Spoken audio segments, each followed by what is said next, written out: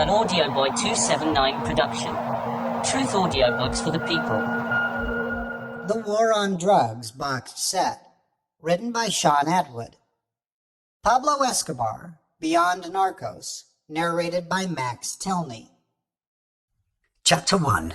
Early Years. Pablo Escobar was born on a cattle ranch in 1949, the second year of the violence, a civil war that saw millions of Colombians flee their homes and left hundreds of thousands dead. Slicing people up with machetes was popular and led to a new genre of slaughter methods with ornate names. The flower vase cut began with the severing of the head, arms and legs. The liberated limbs were stuffed down the neck, turning the headless torso into a vase of body parts. A victim stabbed in the neck, who had his tongue pulled out through the gap and hung down his chest, was wearing a Colombian necktie. The turmoil affected nearly every family in Colombia. It accustomed Pablo's generation to extreme violence and the expectancy of a short and brutal life. Pablo's parents were Abel de Jesus Dari Escobar, a hard-working peasant farmer who traded cows and horses, and Amilda Gavidia, an elementary school teacher.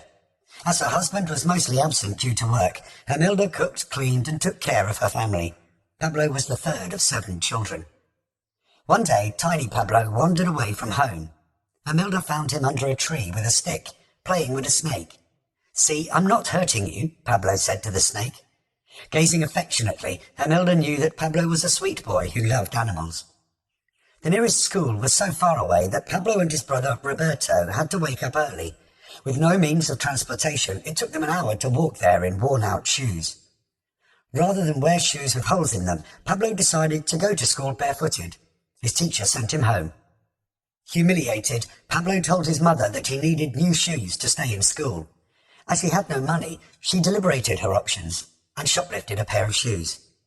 At home, she noticed that each shoe was a different size. Disheartened, she confessed to a priest who advised her to return the shoes and get them on credit. She bought the shoes and arrived home exhausted and anxious. With such a large family to feed, she complained about their lack of money. "Don't worry, Mum," Pablo said. "Wait until I grow up. I'll give you everything." As the violence between the Conservative and Liberal parties escalated, the family was warned to leave, or else risk having their body parts reassembled into art. But having no safe place to go, and loving the animals, the beautiful countryside adorned with wildflowers, and air that carried a taste of pine and resin from the forest, they chose to stay. Pablo was 7 when the guerrillas entered his village near the town of Rio Negro, the Black River. Trembling, he heard machetes hacking the front door and threats of murder. He clung to his mother, who was crying and praying. His father said they would be killed, but at least they could try to save the kids. They hid the kids under mattresses and blankets. The front door was so strong that the guerrillas eventually gave up trying to break it in. Instead, they set fire to it. Wincing and coughing in a house filling with smoke, Pablo's parents braced to die. But soldiers arrived and the guerrillas fled. With a burning building illuminating the street, the town's survivors were escorted to a schoolhouse. Pablo would never forget the charred bodies and the corpses hanging from the lampposts. Internalized in the terrified child, the horrors of the violence would re-emerge years later when he kidnapped, murdered and bombed to maintain his empire. Growing up with 6 siblings, Pablo bonded the most with Roberto, who was 2 years his senior. Roberto was intelligent and had a passion for mathematics, electronics and cycling. Pablo enjoyed watching Roberto construct things such as radios, but rather than join in, he sat around for most of the day, as if lost in thought. Pablo and Roberto were sent from the family's ranch to live with their grandmother in the safety of Medellin, known as the City of the Eternal Spring, due to a steady climate, averaging around 22.2 degrees Celsius or 72 degrees Fahrenheit. Downtown was a cluster of glass and steel skyscrapers, separated by roads lined with trees. The surrounding expanse of houses grew more dilapidated towards the shanty towns, slums and garbage dumps, places crammed with displaced people, where gangs of street kids, thieves and pickpockets roamed. The tough residents of Medellin worked hard to get ahead. Pablo's grandmother was an astute businesswoman who bottled sauces and spices and sold them to supermarkets. Under her loving but stern hand, Pablo and Roberto had to go to church and pray every morning. Although they loved the weather and the mountainous landscape, The second largest city in Colombia, with all of its fast cars and over 1 million people, intimidated the brothers, who were accustomed to the tempo of ranch life. They were delighted when their parents joined them, but their father disliked living in the city, so he returned to the countryside to work on other people's farms. Eventually, the brothers fell in love with Medellin. The atmosphere at home was heavily religious. They had a figurehead of Jesus with realistic blood. After his mother told him Christ's story, young Pablo was so sad that when lunch was served, he put a piece of meat on his corn cake and took it to the figurehead. "Poor man, who made you bleed? Do you want a little meat?" This act convinced his mother that he was kind and religious. For the rest of his life, Pablo would always try to sleep with an image of Jesus nearby. Imelda enchanted Pablo with stories about his grandfather, Roberto Gaviria, who had smuggled whiskey. With long-range planning and creative imagination, Roberto the bootlegger had outsmarted everyone, including the authorities. Pablo wanted to emulate his grandfather's success. Growing up in a suburb of Medellin called Envigado, the kids built carts from wood and raced down hills. They made soccer balls from old clothes wrapped inside of plastic bags, erected makeshift goalposts, and played with the other kids in the neighborhood. It was Pablo's favorite sport. A popular prank was to stick chewing gum on a doorbell so that it rang continuously. On the streets of Medellin, some of Pablo's leadership and criminal traits started to emerge. Although the youngest in his group, he'd take the lead. When the police confiscated their soccer ball, he encouraged the group to throw rocks at the patrol car. The police rounded up several of the group and threatened to keep them in jail all day. Only Pablo spoke up to the commander. He told them that they hadn't done anything bad. They were tired of the ball being taken and they'd paid to retrieve the ball. Some of the kids in the group ended up in business with Pablo later on. In his early teens, Pablo was elected president of his school's Council for Student Wellness, which demanded transportation and food for indigent students. He learned about the US meddling in South America for its own advantage, which often increased the suffering of the most poverty-stricken people. He hated that the poor were the biggest victims of violence and injustice. During this time, he absorbed anti-imperialist phrases, which became mantras for the rest of his life. He heard rumors that the CIA had facilitated the assassination of Jorge Eliezer Gaitan, a leftist presidential candidate who would defend his workers' rights and promised an equitable land reform.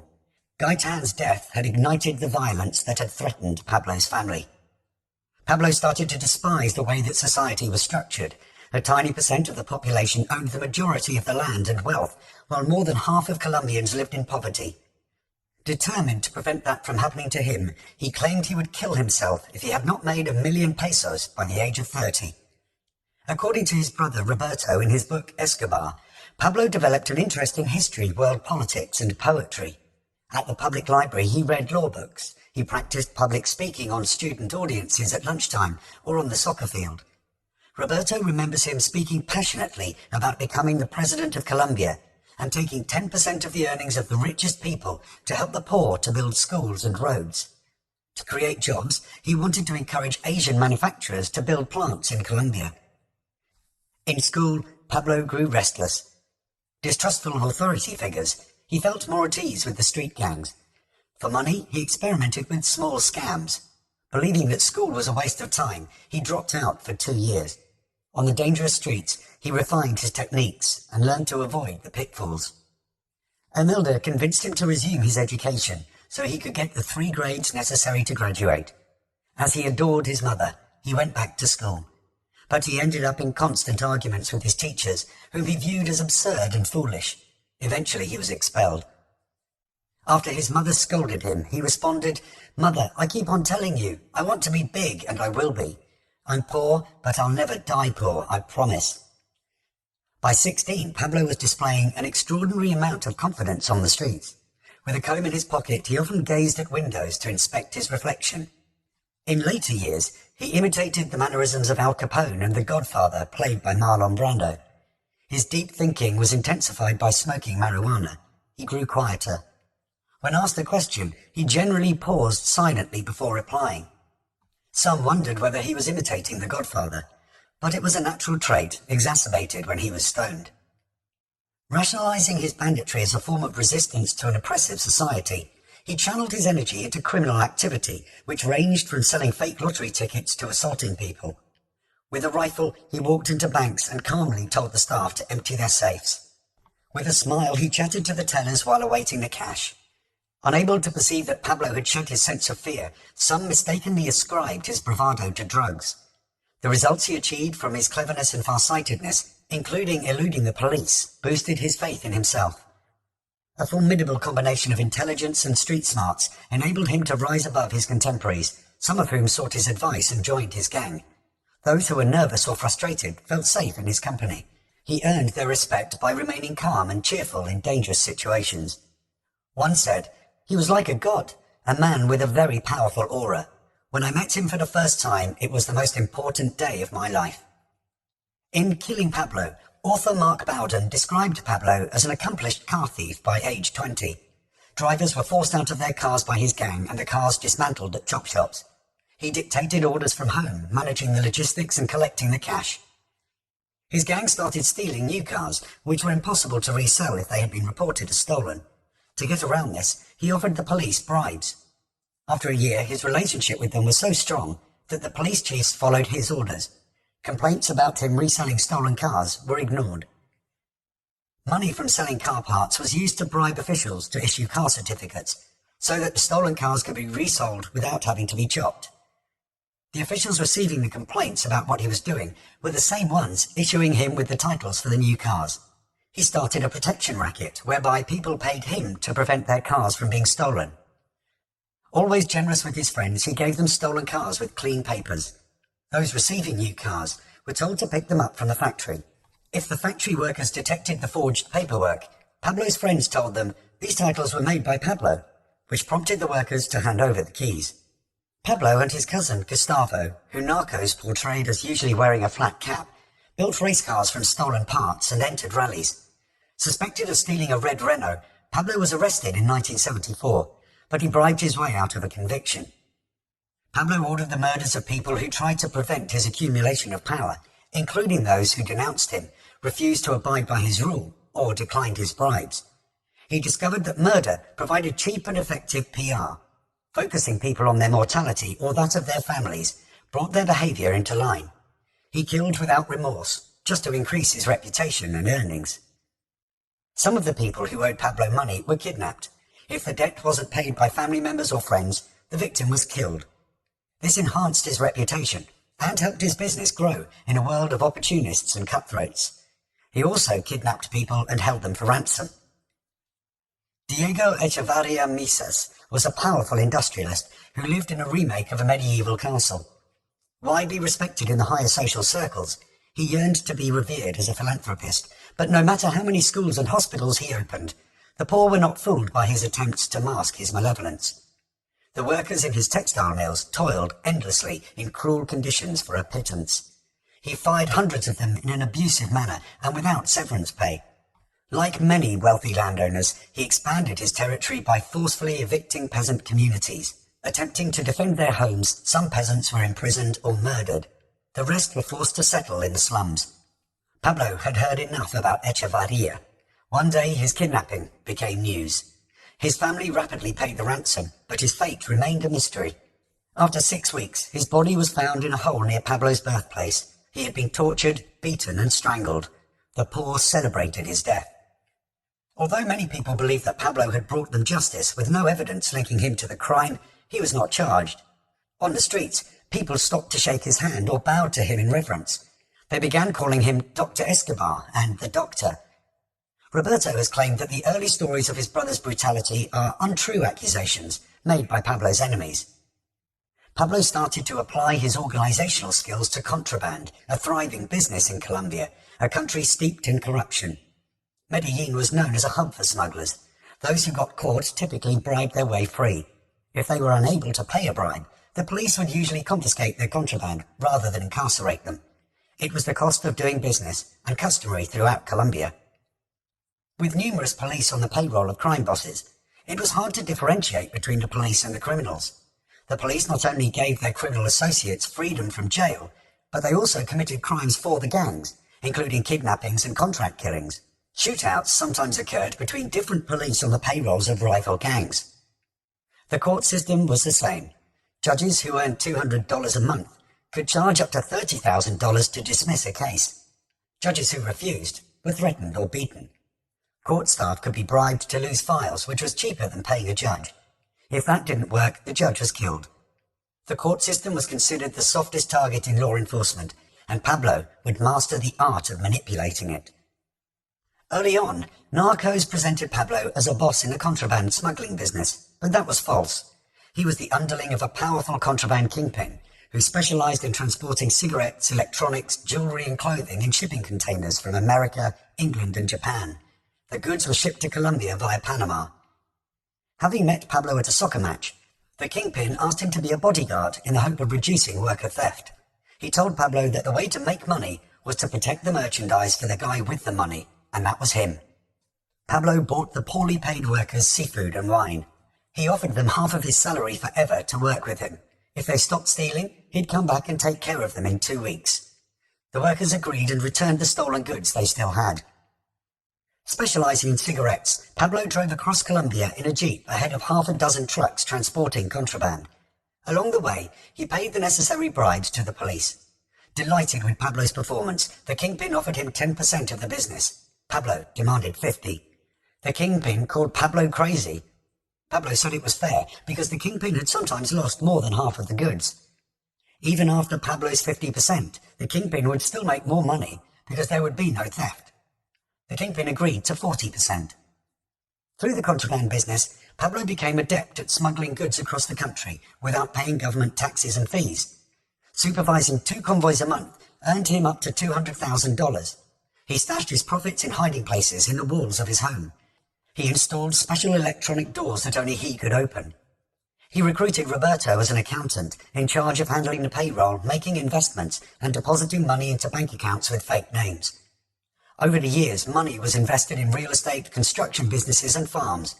As his brother was handling so much money, Pablo gave him a gun. Giving half of his salary to the workers earned their respect and the name El Patron, or the boss. He bought his mother a house, a taxicab for Gustavo and an Italian bicycle for his brother. He donated truckloads of food to the scavengers at the garbage dumps. He took about 20 members of his family to Disney World in Florida, where he went on all of the rides with his son. When a policeman on Pablo's payroll was moved to another district, he snitched out the operation. The police waited to ambush a convoy of trucks. They would all get rich confiscating so many goods. Pablo had stopped for lunch and told the convoy to continue without him. 37 trucks were seized. A driver called Pablo, who said to tell the other drivers not to speak to the police. With the police after him, he took a bus back to Medellin. Lawyers got the drivers released, but were unable to retrieve the merchandise. Even though his contraband partnership with the kingpin was over, Pablo soon found a more lucrative business opportunity. Chapter 2. Trafficking Cocaine. In Peru, the cockroach introduced Pablo and Gustavo to suppliers of cocaine paste, who were offering it for $60 a kilo at a time when a kilo of cocaine was selling for up to $60,000 in America.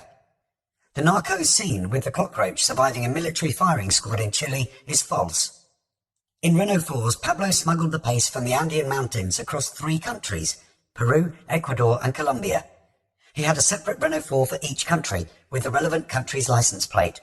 Sometimes he raced his cousin, Gustavo, who had penetrating dark eyes, a square face and a tidy moustache similar to Pablo's, to see who could get back to Medellin first. The winner kept all of the proceeds. The paste was hidden in a compartment installed above the passenger's side wheel, which the checkpoint police never searched. In a residential neighborhood, the paste ended up in a house with covered windows, where it was transformed into cocaine. The cooks lived on the 2nd floor. Most of the 1st floor had been converted into a kitchen. The cocaine was cooked in old refrigerators that Pablo had converted into ovens. Hoping for feedback on his first batch, he gave 10 samples away. The majority said they preferred it to weed and requested more. Some said it gave them energy, others said it calmed them down. Pablo didn't like it. He preferred smoking pot. With the coca plant growing widely in the jungles and mountains of Peru, cheap paste was readily available. Due to drug laws, the price of cocaine in America was sky high. The US authorities were focused on marijuana and heroin coming in from Mexico, not cocaine. Pablo calculated that he could make more from a single load of cocaine sold in America than he could from a convoy of trucks smuggling normal contraband. Testing the export business, Pablo discovered that he'd underestimated the demand for cocaine. He could sell any amount to any country, especially to America, the largest consumer of cocaine in the world. Pablo's smugglers took drugs on flights and returned with large amounts of cash. Trucks replaced the Renault 4s. More workers were hired. Vulture was one of Pablo's drivers. As he racked up profits from his trips, Vulture started showing off by buying an expensive car, a motorbike and clothes. This did not go unnoticed by one of his relatives in the DAS, the Colombian equivalent to the FBI. Vulture told his relative that he was transporting potatoes. The DAS stopped one of Pablo's trucks and demanded the driver call his boss to pay a bribe. After Pablo and Gustavo showed up, they were arrested. The next day, Pablo's mugshot was on the front page of the newspaper. His mother sobbed for hours. After spending 8 days in jail, Pablo paid to be transferred to a facility with outdoor recreation, including soccer. He bribed the judge, but after 2 months it was decided that he would be tried in a military court, which was much more difficult to corrupt. His lawyer warned that he could get a long sentence. One night, Pablo told a guard that he needed to stretch his legs to reduce his stress. After being allowed onto the soccer field, he escaped. The prison director called Pablo's mother, begging her to get her son to return, otherwise he'd end up in jail. When Pablo called her, she insisted that he return. Pablo and his mother showed up at the prison with some x-rays of a sick person. Claiming he'd been ill, Pablo showed them to his military escorts, who were satisfied about his absence. In the end, Pablo bribed the judge. Pablo and Gustavo walked free. Sentenced to 5 years, the driver ended up in a prison with good facilities. Pablo gave the driver's family a house, a car, and money. Upon his release, Pablo resumed his cocaine enterprise, but now the police knew about it. He and Gustavo were pulled over by the 2 DAS agents who had previously arrested them. They took him and his cousin to a remote area by a garbage dump, tied their hands together, and forced them onto their knees. After roughing them up, the agents demanded 1 million pesos in exchange for their lives. While Gustavo went to get the money, Pablo offered more cash for the name of the person who'd arranged for them to kidnap him. He was surprised to learn that it had been the cockroach. Once freed, Pablo plotted revenge that he would carry out himself. Being forced onto his knees at gunpoint was unforgivable. Emboldened by their success, the 2 DAS agents were about to kidnap one of Pablo's workers. They considered Pablo just another easy drug trafficker target. Pablo's men kidnapped the agents and took them to a house. Pablo made them get onto their knees. As they begged for their lives, Pablo put a gun to their heads and shot them multiple times. The news reported the discovery of their bodies. In 1974, Pablo fell in love with Maria Victoria Henao Vallejo, a local beauty. Because of her age, 14, and Pablo being 25, Maria's mother was unenthused. He persisted, including showing up outside her home one night accompanied by a guitar player and serenading her. By 1976, she was pregnant, so they married. 3 months after the marriage, Juan Pablo was born. It took 2 years for Maria's mother to warm to Pablo, but she did, accepting that he loved her daughter. Fabio Restrepo was an early cocaine boss in Medellin. By 1975, Restrepo was exporting up to 100 kilos of cocaine a week to America, where it sold for roughly $40,000 a kilo in Miami. Pablo asked a childhood friend and future business partner, Jorge Ochoa, to set him up with Restrepo. Jorge met Pablo at a small, untidy apartment in Medellin, where he bought 14 kilos of cocaine from Pablo. 2 months later, Pablo had Restrepo murdered and informed the Ochoa brothers that he had taken over Restrepo's business. Whether Pablo really had Restrepo killed is in dispute. According to Kings of Cocaine, Jorge Ochoa was behind the slaying. In the mid-70s, Jorge was selling cocaine in Miami for the old-time smuggler, Restrepo. In 1977, Restrepo made the mistake of telling a DEA, Drug Enforcement Administration, informant that he was smuggling up to 100 kilos a week into America. On October the 12th, he gave the informant 27 kilos to transport to Jorge in Miami. A sting operation to capture Jorge was set up at the Dadeland Twin Theatres, a cinema opposite a liquor store. As the deal went down in the parking lot, armed guards surrounded the vehicles and arrested 9 Colombians, including Jorge's sister and brother-in-law. Racing away on a motorbike, Jorge slipped through the sting and fled the country. After Jorge returned to Medellin, Restrepo was murdered. On July the 13th, 1978, DEA correspondents reported, Jorge Ochoa is currently residing in Medellin, although he keeps a home in Barranquilla, and it has been learned that Ochoa has inherited the trafficking organization of the departed Restrepo. It is speculated that Ochoa ordered the murder of Restrepo to install himself as the undisputed head of the organization. Several sources of information have related that Ochoa has become one of the most powerful traffickers in Medellin and the northern coast of Colombia, and is continuing to introduce between 100 and 200 kilos of cocaine into the US by several unknown methods. The Ochoa brothers, Jorge, Juan David and Fabio, had grown up with money from cattle breeding and restaurants. Jorge and Juan David were stocky, but nothing compared to their rotund father, Fabio Sr., an esteemed trainer and breeder of Colombian horses. At home, Fabio Sr. occupied a throne-like chair, customized for his extraordinary girth.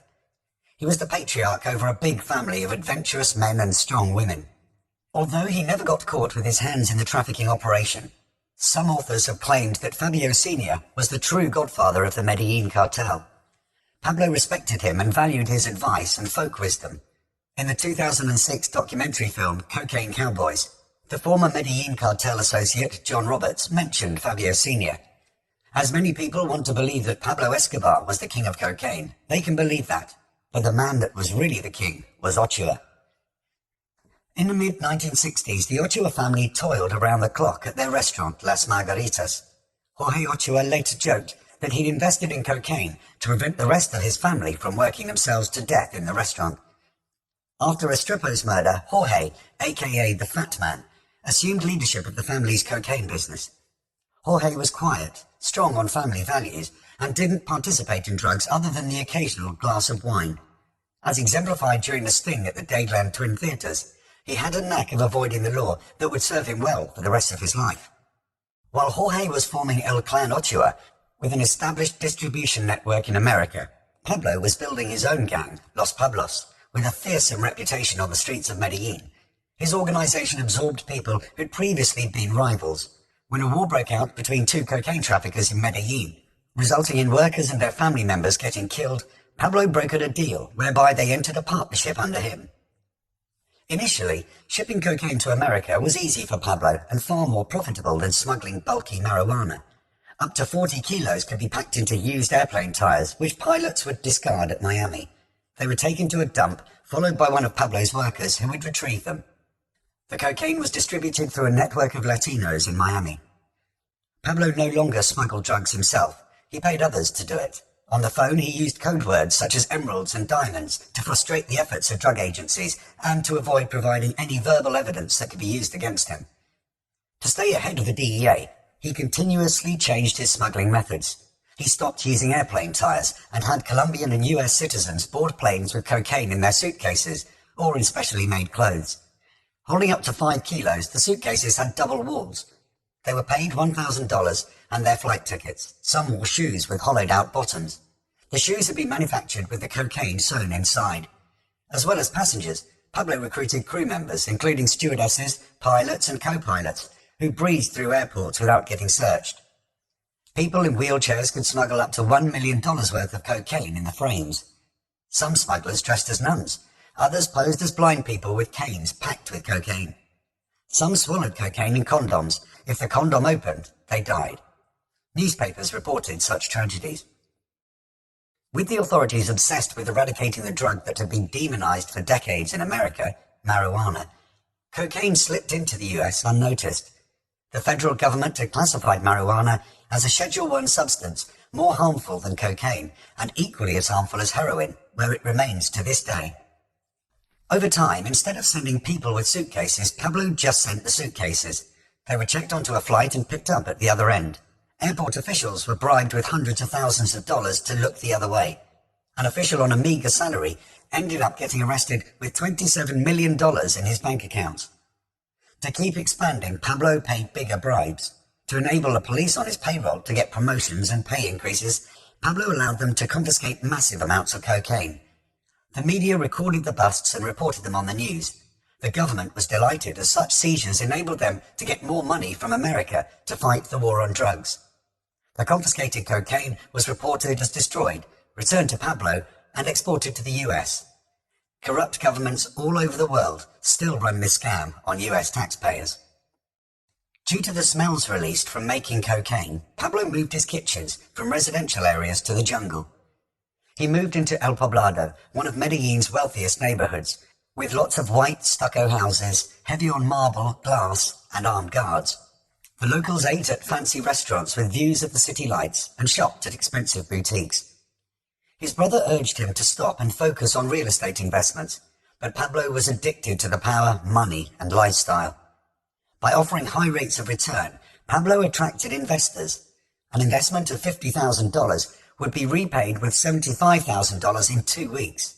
If the drugs were busted, investors received half of their money back. To obtain investment capital, people sold their cars and houses or cashed in their savings. Pablo set up a form of insurance whereby businessmen could invest a few $1,000s for a share in a shipment of cocaine. After it was sold in America, the profits would be distributed.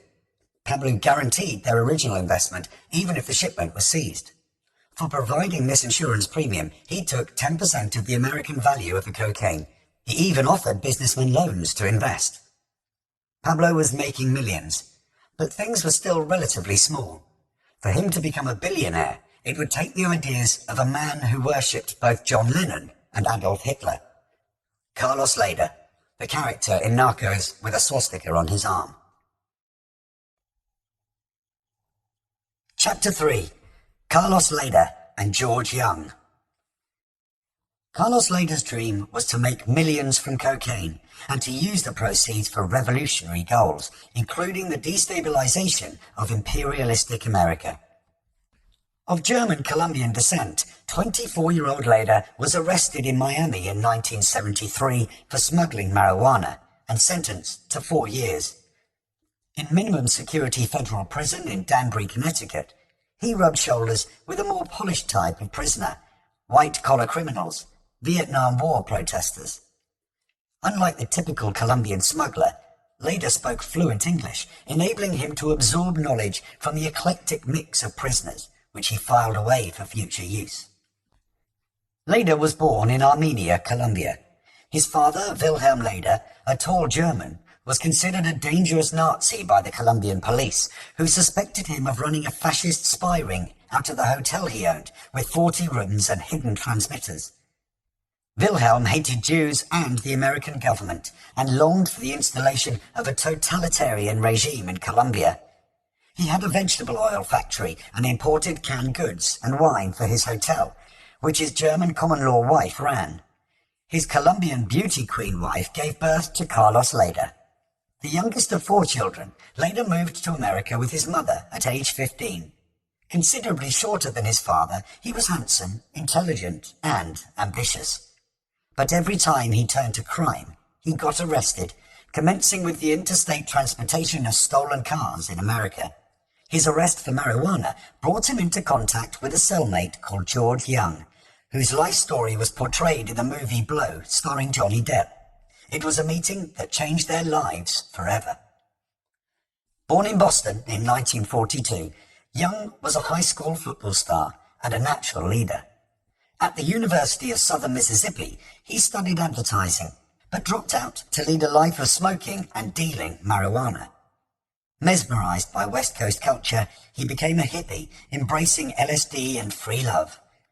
Noticing a discrepancy in the price of weed in South Los Angeles, $60 a kilo, versus on the East Coast, $300 a kilo, Young started to bulk buy weed from the owner of a hairdressing salon. Demand far exceeded the amount smuggled by the airline stewardesses he'd hired as mules, including his girlfriend, so he invested in motorhomes.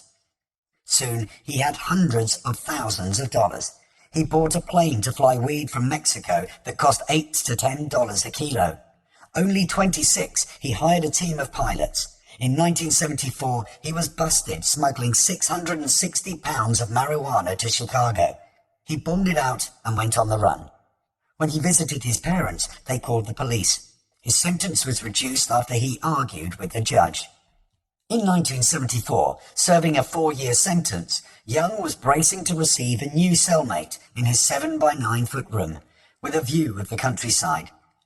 When Carlos Leder walked in, Young was relieved by the presence of such a polite young man.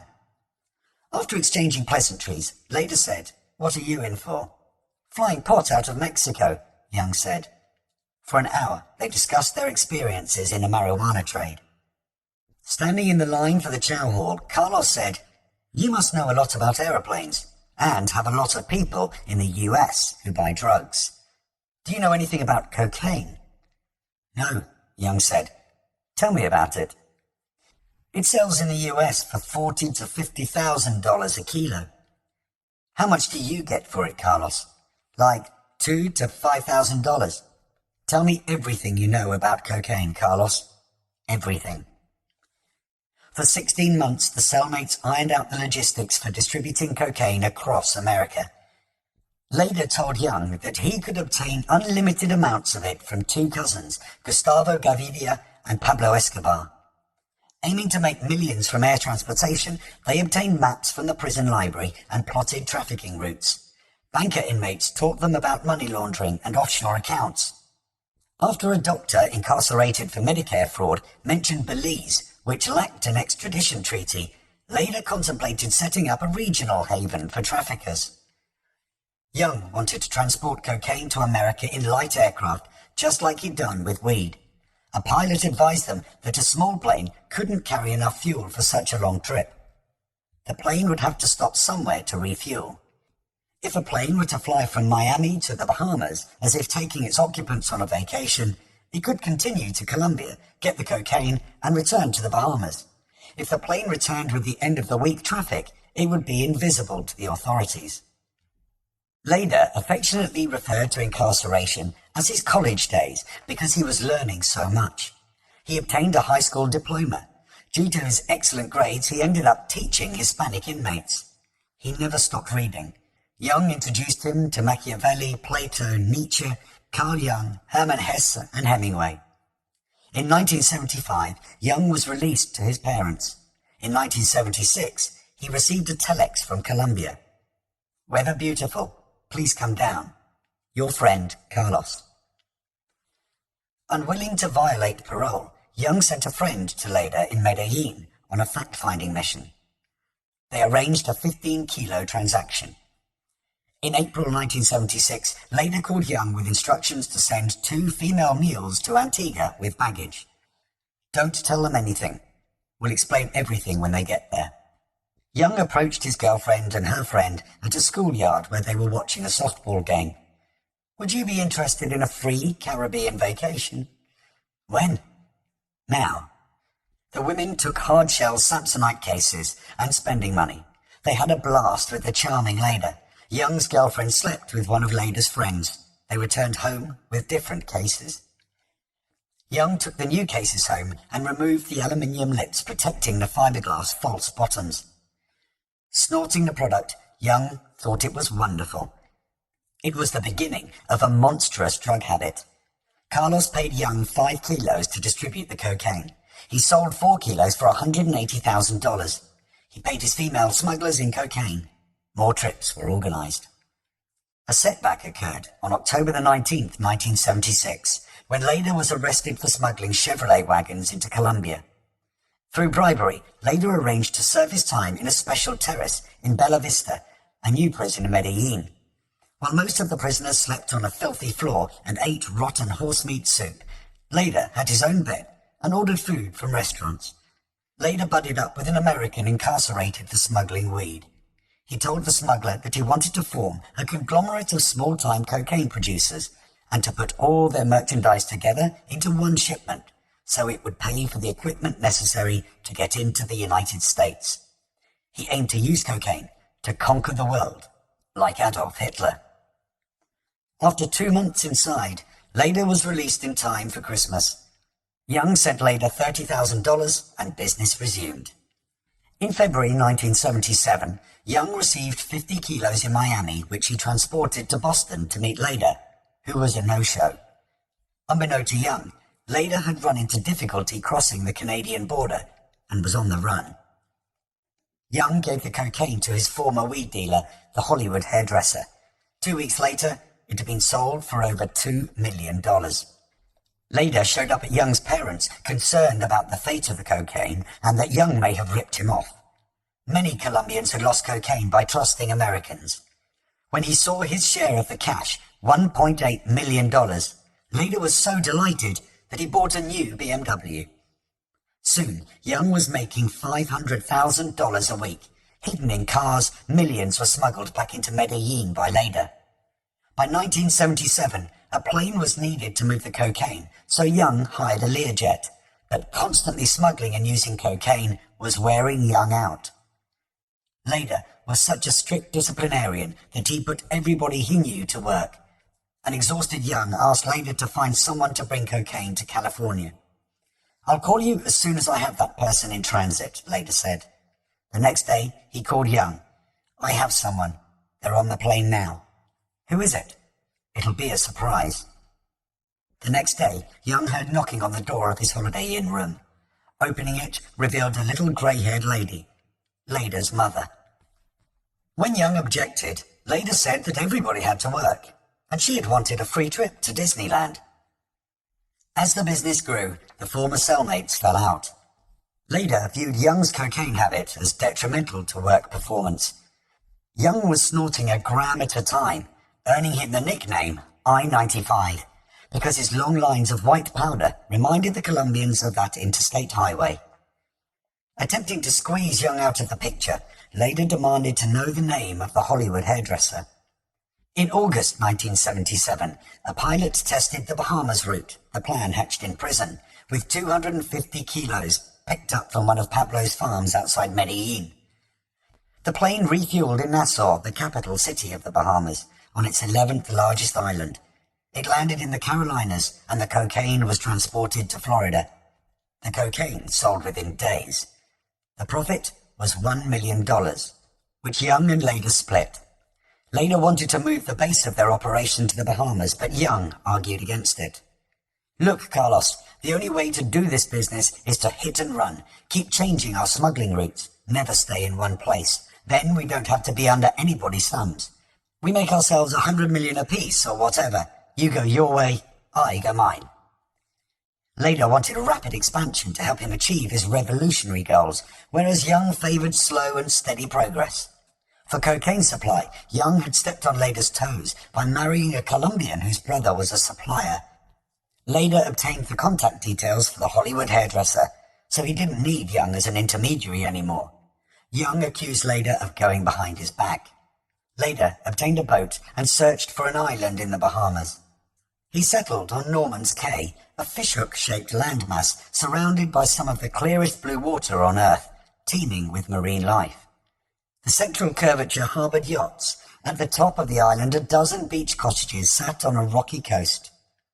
At the tip of the fishhook was a 3,000-foot airstrip adjacent to 4 miles of sparkling white sand, forming a beach that curved around water known as Smuggler's Cove. On a hill by the airstrip was a yacht club with a 4-stall bar, a restaurant, and the only telephone on Norman's Cay. Amid hundreds of islands, it was paradise. Leda paid $190,000 cash for Beckwith House on the northeastern bend. He deposited millions in a trust company, which he used to buy up property on the island. With Young out of the way, or so Leda thought, Leda got down to the business of running all of the wealthy inhabitants off the island so that he could turn it into a smuggling hub. He started out politely. He showed up at cottages with a suitcase full of cash and told the owners to name their price. Flashing large sums of money and introducing himself as Joe Leda, he came off as polite and intriguing. "Joe, how much money are you worth?" a neighbour asked on Leda's 30th birthday. "Oh, about $25 million.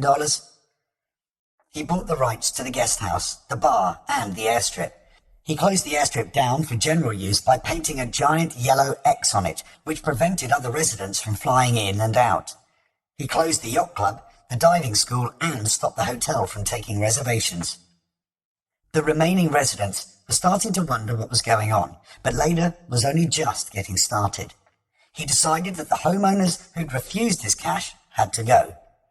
To pressure them into moving, he filled the island with intimidating characters, including bodyguards and traffickers.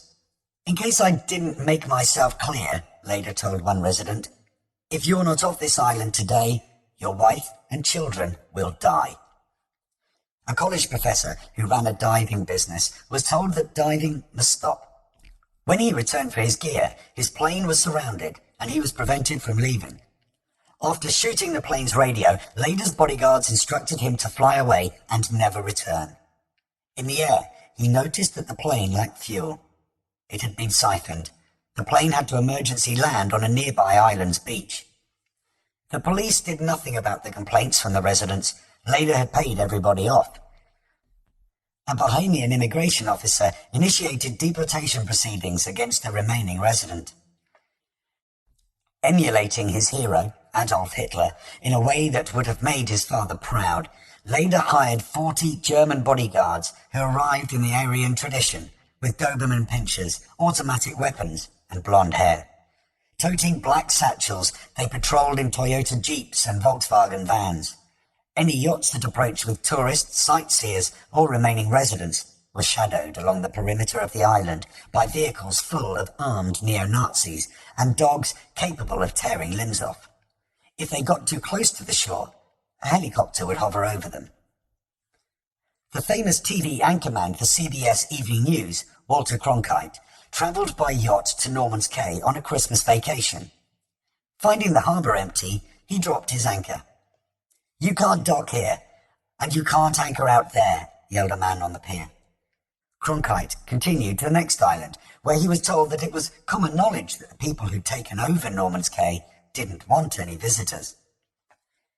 The last resident to leave was Floyd, a handyman who'd built his own house on the island. Lader had hired him to assemble a couple of prefabricated hangars to store planes and cocaine. While working on a hangar, Floyd watched a plane land, men with rifles jump out, and a truck arrive from which suitcases were loaded onto the plane. When his work was done, Floyd was ordered to leave the island, but he refused. He told the superintendent that he wasn't interested in selling the house that he'd built. He, Lader, doesn't have to buy it. He's just going to take it, a foreman warned Floyd. "Look, he's coming by, and he has some pretty rough men there, and they probably won't kill you, but they could certainly knife you up pretty bad." After that, Floyd fled. Planes landed every day. Lader's associates lived in several of the houses. Out of his 22 cars, Lader preferred driving a 1932 Ford replica, a classic car with a rectangular, elongated body with two round lights at the front. Even though he'd warned Young about the detrimental effects of cocaine on business judgment, Lader started to use cocaine heavily. His associates joined in, and they all became paranoid. To calm them down, planes full of women were flown in. Wild parties ensued, with Beatles and Rolling Stones music. Cocaine-crazed neo-Nazis hauled a houseboat to the top of the island's only hill and left it there to be used as a lookout. Luxury properties were destroyed and vandalized. Laden with cocaine, a DC-3 crashed in the lagoon and was left to rot. Like his other hero, Che Guevara, Lader started dressing in army fatigues and waving guns around. His alter ego continued to assert itself. Meanwhile, Young had been reduced to the man who had launched Lader.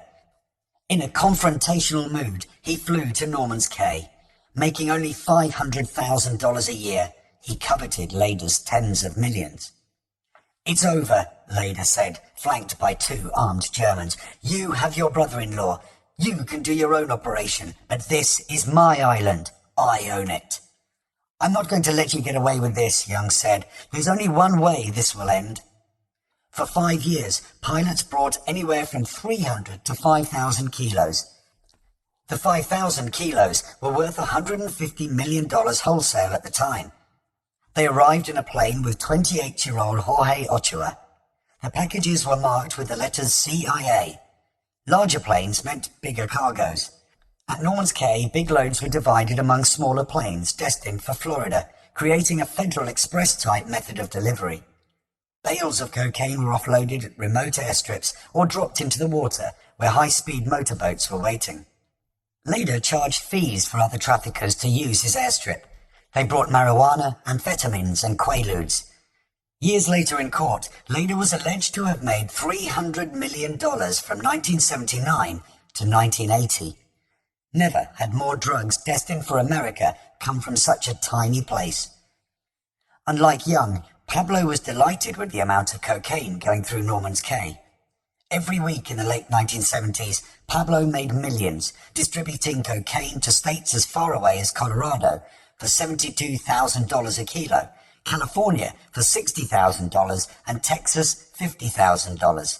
Depending upon the sizes of the loads, his pilots made up to $1 million per flight. The word among the pilots of that time was that Pablo's organization was the most efficient to work for. The merchandise was always on time. Sometimes pilots didn't make it due to the combined weight of the cocaine and the fuel. Bad weather, such as a thunderstorm, could cause a heavy plane to stall. Pablo was making so much money that losing a plane was insignificant. Pilots who were arrested in Florida had usually performed dozens of trips.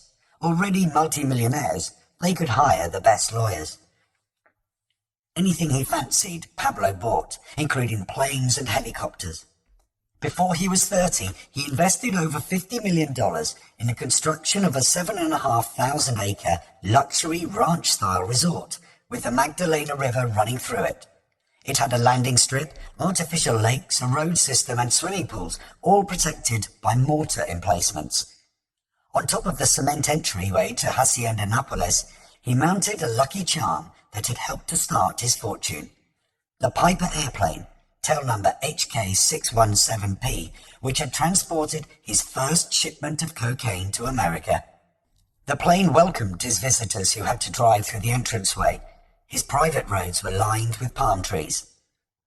The suite sometimes housed over 100 guests. 700 servants attended their needs and kept things running.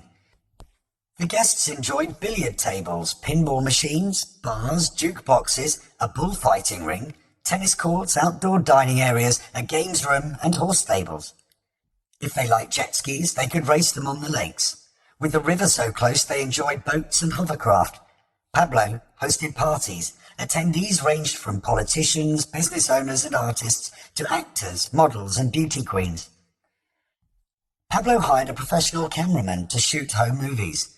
The cameraman filmed Pablo, Gustavo, and their gang on motorbikes in front of another of his proudest possessions, an early 1930s Cadillac that looked like the one driven by Al Capone. To make it seem as if Capone had actually owned it, Pablo allegedly had strafed it with gunfire. Pablo's zoo, with over 200 exotic animals roaming around, was open for free. Nápoles Zoo belongs to the Colombian people, Pablo told a journalist. We built it so that children and adults, rich and poor, can enjoy it, and owners cannot pay for what is already theirs. It received 60,000 visitors in 1983. They drove through the grounds to watch animals such as antelope, elephants, gazelles, zebras, exotic birds, giraffes, hippopotami, ostriches, a soccer-playing kangaroo, and an elephant that stole food from people's cars. The zoo also had 5 life-size cement dinosaurs for children to climb. A lover of birds, Pablo owned a parrot that recited the names of Colombian soccer players.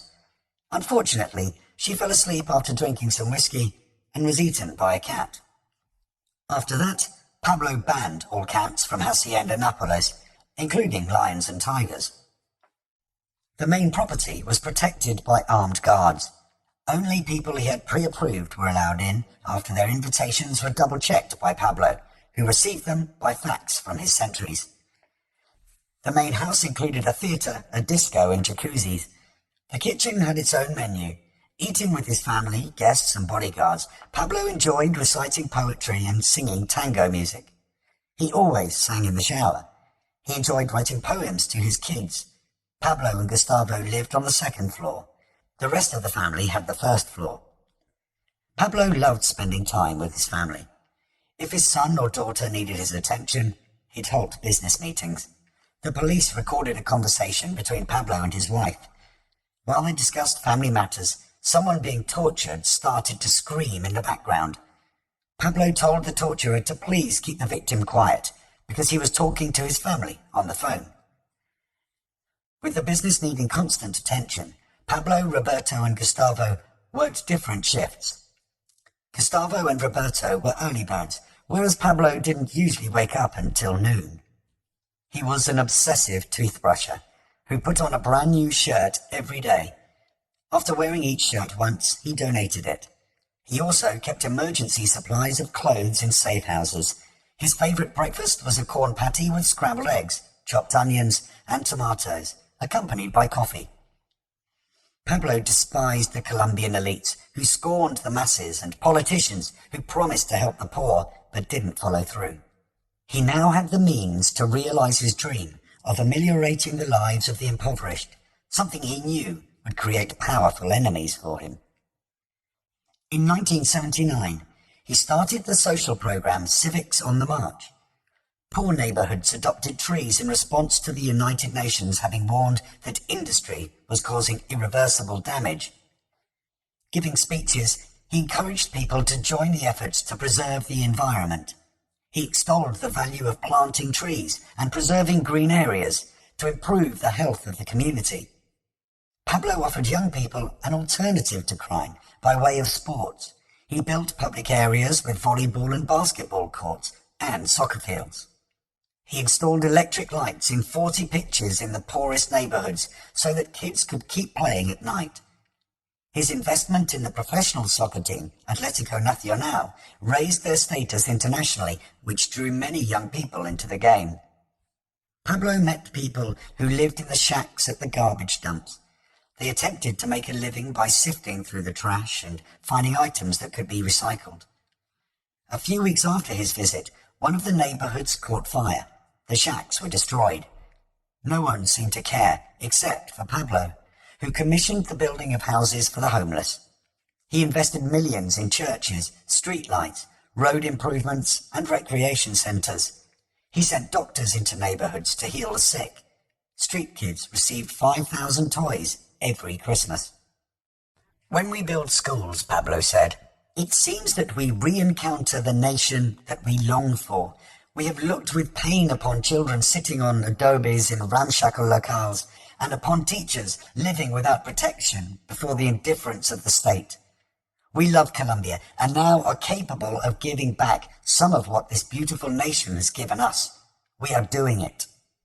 Even though they knew that Pablo was a criminal, the poor preferred him to a government they viewed as tyrannical for protecting the interests of the wealthy while allowing people to die of starvation and children to live at garbage dumps. Until Pablo, no one had dared to stand up to the criminals in power and attempt to give dignity back to the poor. Being good or evil in Colombia depended upon the perspective of who was viewing it. Chapter 4. History of Cocaine. To understand how Pablo flourished as a trafficker, it's necessary to look at the history of cocaine. For thousands of years, the indigenous people of South America have chewed coca leaves, just like the British enjoy drinking tea. A coca leaf in the mouth, combined with a small amount of an alkaline substance, is sucked for up to 45 minutes. The stimulant effect is similar to a boost of energy from coffee. Ancient Andean tribes cherished the coca leaf as a gift from the gods, reserving its use for royalty and high priests. Over time, the masses discovered that it helped them to suppress appetite, increase stamina, and overcome altitude fatigue in the Andes Mountains. It was thought to cure everything from stomach complaints to snow blindness. The Incas used it as an anesthetic for primitive brain surgery performed on injured warriors. In the 19th century, European chemists focused on coca leaves in the hope of developing new drugs.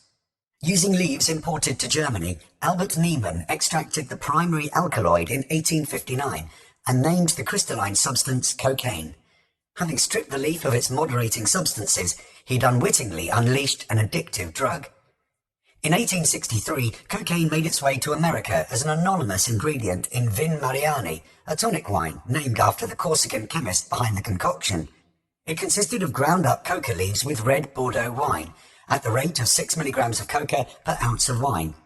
The label claimed it fortifies, strengthens, stimulates and refreshes the body and brain, hastens convalescence, especially after influenza. The recommended dose was 2 to 3 glassfuls per day, taken before or after meals, and half of that for children. Helped along by Vin Mariani's advertising genius, the wine became a worldwide sensation. He had 3,000 physicians endorse it, and countless monarchs, politicians, actors, writers and religious leaders, including Queen Victoria, Thomas Edison, Alexander Dumas, Emile Zola and President William McKinley, It was said that Pope Leo XIII never left the Vatican without a flask of Vin Mariani under his robes, and that he'd awarded Vin Mariani a gold medal. When Ulysses Grant was dying from throat cancer, struggling to write his memoirs, Mark Twain sent him Vin Mariani, which revived him sufficiently for him to pick up his fountain pen. An American pharmacist, John Pemberton, made a non-alcoholic health drink, a mineral water beverage laced with cocaine, which softened his morphine addiction. It became so popular that Pemberton received an offer of $2,300 from Asa Candler for the rights and recipe. 38 years later, Candler's $2,300 investment was worth $50 million. The name of the health drink was Coca-Cola. It was advertised as a tonic that gave you energy and cured headaches. People would enter a drugstore, sit on a high stool, hand over a couple of pennies, and receive a glass of Coca-Cola. Popular amongst members of the temperance movement, it pepped them up to protest against alcohol. Viewed as a miracle cure, cocaine was widely adopted in self-administered medicines. The Hay Fever Association latched onto cocaine because it constricted blood vessels. Many asthma preparations contained coca or cocaine. By 1890 it was everywhere, with quacks claiming it cured everything from impotence to baldness and dandruff. As it boosted work performance, it was used by all sections of society, ranging from baseball players to dock workers. White business owners doled it out to black employees to squeeze more work out of them. An anti-opium crusader, Dr. Hamilton Wright, advocated its distribution to black dock workers and labourers to increase their productivity. In literature, it was heralded by Sherlock Holmes, who eagerly injected it every day, as described in The Sign of the Four by Arthur Conan Doyle. Sherlock Holmes took his bottle from the corner of the mantelpiece and his hypodermic syringe from its neat morocco case. With his long white fingers, he adjusted the delicate needle and rolled back his shirt cuff. For some little time his eyes rested thoughtfully upon the sinewy forearm and wrist, all dotted and scarred with innumerable puncture marks. Finally he thrust the sharp point home, pressed down the tiny piston, and sank back into the velvet-lined armchair with a long sigh of satisfaction. "Which is it today?" I asked. "Morphine or cocaine?" He raised his eyes languidly from the old black letter volume which he had opened. "It is cocaine," he said, "a 7% solution. Would you care to try it?" Cocaine was used to treat Civil War veterans addicted to morphine and alcohol. This did not go unnoticed by an Austrian neurologist called Sigmund Freud. Born in 1856 in the Moravian town of Pribor, now an historic town in the Czech Republic, Freud developed an unnatural interest in reading at an early age. He stacked his bedrooms with books, where he remained cloistered even during mealtimes. In 1873, he joined the medical faculty at the University of Vienna, where his studies included physiology, philosophy, and zoology. He dissected hundreds of male eels in a quest to find their genitals. In 1882, he started work at the Vienna General Hospital, where his research included cerebral anatomy. He also fell in love with Marta, a petite and intelligent friend of his sister's. 2 months later, they were engaged. Her family responded by sending her to live near Hamburg. On April the 21st, 1884, Freud wrote to Marta, "I have been reading about cocaine, the essential constituent of coca leaves, which some Indian tribes chew to enable them to resist privations and hardships. A German has been employing it with soldiers, and has reported that it increases their energy and capacity to endure. I'm procuring some myself, and will try it with cases of heart disease and also of nervous exhaustion, particularly in the miserable condition after the withdrawal of morphium. Perhaps others are working at it, perhaps nothing will come of it, but I shall certainly try it, and you know that when one perseveres, sooner or later one succeeds. We do not need more than one such lucky hit to be able to think of setting up house. But don't be too sure that it must succeed this time. You know the temperament of an investigator needs 2 fundamental qualities. He must be sanguine in the attempt and critical in the work."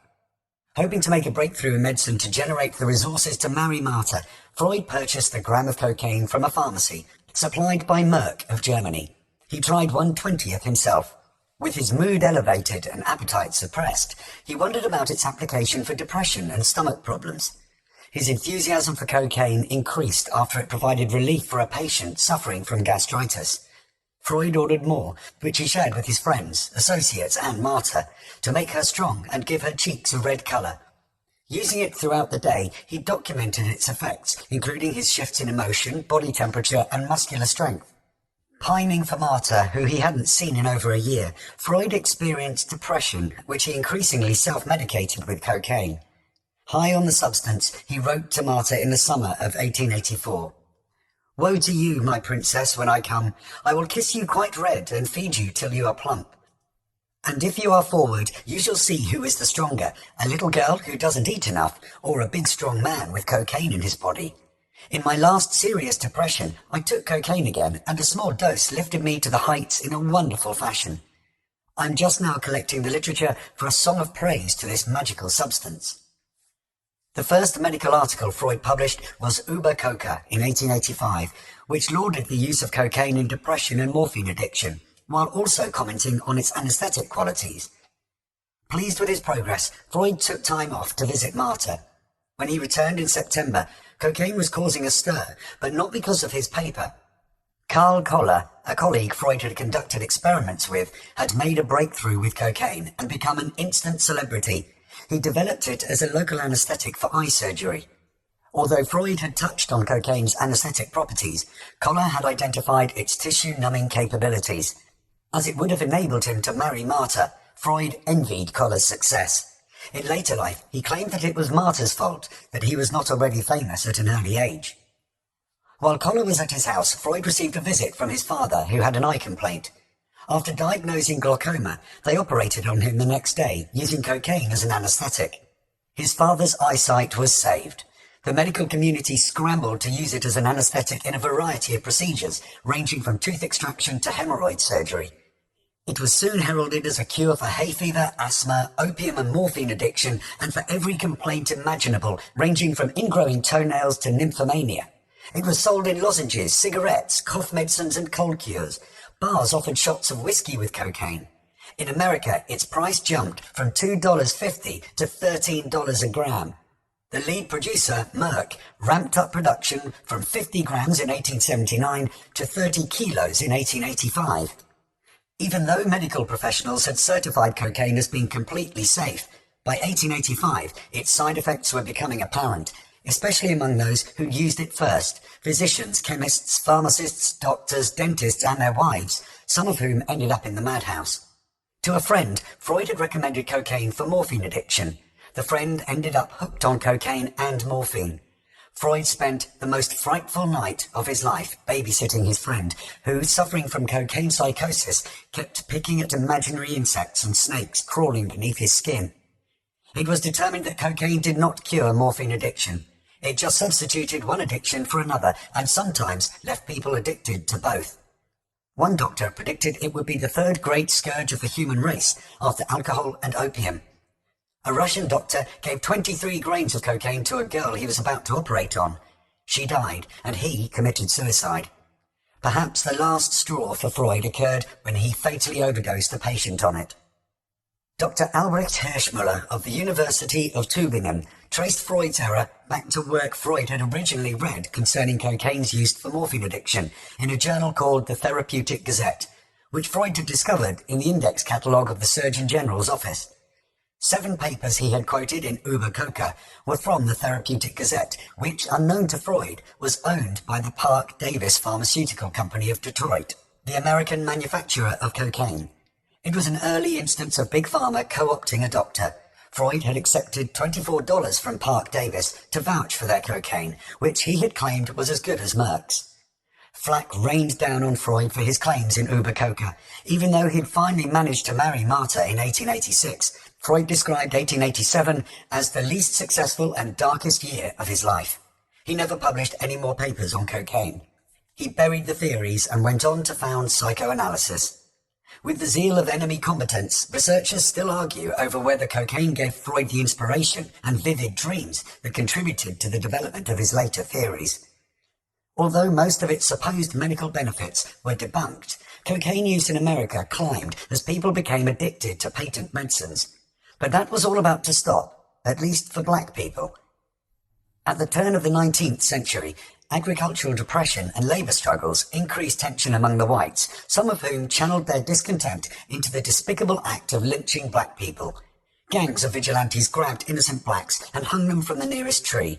When the blacks dared to fight back, the whites got it into their heads that the number one cause of such retaliation was cocaine. For decades, the whites had felt threatened by the customs of the blacks. After the Civil War, the blacks in southern states were banned from drinking alcohol on the grounds that when intoxicated, they became dangerous to whites. The majority of politicians believed that the whites were able to behave themselves while intoxicated, whereas black people lacked such restraint. In 1901, Henry Cabot Lodge spearheaded a law that banned the sale of liquor and opiates to uncivilized races, including blacks, aborigines, Eskimos, Hawaiians, and immigrant railroad workers. Cocaine dodged inclusion until a decade later, when headlines courtesy of William Randolph Hearst reported on the new Southern menace, cocaine. The same reasoning that had outlawed alcohol and opium to black people now spread to cocaine. Thus was born the myth of the cocaine-crazed Negro with superhuman strength who you could shoot but wouldn't die. One newspaper stated, in attempting to arrest a hitherto peaceful Negro who had become crazed by cocaine, a police officer in self-defense drew his revolver, placed the muzzle over the Negro's heart and fired. And yet, this bullet did not even stagger the crazed Negro, and neither did a second. The police were so spooked that they demanded higher caliber bullets to shoot blacks under the influence of cocaine, because anything less would be repelled by their superhuman strength. Calibers .25 and .32 were replaced by .38, which decades later were replaced by Glocks when the Reagan-Bush administration propagandized black crack use to terrify the nation into tightening drug laws, and to spend hundreds of millions of taxpayers' dollars to hunt down Pablo Escobar. In the early 1900s, according to politicians and the tabloids, cocaine not only made blacks bulletproof, but it also turned them into something much worse. Sexual deviants out to rape every white woman in sight. As with opium smoking in San Francisco 50 years earlier, the idea that a drug was being used to seduce white women was the final straw. Southern states banned cocaine, but illegality did not stymie its availability. The first cocaine dealers were newspaper boys and shoe shiners, offering a sniff of powder for 10 cents or a day's supply in a pillbox for 25 cents. Cocaine prohibition created a black market that would grow exponentially around the time of Pablo Escobar. These first drug laws were enacted at the local level. There were no federal laws. While local laws prohibited cocaine from the uncivilized races, the whites still devoured cocaine-based medicines. It was considered legitimate to take a drug if you were sick, but a no-no if you were feeling good. With cocaine tonics having been around for 4 decades, most addiction was medicine-based. By 1900, it was estimated that 5% of the American public was addicted to cocaine-based drugs. Hardest hit were middle-class white women living in rural areas. While making grandiose advertising claims, patent medicine manufacturers refused to label their ingredients, so men, women and children were unknowingly dosing themselves on cocaine. An article in Collier's magazine by Samuel Hopkins Adams caught the attention of Congress. It commenced with, "Gullible America will spend this year some $75 million in the purchase of patent medicines. In consideration of this sum, it will swallow huge quantities of alcohol, an appalling amount of opiates and narcotics, a wide assortment of varied drugs ranging from powerful and dangerous heart depressants to insidious liver stimulants, and, in excess of all other ingredients, undiluted fraud. For fraud, exploited by the skillfulest of advertising bunco men, is the basis of the trade. Should the newspapers, the magazines and the medical journals refuse their pages to this class of advertisement, the patent medicine business in 5 years would be as scandalously historic as the South Sea bubble, and the nation would be the richer not only in lives and money, but in drunkards and drug fiends saved." Adams' expose included false advertising claims and stories of addiction, abuse and death caused by patent medicines. It motivated Congress to pass the 1906 Food and Drug Act, which required habit-forming medications to be labelled with the contents. It didn't ban drugs. Cocaine, heroin, morphine, opium and marijuana were legal and readily available, but it put most patent medicines out of business. Even Coca-Cola dropped the hard stuff, though it retained the name. Research by Professor Paul Gutenberg revealed the more sinister role of corporate interests. Making cocaine illegal eliminated the competition for the 2 producers in America, Merck and Maywood. Before shipping to Coca-Cola, Maywood removed the cocaine from its Coca to minimize the risk of Coca-Cola staining its wholesome image. Coca-Cola and Maywood kept the drug czar Harry Anslinger, a racist who believed that marijuana and jazz music were the work of the devil, informed about events in Peru where their plantations grew, and in return he protected Coca-Cola by putting loopholes in international legislation that allowed Coca-Cola the right to import leaves. The wrath of Anslinger would come down on any potential competitors to Coca-Cola who wanted to import leaves, guaranteeing Coca-Cola's monopoly. If the Peruvian government didn't keep its prices down, Anslinger threatened that Coca-Cola would take their business to Bolivia. Anslinger and Coca-Cola were always on the lookout for the results of any new studies on the coca plant. If it were declared safe, Anslinger would have difficulty maintaining his ban on importation, and the Coca-Cola monopoly would be eliminated by copycats.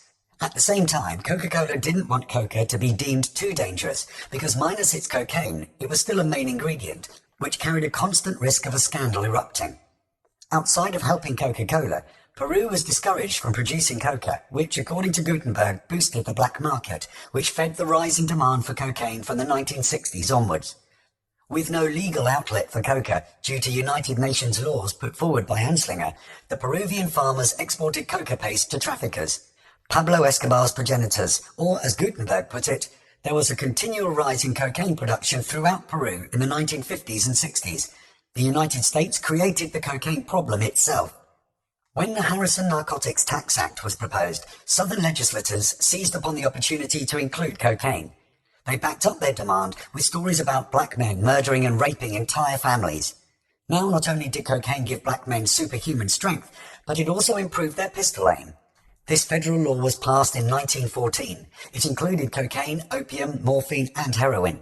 It required anyone handling those drugs, doctors, druggists, pharmacists, distributors, importers, to pay an annual tax, to keep strict records, and to prescribe it only in the due course of medical treatment. Except for licensed handlers, possession of cocaine was illegal. Over-the-counter medicines were not allowed a scintilla of cocaine, bankrupting the producers of patent medicines who had survived the 1906 Food and Drug Act. In 1919, the Supreme Court ruled that addiction was not a disease, preventing doctors from prescribing drugs for addicts, criminalizing addicts, and causing the closure of drug maintenance clinics.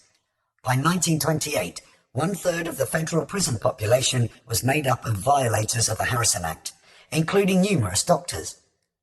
To avoid prison, addicts switched from cocaine to drugs outside of the Harrison Act, such as amphetamines, which, just like cocaine decades earlier, were being touted as completely safe wonder drugs. Methamphetamines were sold in patent medicines and nasal decongestants, recommended for heroin addiction, and disseminated to troops to improve their performance. The police and prohibitionists hailed the drop in cocaine use as a success, demanded even more severe punishments, and cited the large number of addicts in prison as proof that drugs made people commit crimes.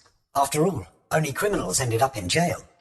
With cocaine users scarce in the face of an expanding anti-drugs bureaucracy, the authorities moved on to potheads, where their focus remained for decades, which allowed Pablo to get cocaine into America unnoticed. In the following decades, the most famous cocaine abuser was Adolf Hitler. After a failed assassination attempt, he was treated by Dr. Erwin Geising, who prescribed cocaine in 10% solutions for Hitler's sore throat. After his throat was cured, Hitler demanded more cocaine from his reluctant doctor. Towards the end of the war, Hitler was receiving multiple injections a day of drug cocktails and popping pep tablets, such as Pervitin, an early version of crystal meth.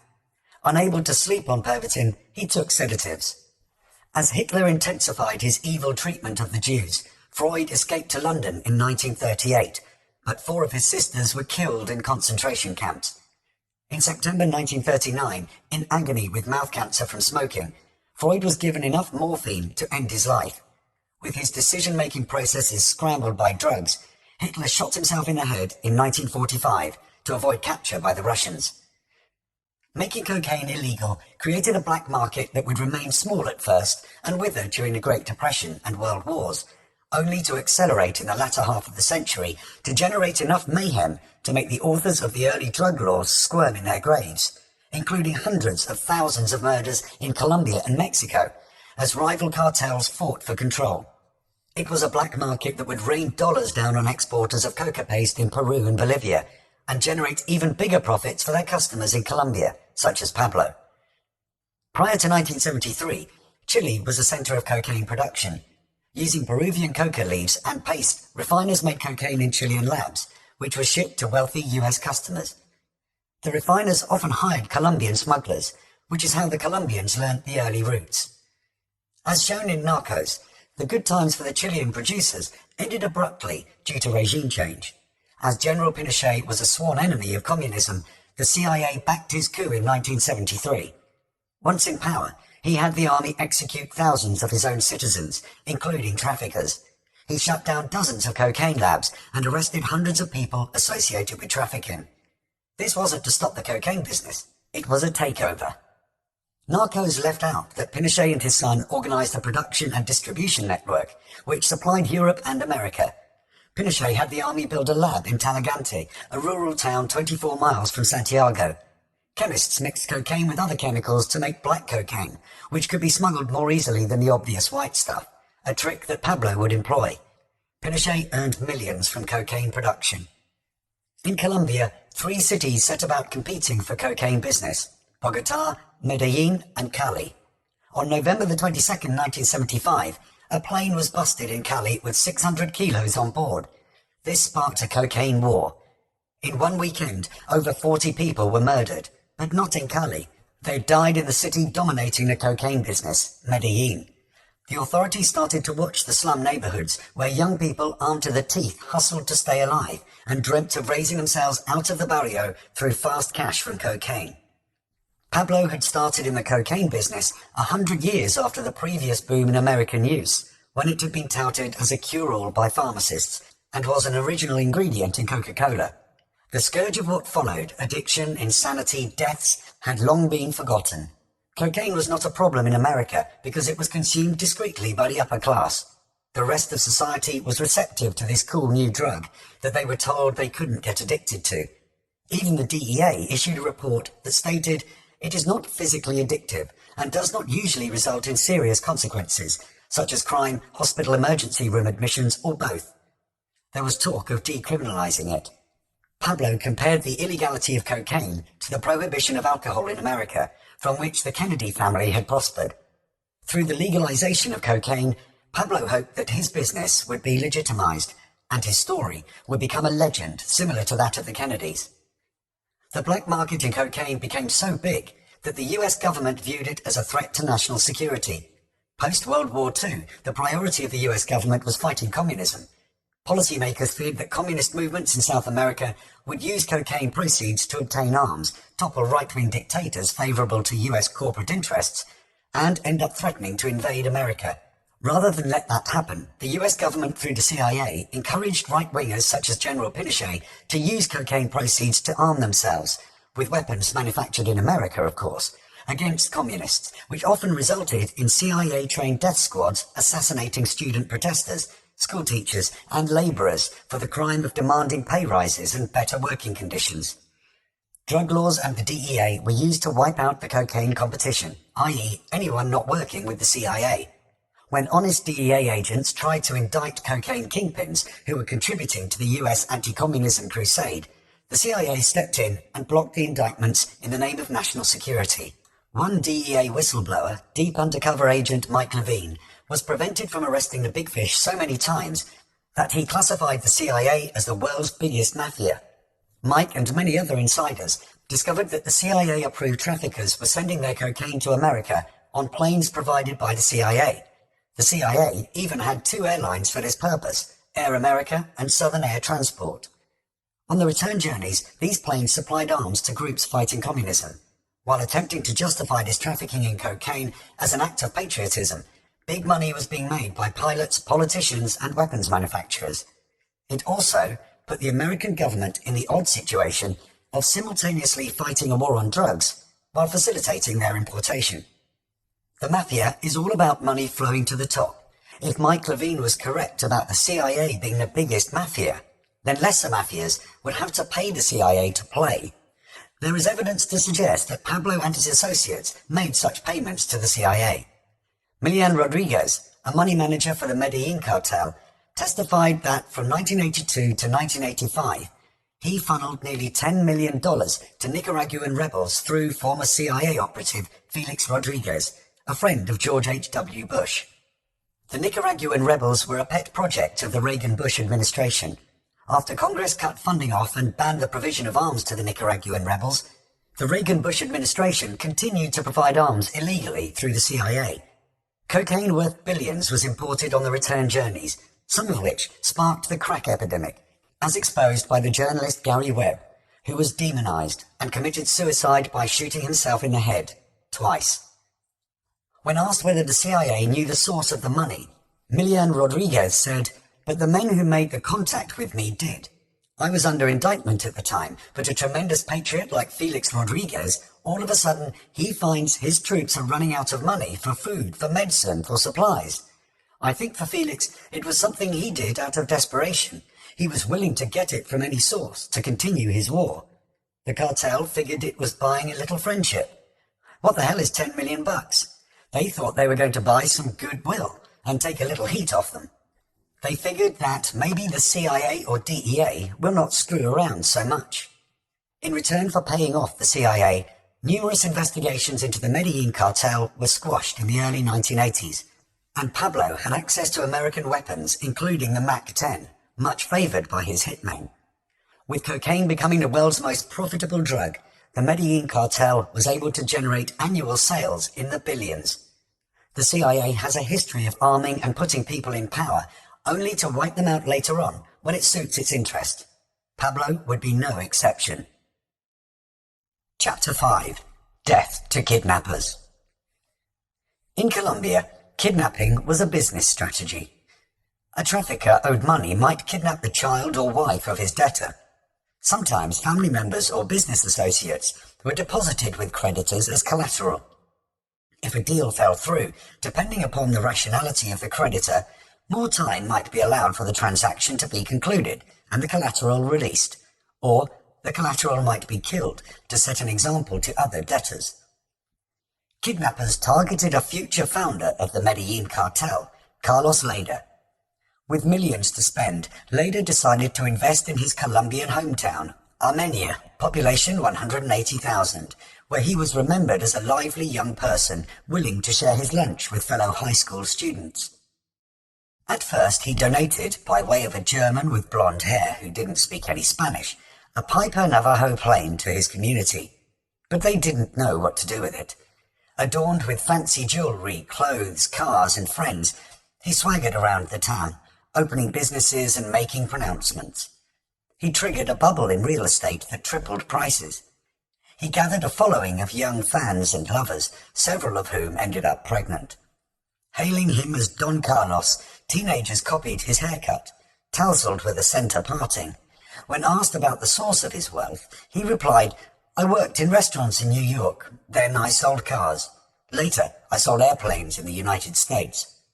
Leyder should have known better than to travel without his neo-Nazi friends.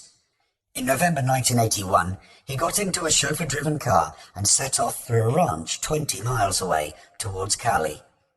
After 8 miles, he spotted a car in the middle of the road with its hood up, the driver examining the engine. The chauffeur stopped, left his gun on the front seat, and both men got out. 2 men with guns appeared, dragged the chauffeur away, and deposited him at the side of the road. They tied Leyder's hands behind his back and threw him into the car. They dropped the hood and sped off. Due to his knowledge of karate, Leyder convinced himself that he could escape. He wriggled his bound hands free, opened the door and dived out. After rolling down a grassy slope, he ended up in a park. While he sprinted away, bullets whizzed by him. Hit in the back, he fell, but managed to spring up again and run so far that the kidnappers quit. Citizens were outraged by the assault on the German-Colombian investor. A hunt proceeded for the kidnappers. For 2 weeks, Leyder was convalescing in a clinic with his entourage all over the place, hanging on to every update on his health. His hitmen tracked down the kidnappers to the April 19 movement, or the M19, a 2,500-member guerrilla army engaged in a war with the Colombian army in the Valley of Cauca. Just a year earlier, Leyder had boasted to Young about his alliance with these fellow revolutionaries. In the 1980s, the M19 was a popular political movement, but narcos portrayed them as a clownish urban cell, willing to do anything for Pablo.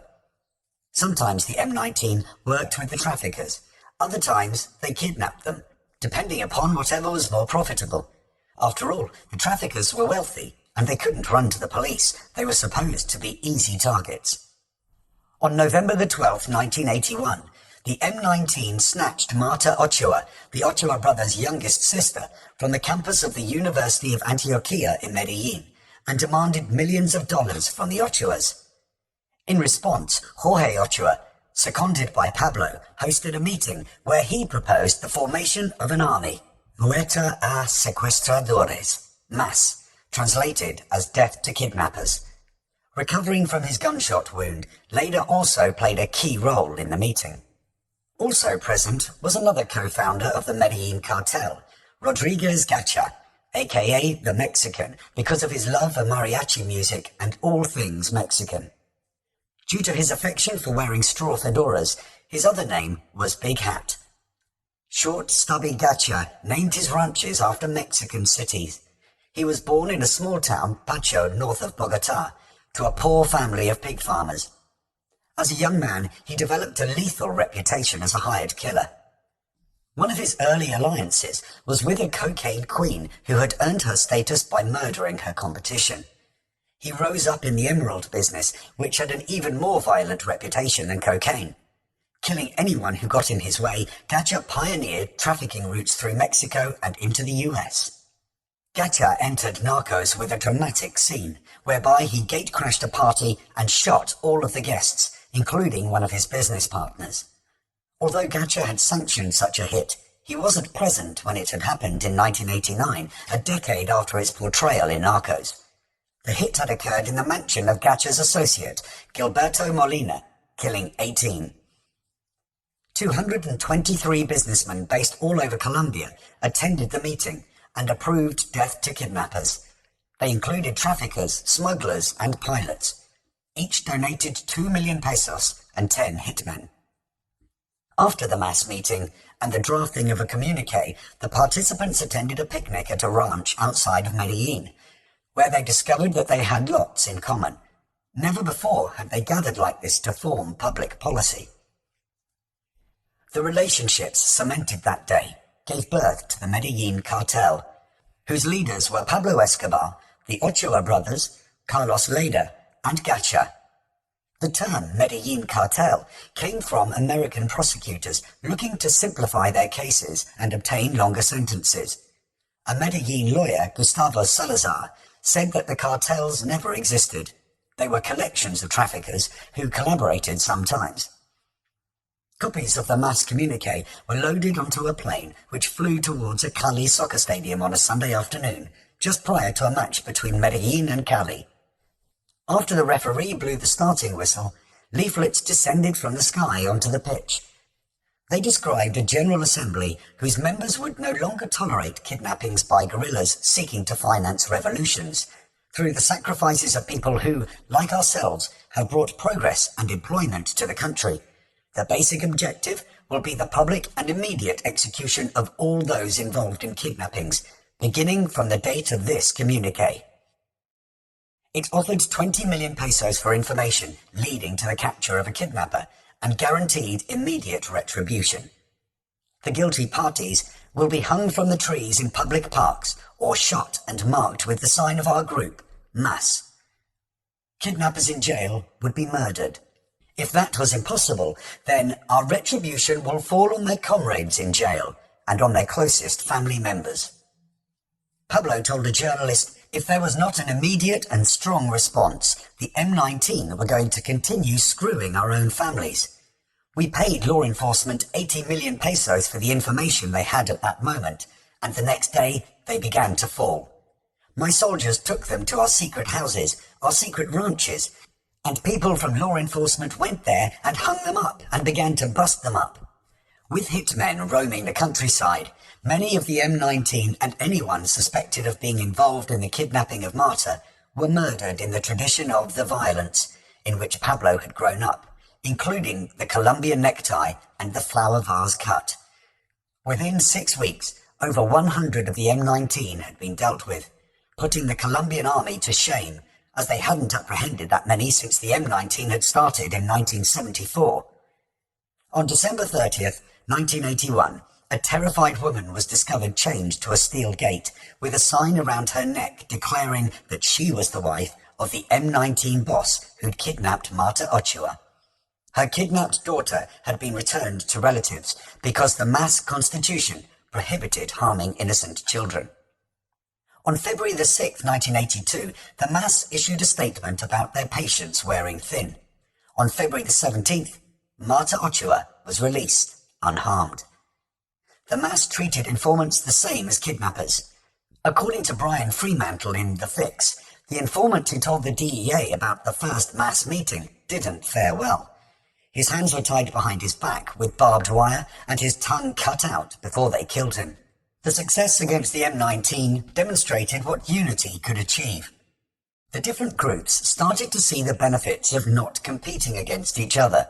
If they pooled their resources to ship cocaine to America, they'd all make more money. Independent operators put aside their differences and started cooperating in the manufacturing, distribution, and marketing of cocaine, while continuing to run their own enterprises. In future meetings, trafficking methods were streamlined. They offered government officials plata or plomo, silver or lead, meaning they could either accept a generous bribe or be killed. Their network had access to anyone in Colombia, so officials knew they couldn't avoid the death penalty. With the M19 under control and the relevant officials accepting bribes, the cocaine business flourished out of Medellin. If the cartel leaders called a meeting, traffickers from across Colombia showed up. The American market was divided up between the Medellin and Cali cartels. Cali had New York, Medellin had Miami. Los Angeles was split between the two. As sending death squads in to fight communism was a beloved strategy of the CIA, the creation of the mass allied the interests of the traffickers with US foreign policy. After all, the M19 ideology included revolutionary socialism and populism. In Puerto Boyacá, the mass model was adopted by local Liberal and Conservative Party leaders, businessmen, ranchers, and representatives from the Texas Petroleum Company, with the goal of cleansing the region of subversives and anyone who opposed the mass. They killed a council member, a politician, an activist, and a doctor for being members of a progressive wing of the Liberal Party. The mass are commonly portrayed as a horde of hitmen working for the traffickers, but a government investigation concluded in 1983 that out of 163 individuals found to have links to the mass, 59 were active duty police and military officers, including the commanders of the Barbula and Bombona battalions. The Americans provided key mass members with support and training, such as a course in combined strategic intelligence in Washington, D.C. They also provided arms. On American soil, politicians were obtaining votes by purporting to take a hard line against cocaine, while the US government supplied weapons to the mass, a death squad allied to Pablo. As usual, these weapons ended up killing mostly civilians. In 1989, the Colombian president stated that the majority of the victims of paramilitaries, such as the mass, were not guerrillas, but men, women and children who hadn't taken up arms against institutions. In his hometown, Leda bragged about his leadership role in the mass and his contributions to the Liberal Party. He wanted to be a senator in order to represent the kidnappables and extraditables of Colombia. I want to represent unions and I want to represent the poorest of the poor. He drove around with an armed convoy of 25 ex-policemen. In private, Pablo started to refer to Leda as Big Mouth. He disliked Leda's cocaine habit and viewed Leda's openness about their activity as a liability. Inspired by Pablo's Hacienda Nápoles, Leda set about constructing Posada Alemana, a giant convention centre nestled into green hills 15 miles north of Armenia, with clubhouses, restaurants, discos, exotic bird aviaries, beautiful gardens, gazebos, and stucco bungalows with thatched roofs. By the entrance was a nude statue of John Lennon holding a guitar with a bullet hole in his chest and back, and a dedication to the greatest musician of the century. With the goal of getting rid of Colombia's extradition treaty with America, Leda started the National Latin Movement Party with green and white colours and its own brand of Hitler Youth called Wood Choppers, consisting of young people toting clubs who policed his Saturday afternoon rallies. The podium included a 12-foot poster of Leda speaking. He claimed that Adolf Hitler, whom he referred to as Adolfo, had been misunderstood, and that international Zionism was the root of terrorism in Central America. The Ochoas lived slightly lower key at La Loma, a hilltop property south of Medellin, where friendly pet ponies ate out of visitors' hands, and also at Hacienda Veracruz, where they bred horses and had their own zoo. They regularly attended horse shows, and Jorge collected vintage Harley-Davidsons. With business forever expanding, new methods of outsmarting the authorities were required. Massive cocaine labs were built in the most inaccessible parts of the jungle. They grew into towns with their own housing, schools, dining facilities, and satellite TV. Houses on wheels were used to disguise jungle runways. Cocaine was shipped in refrigerators and TVs with hollow insides. Electrical industrial transformers weighing more than 8,000 pounds were gutted and filled with up to 4,000 kilos. A 23,000 kilo shipment was mixed with dried fish.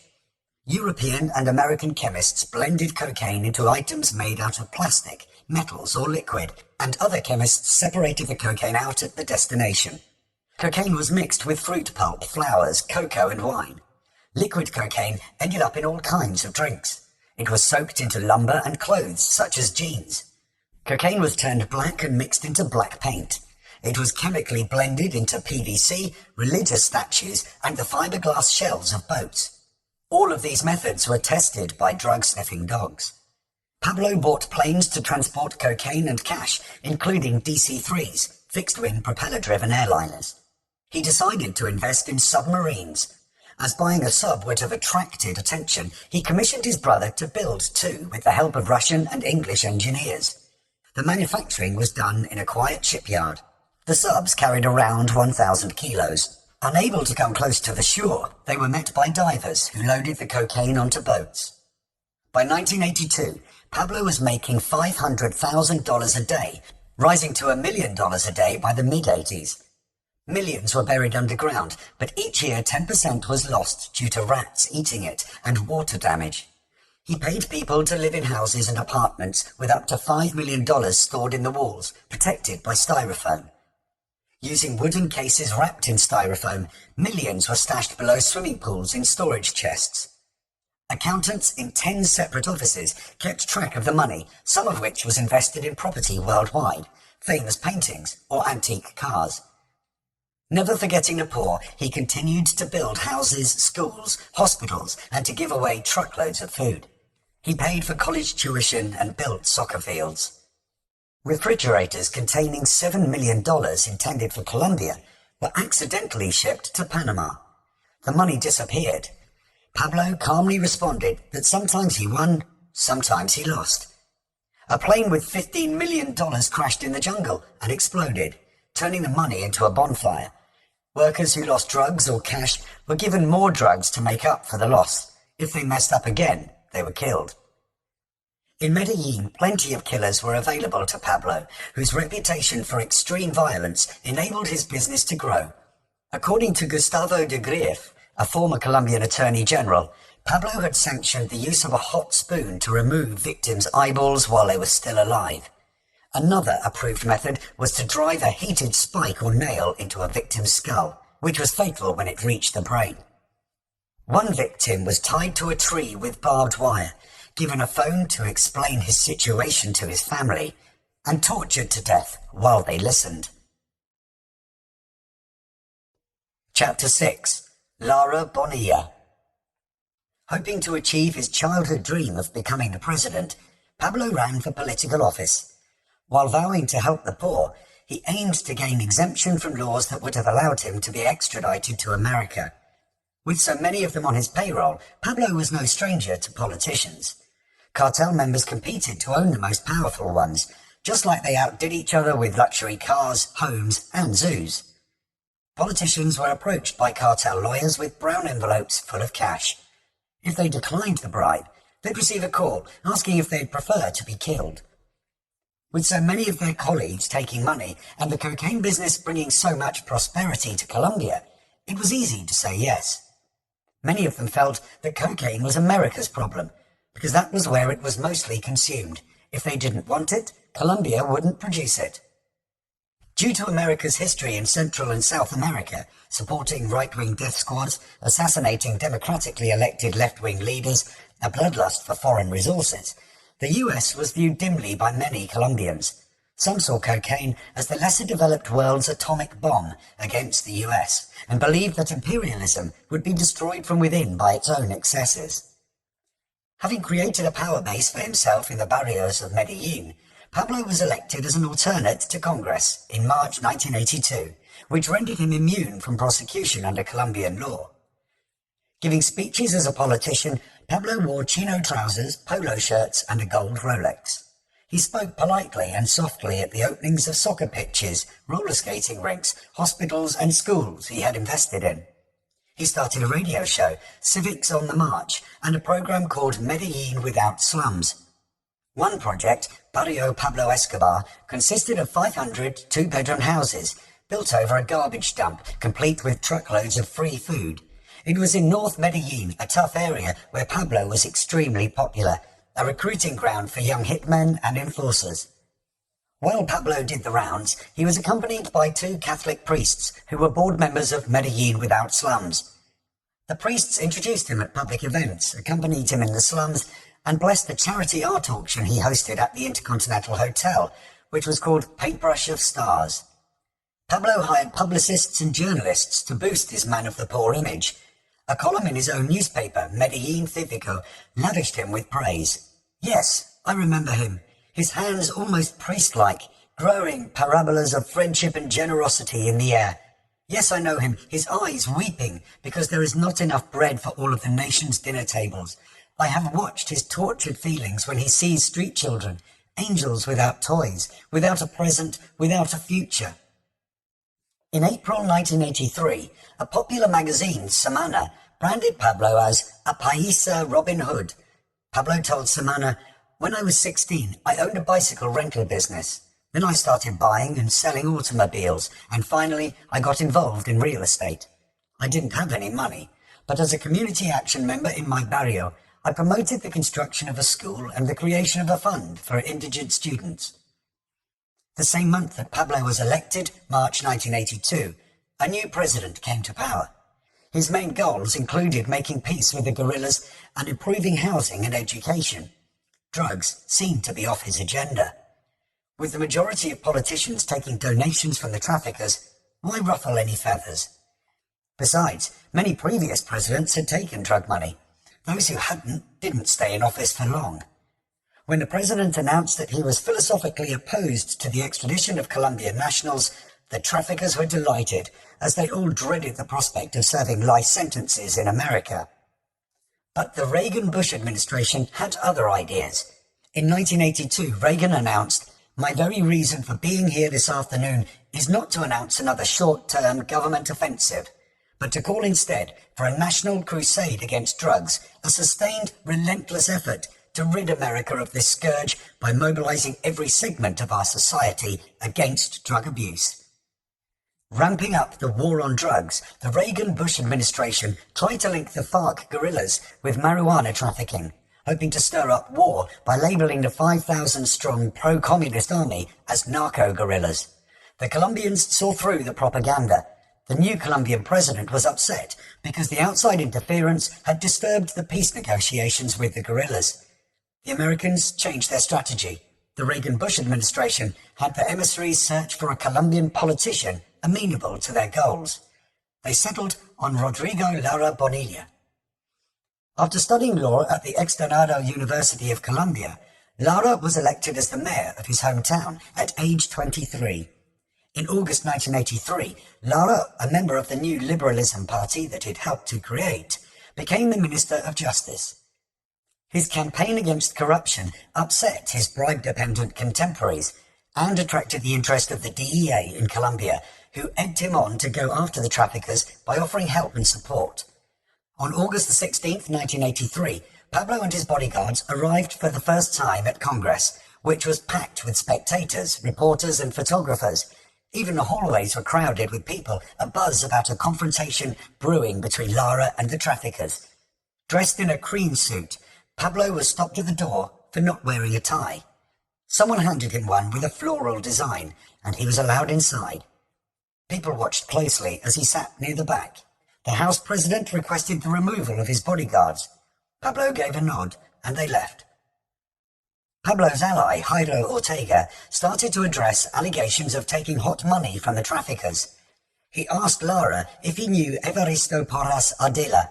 No, Lara said, shaking his head. Ortega said that Evaristo Porras, a resident of the Amazon border town of Leticia, had been incarcerated in Peru for trafficking drugs. In April, Porras had written a check for 1 million pesos to Lara as a campaign contribution. Holding up the check, he showed it to the ministers present for the debate. Copies of the check had been circulated. He added that Lara had thanked Porras for the check in a phone call. Ortega produced a tape recorder and played an unintelligible conversation. Let the Congress analyze the minister's conduct with this person who offered him 1 million pesos. Mr. Porras is a recognized international drug trafficker, according to Peruvian police. But far be it from me to try to detain the Minister of Justice's brilliant political career. I only want him to tell us what kind of morality he is going to require of the rest of us. Relax, Minister. Just let the country know that your morality can't be any different from that of Jairo Ortega and the rest of us. Cheering erupted in the gallery from Carlos Leda, which others tried to hush. Sat quietly in a swivel leather chair, Pablo watched, while occasionally picking his teeth or forcing an uncomfortable smile. 35-year-old Lara stood to respond in a business suit and tie, his thick dark hair swept aside, his charming face clean-shaved. Not in the habit of scrutinizing the origin of incoming donations, he'd never heard of Mr. Porras, nor could he recall any such telephone conversation. My life is an open book. Lara said that he was and always had been blameless, rendering him impervious to his enemies' claims. He would resign any moment that suspicion fell upon him, knowing that I will not be followed by complacent ministers affected by the blackmail and the extortion being perpetrated against Colombia's political class. He damned the act of casting suspicion on the alleged recipients of the money as opposed to the senders of it, including those who, yes, have to explain here or anywhere else in this country where their fortunes have come from. Morality is one thing, but there are levels. One thing is the checks that they use to throw mud at politicians, but it's another thing when somebody runs a campaign exclusively with these funds. Lara pointed an accusatory finger. We have a congressman, Pablo, who was born in a very poor area, himself very, very poor, and afterwards, through astute business deals in bicycles and other things, appears with a gigantic fortune, with 9 planes, 3 hangars at the Medellin airport, and creates the movement Death to Kidnappers. While on the other hand, he creates charitable organizations with which he tries to bribe needy and unprotected people. And there are investigations going on in the US, of which I cannot inform you here tonight in the House, on the criminal conduct of Mr. Ortega's alternate. Some of the respondents defended Pablo. They said that all of them were guilty of receiving tainted contributions. Pablo had been attacked so that Lara might gain political capital. It was only when Representative Escobar joined our movement that all kinds of suspicion were thrown on the sources of his wealth, the congressman said. I, as a politician, lack the ability to investigate the origin of my assets. Representative Escobar has no need to rely on others to defend his personal conduct, which, on the other hand, as far as I know, has not been subjected to any action by the law or the government. Simmering with anger, Pablo didn't respond. Rejoining his bodyguards, he left the chamber and walked into a swarm of reporters, whom he tried to dodge. The next day, Lara received notification that he had a day to back up his claims with evidence or else be sued. While Lara set about gathering evidence, he issued statements criticizing drug trafficking, which necessitated a frontal fight, clear, open, without fear or retreat, running all the necessary risks. He classified the allegations of the check he'd received from Porras as a smokescreen. My accusers could not forgive the clarity of my denunciation of Pablo Escobar, who, through clever business deals, has manufactured an enormous fortune. This is an economic power concentrated in a few hands and in criminal minds. What they cannot obtain by blackmail, they get by murder. The media contacted Porras, who acknowledged donating 1 million pesos to Lara and admitted that he had been indicted by the Peruvian police for trafficking, which he put down to a youthful indiscretion. Working in the coca leaf business for Pablo, Porras claimed that his wealth had originated from winning the lottery 3 times. Faced with Porras' testimony, Lara admitted receiving the check, which he said had been for a family debt. At Pablo's behest, a judge initiated an investigation into the check, which went nowhere. Lara received help from a newspaper, El Espectador, which ran a story about Pablo's arrest for cocaine in 1976, including mugshots of Pablo and Gustavo. Pablo ordered his men to buy every copy of the newspaper, which only increased sales and encouraged the newspaper to publish daily stories about him. It described how he'd played the system by having his case transferred to various courts and judges, and how all of his criminal records had disappeared. The exposure led to an investigation into the murders of the policeman who'd arrested him. A new arrest warrant was issued for Pablo, but the judge who'd granted it was murdered in his car. Lara obtained a recording of a DEA-assisted ABC News documentary about Colombia's biggest traffickers, including Pablo, who they claimed was worth $2 billion, and played it in Congress. While casting Lara a death stare, Pablo demanded proof of the allegations. Rebutting Lara's accusations in an interview, Pablo said his money came from construction.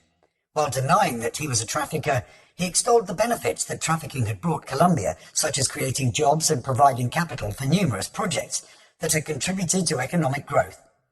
Insisting that the allegations of trafficking were untrue, Pablo showed a visa he'd recently obtained from the US Embassy. Within days, the embassy had cancelled the visa. Pablo lambasted Lara for becoming an instrument of US foreign policy. Lara held his ground. He exposed how the traffickers had financed Colombia's main soccer teams. He tried to cancel the licenses for 300 small planes they owned.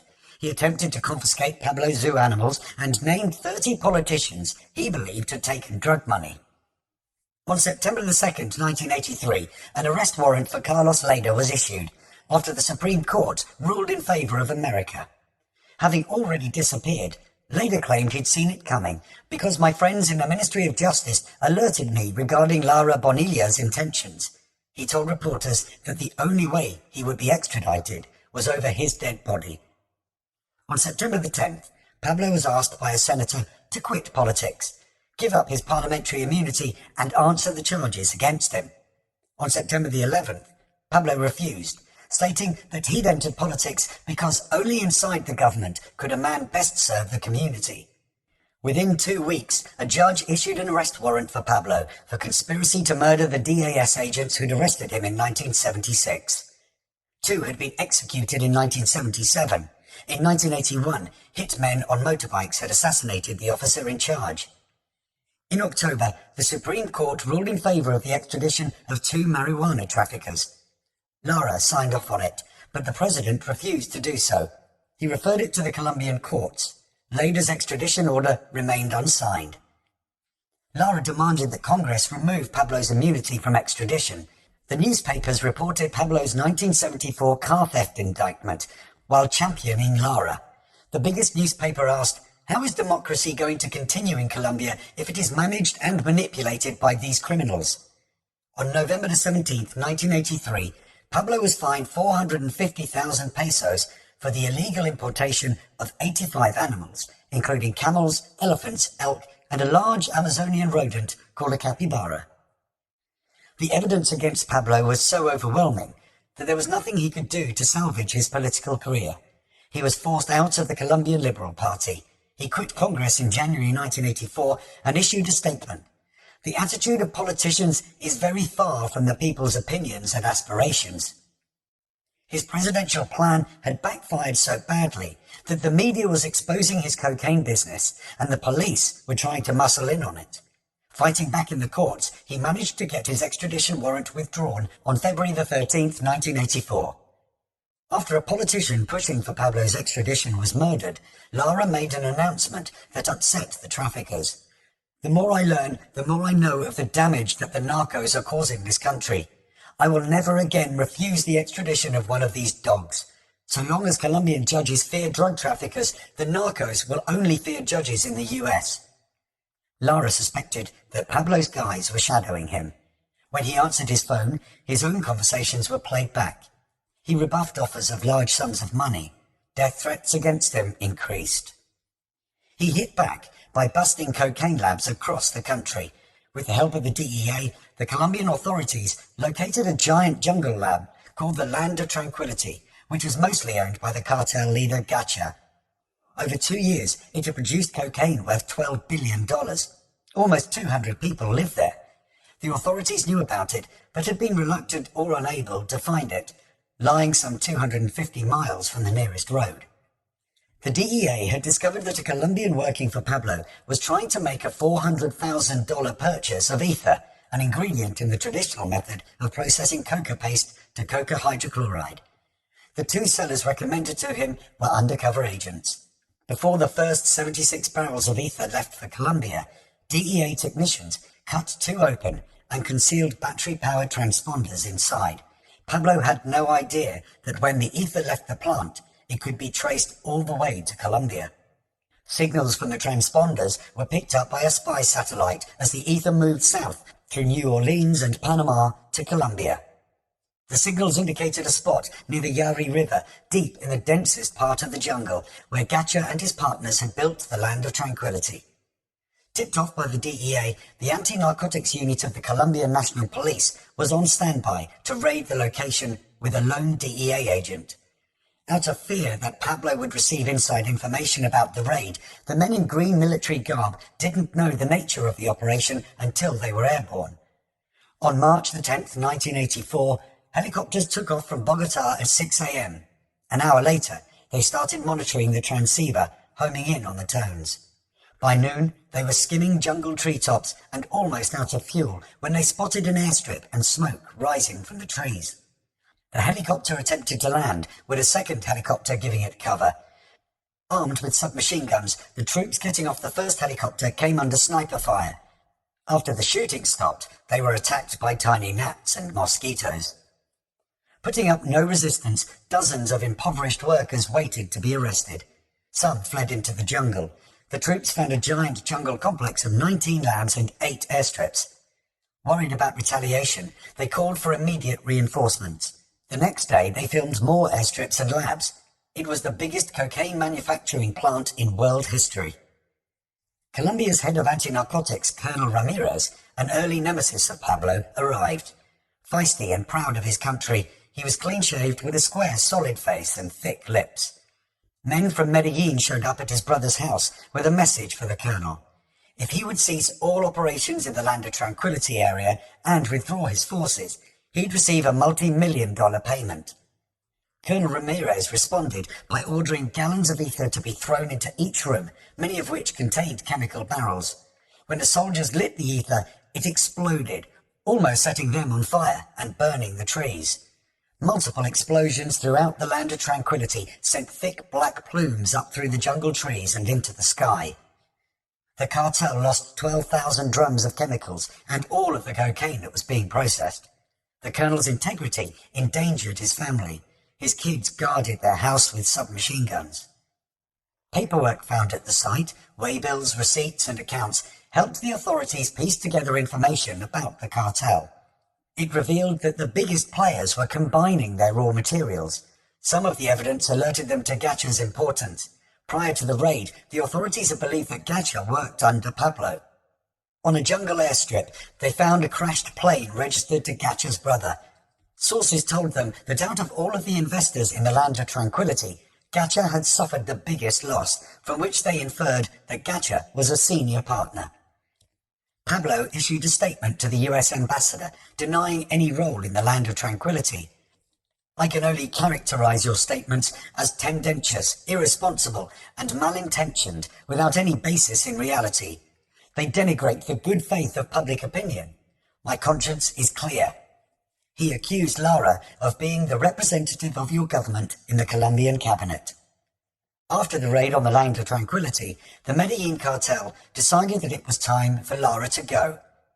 The $500,000 contract went to Los Quesitos, a gang controlled by Pablo.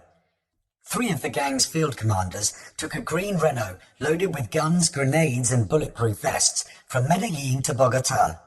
After settling into a 4-star hotel, they discussed the hit over food in the company of the Snore, a Medellin hitman with lots of kills under his belt, who was ready to serve as backup if the others failed. The hit would be performed on a motorbike, with Ivan, a 31-year-old drifter, as the shooter. Ivan had a history of murder, robbery and assault. The driver would be a teenager called Byron, who was looking to earn a reputation among the big boys. Teenagers like these, poor and with nothing to lose, were easily recruited to perform hits. Unemployed or working jobs that paid $1 a week, they could earn thousands for each murder. For several days, the team waited, made calls back to Medellin and dined out. The US emissaries encouraging Lara to extradite Pablo showed up with a bulletproof vest.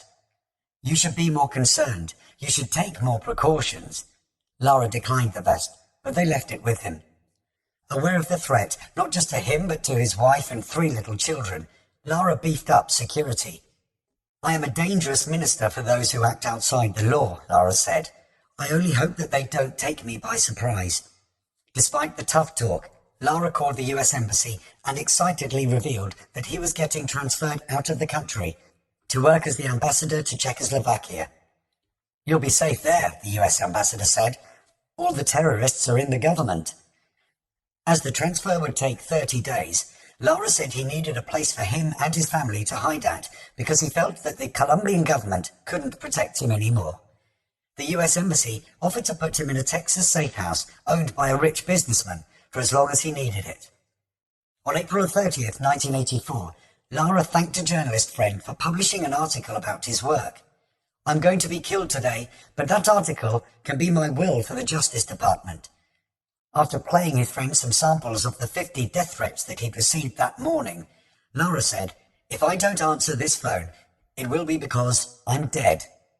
In the afternoon, Ivan and Byron visited the shrine of Santa Maria Auxiliadora near Medellin to say a prayer. For good luck, Byron put a picture of the Virgin Mary into his underwear. At 7 p.m, they got on a Yamaha motorbike and headed to Bogota, armed with grenades and a Mac-10. Sat on a back seat, Lara was stuck in traffic with his bulletproof vest next to him. Ivan and Byron stopped at an address that they'd been given earlier that day. They were told people were talking about them in Medellin, which was code for "find Lara and kill him." On the hunt for a white Mercedes-Benz limo, they found the road still jammed. It was around dusk when they spotted Lara. Weaving around cars, they homed in from the rear and slowed down. After extracting the Mac-10 from his jacket, Ivan took aim at the figure in the back of the limo. Within seconds, the Mac-10 emptied its magazine, shattering the rear window, hitting Lara fatally 7 times in the head, chest, arm and neck. Lara's escort limo pursued the assailants. A bullet hit the Yamaha's gas tank, setting it on fire. The motorbike crashed into a curb. Machine gun fire exploded Ivan's head. Next to the Yamaha, he dropped dead. Hit in the arm, Byron was arrested. The president and his cabinet stayed up till 3 a.m. discussing what to do. No cabinet minister had ever been assassinated in Colombia. Perhaps cocaine wasn't just an American problem after all. Trafficking was ruining Colombia's reputation in the eyes of the world. With the justice minister gone, it would appear that the president had lost control of the country. Lara's death swung them in favor of extradition. In an emergency radio broadcast, the president declared war on the traffickers and said that drugs were the most serious problem that Colombia has had in its history.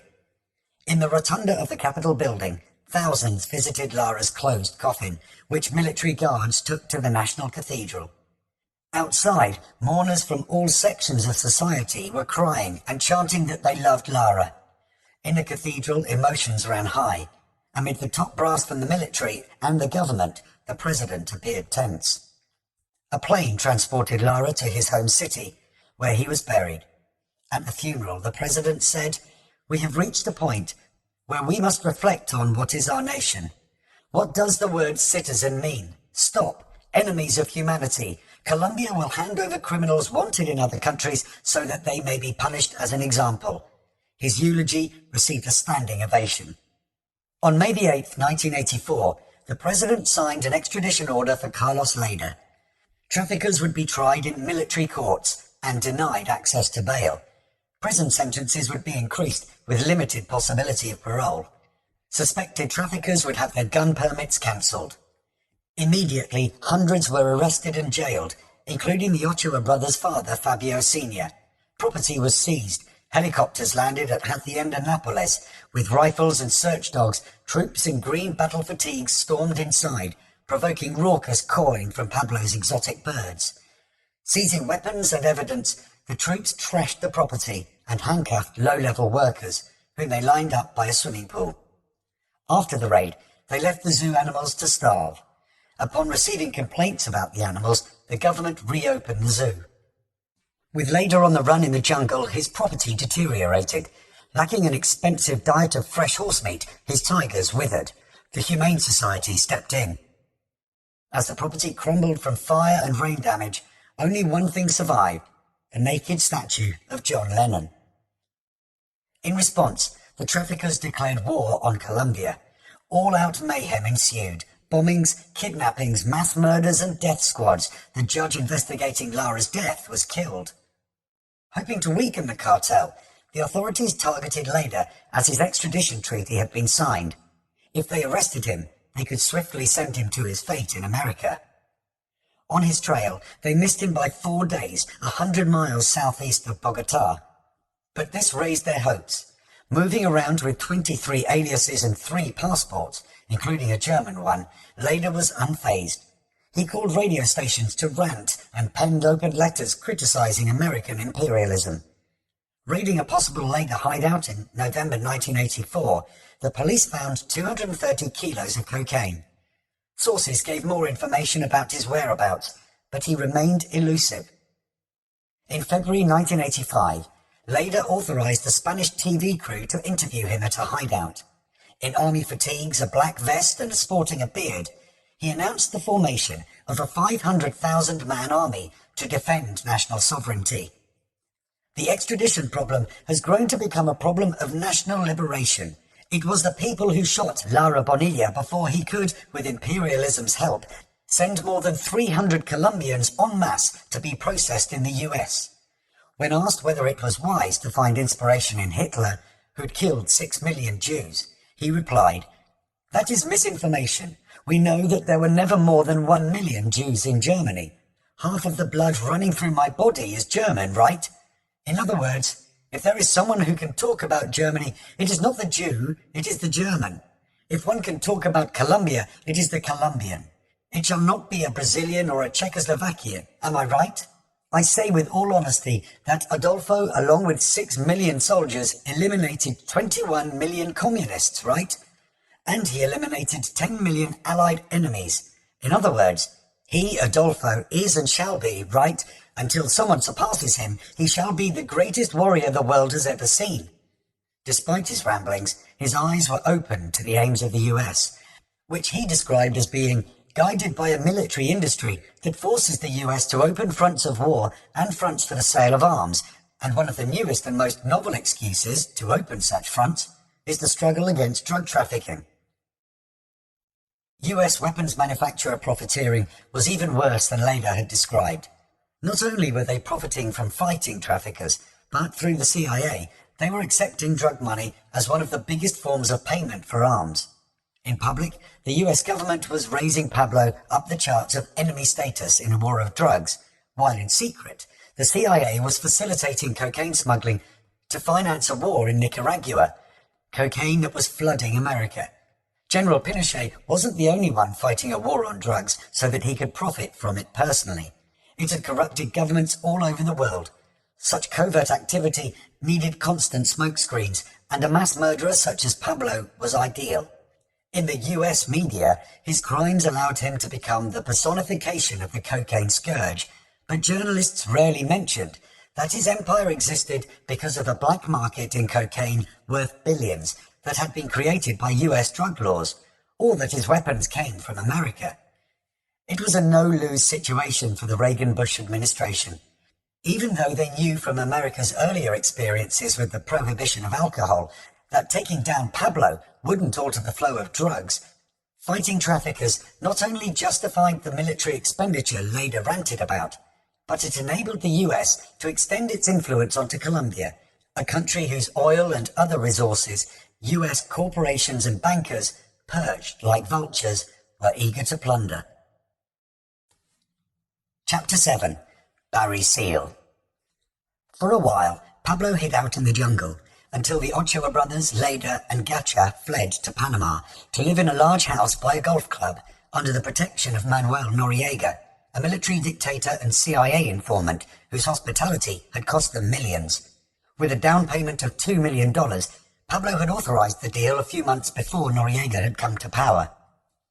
Known as Pineapple Face, due to his pockmarks, Noriega had ended up ruling Panama by having a bomb, provided by the CIA, planted in the plane of his predecessor, whose leftist stance, he had believed in democracy and the rights of poor people, whiffed of communism. A master of playing every side, Noriega had profitable relationships with the CIA and the Colombian traffickers, who were working together in a fight against communism by supporting the Nicaraguan rebels. In an expectation of CIA protection, the cartel had contributed to the Nicaraguan cause. For America, Noriega provided security for the Panama Canal, with its American bases housing over 10,000 military personnel. His contributions to America's anti-communism crusade included money laundering and hosting guns for drugs flights for the Nicaraguan rebels. In 1982, Pablo had set up a deal with Noriega whereby Panama was used as a transshipment point for cocaine heading to America, with Noriega collecting six-figure fees per load. Noriega also collected fees on the billions that the drug cartels and intelligence agencies such as the CIA laundered through Panama. It is alleged that Jeb Bush tapped into some of this hot money by establishing banking relationships between the CIA and the Medellin and Cali cartels. Working in Venezuela for his CIA director father, Jeb supposedly disguised the drug money as oil industry revenues from front companies such as Texas Commerce Bank, a cartel favorite. Protected by bodyguards assigned by Noriega, the cartel leaders entertained themselves by playing soccer on the golf course, working out at the gym and swimming. Eventually, they rented their own homes. It was around this time in Panama that Pablo and Jorge Ochoa had discussions with Barry Seal, who'd flown cocaine worth billions into America. Even though they'd never met face-to-face, Barry was considered highly reliable. From Baton Rouge, Louisiana, Barry was an overweight ace pilot with flamboyant mutton-chop sideburns, who was addicted to living on the edge. The Colombians called him the Fat Man. Pablo recruited Barry to fly 600 kilos to America, but the drugs were seized by the DEA in Florida. Unbeknown to Pablo, Barry was a CIA pilot and DEA informant, operating under a fake name, Alice Mackenzie. Barry had been sent on a mission by George H.W. Bush, who wanted to trick Pablo into doing a cocaine deal with the communist Nicaraguan government, which Bush hoped to use as an excuse to continue to arm the Nicaraguan rebels and stir up a war from which his associates were profiting.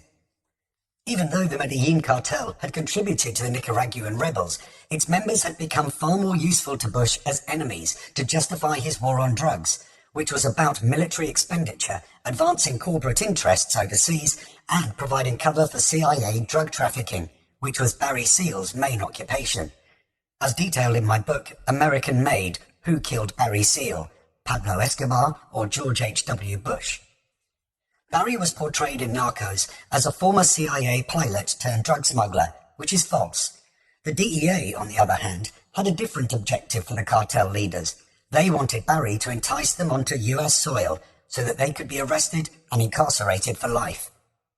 To Panama, Barry brought Pablo large amounts of cash, daily reports from one of Pablo's business administrators in Florida, and items from a list of goods Pablo wanted purchased in America. Pablo asked Barry to fly 1,500 kilos of cocaine, but Barry said that he needed to inspect the airstrip in Nicaragua first. Pablo told Barry that the cartel hadn't ordered the assassination of the Justice Minister, Lara Bonilla. He claimed that it was a CIA plot designed to make the Colombian government want to extradite traffickers. He said that their cocaine labs had been dismantled and cocaine supplies moved to the mountains. He urged Barry to transport the 1,500 kilos as soon as possible. They would instruct him from their new headquarters in Panama. On May the 20th, 1984, Barry met the cartel again in Panama, in the basement of a white stucco house. Barry later told his DEA handlers, whom he was trying to impress, that the cartel introduced him to Federico Vaughan, a Nicaraguan government official. With slicked-back grey hair, Vaughan was sharply dressed in a silver business suit, tie, an expensive watch, sunglasses and cufflinks. Vaughan would accompany Barry to the Nicaraguan airfield so he could inspect it. To avoid any harm in Nicaragua, Barry was to follow Vaughan's instructions. Vaughan introduced himself to Barry as the Interior Minister of the Nicaraguan Sandinista government, which was ready to process cocaine paste for the Medellin cartel with ether from Germany. Barry, his Honduran co-pilot and Vaughan took a commercial plane to Managua, Nicaragua, sitting separately so as not to be associated with each other. At the airport, Vaughan got them through immigration without having their passports stamped. Vaughan's wife transported them to their house, where they stayed overnight. Driving to the airfield the next day, Vaughan told them not to be worried about the guards and checkpoints, which were a mere formality. 5 miles outside of Managua, in a rural setting, they stopped at a large oil refinery. This is the country's only refinery. Never fly near or over it. Vaughan pointed at anti-aircraft batteries on the perimeter. Any aircraft that flies over the refinery, friend or foe, will be shot down immediately. He took them to a massive sunken lake, a volcanic crater full of clear blue water. This is the purest water in the country, the only unpolluted drinking water for Managua. In its own way, it's as vital as the oil refinery. If you fly near it, you will be shot down. They travelled around a mountain, across a railroad track, and onto a military airfield called Los Brasiles, with a lone paved runway. At roadblocks and checkpoints, Vaughan was waved through by guards wielding AK-47s. He took them to a hangar, designed for their mission. Inside was a Piper Cheyenne, owned by Pablo. Barry asked about the length of the airstrip, and its foundation and texture. Vaughan escorted them along the 3,500-foot runway. When Barry and his co-pilot walked onto the grass to examine a drainage ditch, Vaughan yelled, "Stop! It's mined with landmines. If you have any problem landing your aircraft, don't veer to the western side, or you'll be killed." Afterwards, they ate at a steakhouse. Vaughan produced a map of Nicaragua and drew arrows to indicate the smuggling mission's entry and exit routes. You need a code for entering Nicaraguan airspace. You are to call the Sandino Tower on a certain VHF frequency and identify yourselves as Yankee November Whiskey X-Ray Yankee. Then the tower will reroute you to Los Brasiles. All approaches to the city of Managua are covered by anti-aircraft guns to protect against night attacks by the Contra rebels. On the map, Barry drew circles around the gun emplacements, the oil refinery, Vaughan's house, and the Sandinista People's Army headquarters. Back in Panama City, Barry told Pablo that the runway was ideal, but the hangar was too small for the plane he had in mind. Pablo said that Barry's mission had changed. Instead of picking up a second shipment in Nicaragua of 2,000 kilos, Barry needed to go to Bolivia for 6,000 kilos of cocaine base for their new labs in Nicaragua. After returning to America, Barry showed up for a routine court appearance and ended up in jail. The DEA got him out, eager for him to set up a sting operation on Pablo and the other members of the cartel. Fresh out of jail, Barry immediately called his Honduran co-pilot, who asked where Barry had been. Barry said he'd been busy. With the 1,500 kilos scheduled to be transported the next day, they had no time to waste. Paranoid after freebasing cocaine, the co-pilot was convinced that his wife had become a government informant. She was busted for coke while we were in Panama, but when I got home, she'd been released. She'd come with me on trips to Panama. She may have talked. Unless she comes with us, I'm not going. I need to keep an eye on her. Barry tried to talk him out of bringing his wife, but it was no use. For 2 days in Louisiana, Barry waited for the co-pilot, who kept promising to get on the next flight, but never showed up. In the end, Barry asked his trusted friend, Emil Camp, to step in. On May the 28th, 1984, they flew a Leostar from Arkansas to Medellin over the Colombian jungle. "That strip looks mighty wet," Barry yelled. "So," Emil said, "you gonna try it?" "I didn't fly all this way to turn around." "That mountain's awful close, and that river's pretty high. Do not enter that banana grove, it'll take the wings off." That grass is too wet. You're going to pay hell getting out of there, I'll tell you that. Anything else? Barry asked. It's a piece of cake. With its propellers roaring, the plane swerved to land. Water and mud splashed off the wheels as it skidded on the landing strip. Barry was talking to the ground crew when a long-haired man galloped towards the plane on a white Arabian stallion, brandishing a machine gun and barking orders. Who the hell are you? Barry asked. Carlos Leda, he yelled.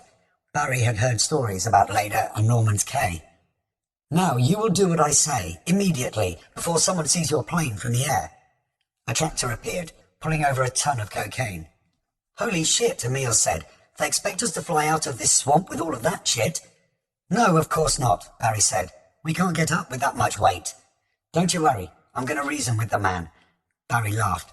Hey, lifting off this muddy strip with all of that weight is impossible. Barry's attempt at reasoning ended up with him pinned against the tractor and Leda shoving a gun in his chin. I don't care what you say. You'll fly every last gram of it out of here, just like you're contracted to do. And if you refuse, I'll kill you right now and your co-pilot will do it. We're going to load this plane and you're going to get out of here. You start loading fuel. With a defeated expression, Barry complied. In 15 minutes, 1,500 kilos of cocaine in duffel bags and burlap sacks were loaded. Barry manned the plane. You ready? No, Emil said. I knew I could count on you. As it picked up speed on the muddy runway, the plane rumbled and bounced, but failed to gain height. Come on, baby, Emil said. Leda galloped alongside, shooting into the earth. His workers lined up at the periphery of the jungle, yelling for the plane to rise. It lifted to cheering, but fell and skidded. The right wheel sank into the mud and was ripped from its undercarriage. Barry lost control. The plane crashed with a crunch of mechanical destruction. Get out, man, the fuel's going to blow, Barry said, scrambling to exit. Leda appeared, bursting off more gunfire. Gringos, maricones! Anticipating an explosion, Barry and Emil dived into the jungle. Leda ordered his workers to rescue the cocaine from the burning plane. That crazy bastard's making them go to the plane, Emil said, clutching a tree. They'll be barbecued. Barry and Emil leapt from the jungle and tried to stop the 24 workers charging towards the plane. Help them, now, Leda yelled, shooting his gun at the dirt around their feet. Barry and Emil joined the men, grabbing huge packages of cocaine from the plane. As they charged away, the plane exploded, knocking the men over. Flames shot dozens of feet in all directions. 2 workers were burned. The tractor transported the cocaine back to its storage facility, where it was inventoried. Cabrones, we have another plane, Leda yelled. I don't give a damn what kind of plane you've got, Barry said, his face muddy. We can't take off with that load. We've got to wait for this field to dry. Barry and Emil were flown to Medellin. After showering in a cartel member's mansion, they were shown around the grounds. They admired a waterfall, a tropical garden and a swimming pool, and an Olympic-sized cycling track. A replacement plane was found, a Titan 404. Certainly you're not going to be able to carry the full 1,500 kilos that you tried to carry with the larger plane. Can you carry half of it? The cartel man asked. No, sir, Barry said, worried about the plane going down in the Gulf of Mexico, because then I wouldn't be able to add any fuel. And with a stop in Nicaragua, how much can you take? Well, with a stop in Nicaragua, we can probably take 700 to 750 kilos. The crash had played into Barry's hands, because the sooner he could get to Nicaragua, the more the Reagan-Bush administration would be satisfied by the drugs link, and the more predisposed they would be to helping his legal situation. At the Hotel Intercontinental in Medellin, Barry called the DEA to appraise them about the new flight schedule. In Gulfport, DEA agents were waiting for the cocaine with a recreational vehicle. Such a large seizure would make their careers. The next day, Barry and Emil returned to the jungle airstrip. Each got on top of the burned remains of the Leostar, while the other snapped photos. In the jungle, they spent 3 days with Leda, who was guarding the cocaine. Leda showed them 3,000 kilos and claimed that 6,000 kilos of cocaine base in Bolivia were heading for Nicaragua. On June 2nd, 1984, Barry told the DEA that he was flying to Nicaragua the next day.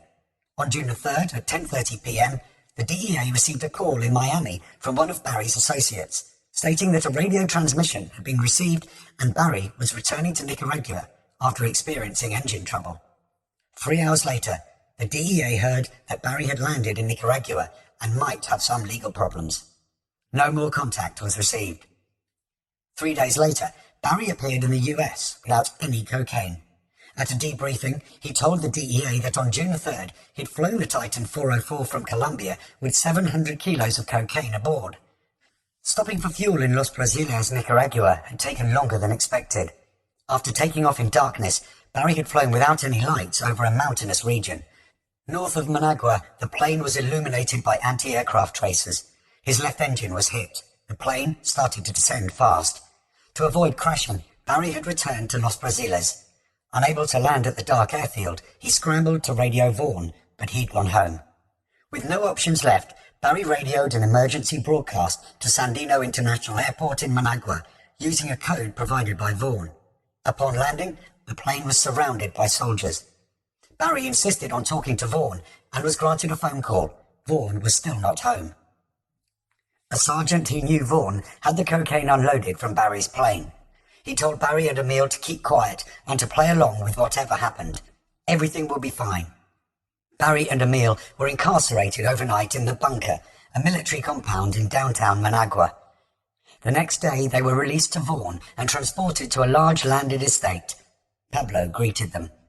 He'd moved there to supervise the cocaine processing operation. A few days later, Vaughan showed up with a newspaper, El Nuevo Diario. This is the reason we wanted you to keep your mouth shut at the airport. Because we had to keep this entire incident very quiet in the newspapers. We don't control all the newspapers here. He showed Barry a 2-paragraph article that stated that anti-aircraft gunners at Sandino Airport had shot at an agrarian reform air transport company plane because the plane was unable to signal its location. The DAA, anti-aircraft defense, had to signal and fire warning shots to induce it to land at the airport, which happened without untoward consequences. Vaughan said that the accident had happened because he hadn't prepared for a smuggling flight in the darkness. The gunners hadn't seen Barry. They'd heard him and shot at the noise. Better communication was required for the next time. Upset that he hadn't been able to reach Vaughan from the plane, Barry said they should buy walkie-talkies. Pablo said that the new cocaine lab was at a ranch south of Managua. It would be ready for full production in 2 weeks. Leda had almost 15 tons of cocaine base, which would produce approximately 1/5 of the cocaine consumed in America annually. Well, that's going to take a real large plane, Barry said. You should buy a military cargo plane, like those I've seen advertised in the aviation trade magazines. Pablo wanted Barry to obtain such a plane, and to pick up the first 700 kilos. Is that cocaine safe? Barry said. We haven't lost 1 single gram, Vaughan said. In Escobar's Piper Cheyenne, which required maintenance in America, Barry and Emil flew home with Pablo's latest shopping list, which included night vision goggles and a dozen high-frequency radios that cost $12,000 each. The CIA provided Barry with a Fairchild C-123K provider, a massive camouflage green twin-engine military cargo plane from the Vietnam War. He nicknamed it the Fat Lady. On June 18, 1984, Barry flew the Fat Lady to Rickenbacker Air Force Base near Columbus, Ohio. Repairing and retrofitting the plane, Air Force employees worked around the clock. The military made repairs worth $40,000 at the taxpayer's expense. Barry was instructed to take pictures of Nicaraguan officials associated with cocaine. He told the CIA, "Let me explain something to you, mister. There's going to be a lot of men with guns down there, nervous men, who aren't going to exactly say cheese to some gringo pilot with a camera." 5 days later, the plane was at Homestead Air Force Base near Miami. A transponder was installed to allow the DEA to track its flight. The CIA added a hidden 35mm camera in the nose cone, and another was put inside of a fake electronics box in the rear cargo hold, facing the doors. A pinhole lens in the box allowed the camera to film the cocaine coming into the back of the plane. Barry was given a radio-controlled trigger for the cameras with a long wire antenna attached to it. "What? Where in the hell do you expect me to hide that? Stick it up my ass?" Barry said, referring to the antenna. "You can put it in your pocket, all 5 feet of it. Put it in your pocket and let the antenna slide down your leg." Barry did so and pressed the remote control. Enraged by the loud noise the camera made, he cursed the CIA men in suits. "I'm tired of wasting my time with you assholes. I'll get your fucking photographs, autographed, but what are you going to do for me?" "We have a deal, Mr. Seal." "The judge? Say it, damn it. We'll speak to the judge on your behalf. In a Miami hotel room, Barry called Vaughan, recording the call for the DEA. "I was going to see my grandmother at noon on Saturday," Barry said, using code for the cocaine shipment. Referring to the fat lady, Barry said, "It's a big Cadillac. Very big car. I just wanted to make sure that my grandmother was going to tell the landlord that the car was very big, so that the landlord wouldn't be excited when they saw it." Worried about getting shot down again, Barry wanted the Nicaraguan government to stay calm when they saw the fat lady. No, Vaughan said. "Everything is okay about that." On June the 24th, 1984, Barry told Vaughan about a party tomorrow at his grandmother's, meaning the cocaine was coming the next day. "I mean, everybody's coming to the party, and you've notified those boys in green." Barry was still concerned about getting shot down. "Right," Vaughan said. "Everybody's notified?" Barry said. "Yes," Vaughan said. "Excellent. Okay, I just want to make sure. I don't want any problems." "Yes, everybody is going to be there." "Okay, good. And is Pedro coming? Because I have that liquor for him," Barry said, referring to Pablo and the items on his shopping list. Yes, he's coming," Vaughan said. "I'm leaving for the party at midnight. Has it been raining on the yard where we parked the cars at the party?" Barry said. "It's dry and hard and only a little bit muddy in one small area. I can't stay at the party long. I have to try to leave as soon as possible," Barry said, hoping for a fast refueling. "Yeah, we're going to be ready for that." "Okay, now remember this motorhome is very big, and it's a funny colour, so don't let anybody get excited." Vaughan laughed. "No, that's perfect." At 1 p.m. on June the 25th, 1984, Barry landed at Los Brasiles near Managua and dropped open the back of the plane. He'd brought $454,000 for Pablo. He later claimed that on the ground were Vaughan, Pablo, Gacha, and a group of soldiers. "How'd you like the plane?" Barry yelled over the engine noise. "I call her the fat lady." Soldiers started loading duffel bags of cocaine into the cargo hold. Every time Barry pressed the remote control to take a picture, the camera clicked so loudly that it could be heard outside the fat lady. To drown out the noise, Barry switched on the plane's generators. An American spy plane above took high-resolution pictures. "Shut down your engines," Pablo yelled. "I can't. We got to keep them hot," Barry said, maintaining the sound to disguise the camera noise. An overweight bodyguard with a gun entered the plane and started looking around as if he could hear the camera noise. Emil revved the propellers to camouflage the sound. The bodyguard checked around and finally left. After being loaded with 700 kilos of cocaine and 2,000 gallons of fuel, which took about an hour, the plane took off. The following morning, the fat lady landed at Homestead Air Force Base near Miami. The DEA seized the cocaine and the CIA took the camera film. The mission had been a success. The photos showed Barry, Pablo, Vaughan and Gacha loading 25-kilo duffel bags. With Barry's mission complete, George H.W. Bush had him assassinated through the CIA, which used Colombian hitmen so the blame could be put squarely on the Medellin cartel, documented in my book, American Made. Following his successful mission to Nicaragua, Barry had felt so let down by George H.W. Bush that he threatened to blow the whistle on the cocaine he'd been transporting to Mena, Arkansas for the CIA, and he'd also boasted that he had videotaped evidence of Jeb and George W. Bush getting caught in a DEA sting operation. On March the 16th, 1986, 1 month after Barry's death, Ronald Reagan went on TV with Barry's photos.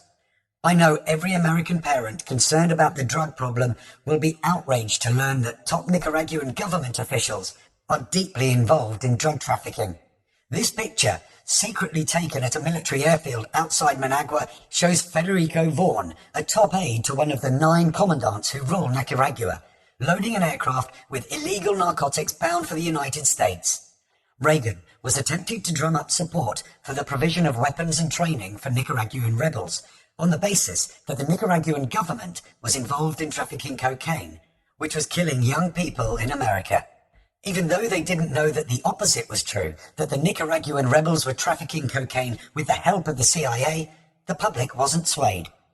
The DEA knew that Reagan had lied. Furious over the death of Barry Seal, who'd been one of their key operatives and was on the verge of helping them take down the Medellin cartel, which would have been the biggest drug arrest in history, the DEA stated that it had no information implicating the Minister of the Interior or other Nicaraguan officials. It seems that Barry had embellished the Nicaraguan government's involvement in cocaine to try to curry favour with George H.W. Bush. After Reagan showed the grainy photographs on TV of Pablo in Nicaragua loading drugs onto Barry's plane, Pablo told his brother that he couldn't possibly have been in that photo because he never loaded drugs onto planes. Maybe the CIA had doctored the photos. With the Reagan-Bush administration hyping up the crack epidemic for political gain, the US authorities increased their efforts to extradite Pablo. 8 different agencies were pursuing him, including the DEA, US Customs, the Coast Guard, Federal Police, State Police, and the military, none of which put a dent in the supply of cocaine to America, which tumbled in price from $40,000 a kilo to $9,000. In April 1986, Reagan signed National Security Decision Directive 221, which classified drug trafficking as a threat to national security. In retaliation, traffickers targeted the staff at the American Embassy in Bogotá, and a $350,000 contract was put out on the head of the DEA. Car bombers repeatedly attacked the buildings occupied by the Americans. Family members of diplomats and DEA agents fled Colombia. Pablo had wanted to make Panama a temporary hub, but Noriega hadn't embraced the idea. The agreement had been to make Panama a transportation point, not an operations centre. Pablo got word from a Panamanian colonel that Noriega was making overtures to the DEA. For the benefit of the cartel, Noriega had authorised the construction of a cocaine lab in Panama, but his military seized 16,000 barrels of ether destined for the new lab and arrested 23 Colombian workers. The angry cartel leaders demanded an explanation, but were told that Noriega was in Europe. Through President Fidel Castro, a meeting was arranged for the Colombians and Noriega in Cuba.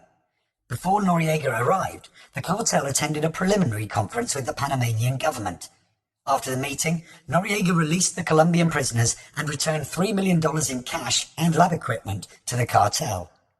Growing homesick and distrustful of Noriega, the cartel tried to reach an agreement with the Colombian government, whom they asked to consider the possibility of their reincorporation into Colombian society in the near future. They denied any responsibility for the assassination of Lara Bonilla. Their memorandum offered a history of drug trafficking in Colombia and asserted that their organizations today control between 70 and 80% of Colombia's drug traffic, which equated to an annual income of around $2 billion. Pablo offered to move billions from overseas accounts into the Colombian banking system and to dismantle the cocaine empire, but the deal was refused. On June 15, 1984, the cartel lost 1.2 metric tons of cocaine packed in freezers and perfume cartons to US customs agents in Miami. A Panamanian charter company owned the cargo jet transporting the cocaine. The next week, Panamanian authorities confiscated 6,159 drums of ether. Pablo advised his fellow Colombians to leave Panama. Private planes and helicopters arrived. The Colombians dispersed to Medellin, Brazil and Spain. According to Roberto, Pablo and his brother went to Nicaragua. Pablo took 1,100 kilos of cocaine with him, aiming to convert it into cash. Even though extraditions to America had begun, things had settled down a bit in Colombia since the aftermath of Lara's death. The majority of those who'd been arrested in the raids following Lara's death, including Fabio Ochoa Sr., had been released due to a lack of evidence and the usual corruption. Giving an interview from abroad, Pablo said, "People who know me understand very well that I'm involved in industry, construction and ranching. The fact that I attack extradition does not make me extraditable." Lena had managed to evade capture and was still issuing statements.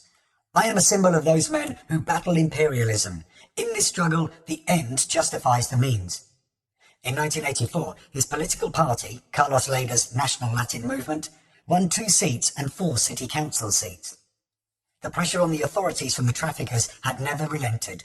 They had obtained the president's private telephone number, which had spooked the president, and were issuing threats. Outside a courthouse, a man approached the judge who'd indicted the cartel for Lara's murder and requested a temporary dismissal.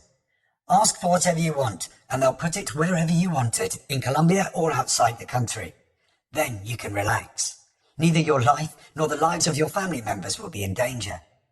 The judge refused. Climbing into a taxi, he was shot dead by 5 men in a Mazda. Armoured vehicles transported US Embassy staff. Their children went to school on a bus protected by army jeeps with machine guns. On the roads, the staff kept their eyes peeled for motorbike assassins. Some kept their windows down so they could listen for the distinct sound of a motorbike approaching. In their guarded living quarters, they heard guns fired every night. An empty car aimed at the embassy rolled down a hill, hit a curb and exploded, sending flames 300 feet into the air. Embassy staff was reduced to a bare minimum. Any locals working with the Americans were killed in grotesque ways.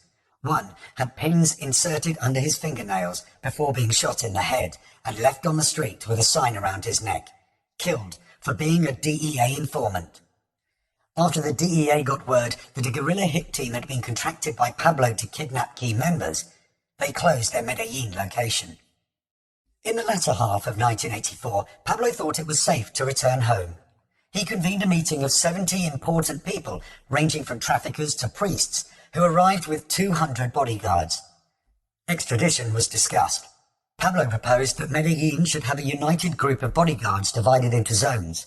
Among the big four founders of the Medellin cartel, Gacha's power was rising, while Leyda's was falling. Leyda was assigned to oversee jungle operations and to maintain relations with the guerrillas guarding the labs. A little after midnight on the night of the meeting, a Mercedes arrived at the farmhouse. A well-dressed woman emerged. She knocked on the door and claimed to have flowers for Dr. Hernandez. Roberto told her that she was at the wrong address.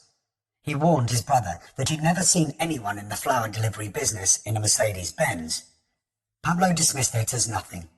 Roberto instructed the bodyguards to start shooting in the air if any strangers showed up. Around 2 a.m, shots were fired. Pablo and his brother ran out of the back of the farmhouse. A shot grazed Roberto's leg and pieces of brick hit him in the face, causing lots of bleeding. They came across one of their bodyguards returning in a car. They escaped in it, along with Gustavo.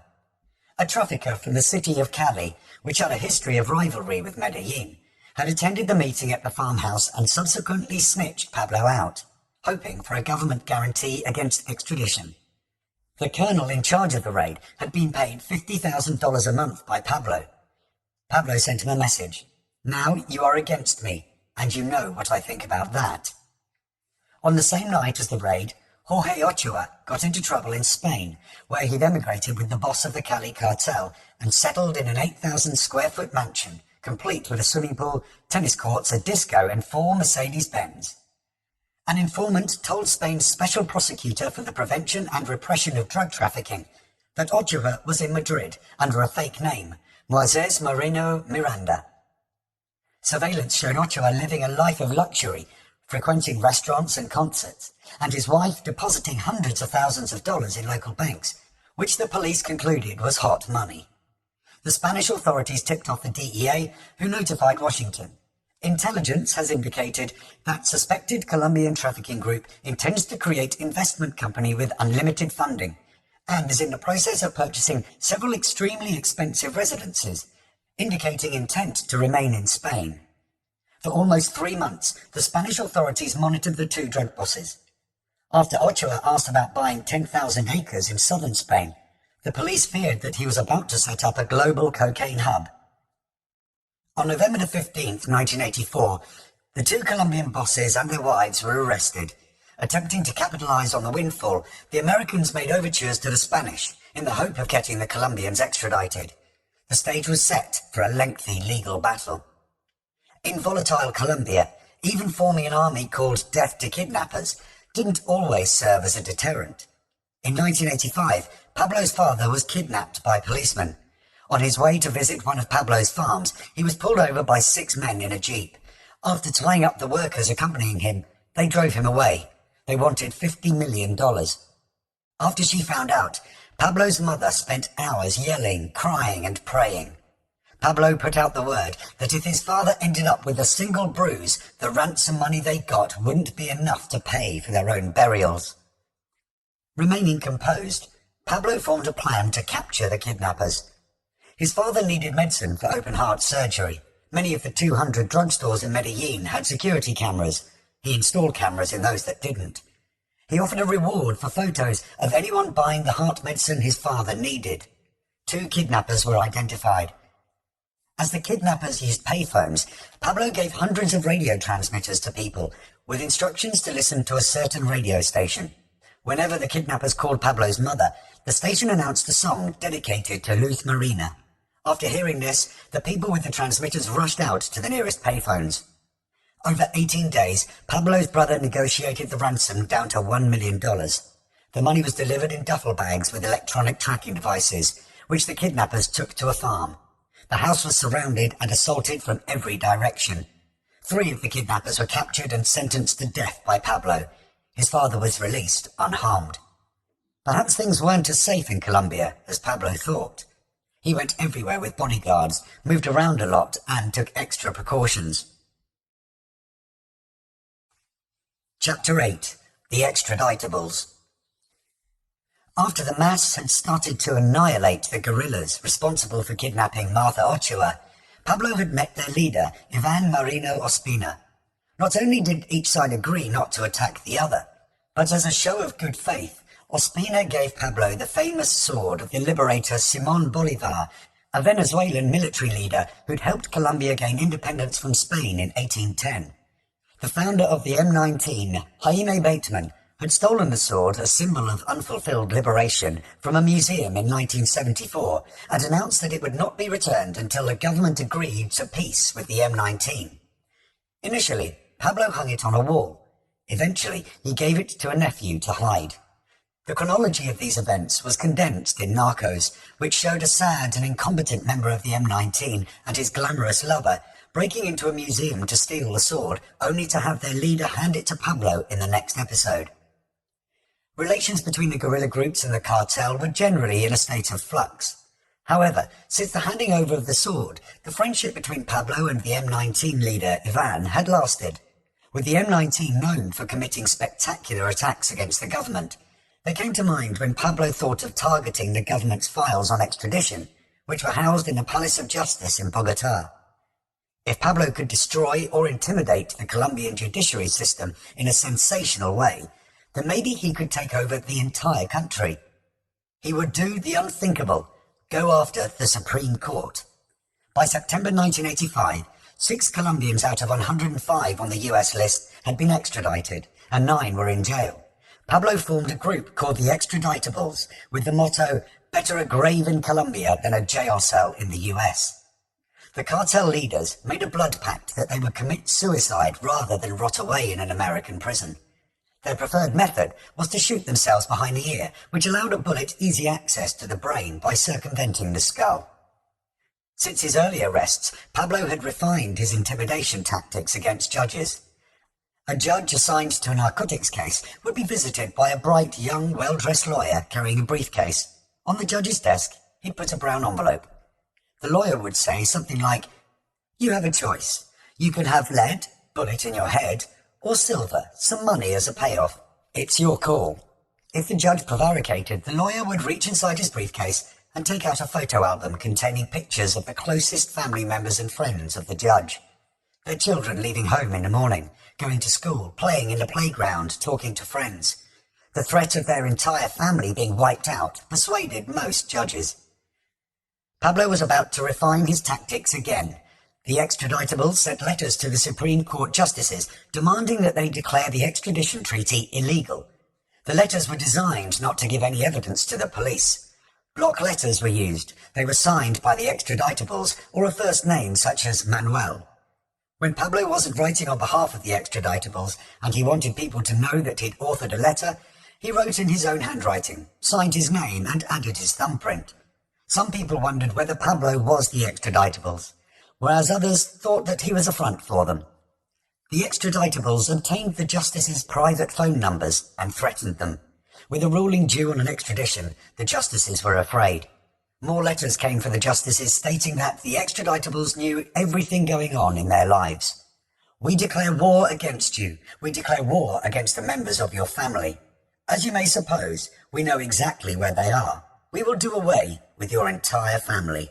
We have no compassion whatsoever. We are capable of anything, absolutely anything." Some letters included taped recordings of private conversations they'd had. A voice on a tape recorder warned a justice called Alfonso that his wife wouldn't be alive to make an upcoming trip. "I'm having a little trouble," Alfonso told his wife. "You should change your travel routes during the day. Don't talk to me over the phone about your plans, and really be very careful." After Alfonso reported the intimidation tactics, he was assigned 4 DAS bodyguards, and his wife got one. Alfonso learned that all of the justices were suffering the same treatment. One had taken his daughter to a hospital for an operation and was about to leave her there when he was paged to the reception. A nurse handed him a phone. A voice said, "We know where she is." A judge with a heart condition received a miniature coffin with his name on it, which caused him panic attacks. Even though Alfonso had 4 bodyguards, the pressure from the cartel increased. Numerous letters arrived on one day, including one for his wife. "You must convince your husband to abrogate the treaty. Remember, we are the same people who dealt with Rodrigo Lara Bonilla. Your bodyguards won't save you, no matter how many you have." An accompanying cassette contained recordings of his wife on the phone in her office in the Foreign Ministry. The couple stopped taking walks and going out at night. They gave relatives numbers to decode to ascertain their whereabouts. Alfonso insisted that they no longer drive to work together. "That way, you'll save yourself." The night before the decision about extradition, the couple couldn't sleep. Before leaving for work, Alfonso kissed his wife. Heading for the Palace of Justice on November the 6th, 1985, he had a bad feeling in his stomach. Due to visiting foreign dignitaries, pomp and circumstance was in full swing at the protocol salon of the National Palace. National anthems were being played. Armed grenadiers were marching in the courtyard. At first, the gunfire was difficult to hear over the noise, but the sound of marching boots made people question what was going on. At 11:40 a.m., dozens of guerrillas with rifles, machine guns and grenades jumped from a truck and stormed the palace. They blasted at security guards and joined their comrades who'd entered the night before in civilian clothes. In no time, they had almost 300 hostages, including Alfonso and most of the justices. Other hostages included lawyers, secretaries, shopkeepers and shoeshine people. The guerrillas blocked stairwells with furniture and mounted machine guns on top. They issued a demand for the highest court in the nation to put the president on trial for failing to keep his promise to establish peace. The police on the scene rescued some hostages, but were repelled with gunfire. The army showed up with tanks, grenade launchers, helicopters, and hundreds of troops with hard helmets and rifles, who positioned themselves in rows against various walls for cover. They blasted rockets at the massive building with its masonry facade, making holes in the walls. Debris littered the sidewalk. Tank fire and rockets pounded the entrance door. Helicopters landed on the roof and troops alighted to sniper fire coming through the skylights. Troops who managed to get inside couldn't get past the blocked stairwells and received machine gun fire. A day went by with the guerrillas in control of the building. Alfonso was trapped on the 4th floor with his bodyguards. With no guerrillas there, they felt relatively safe until a secretary screamed, "They're coming through the wall!" When the guerrillas arrived, they put up no resistance. Alfonso's phone rang.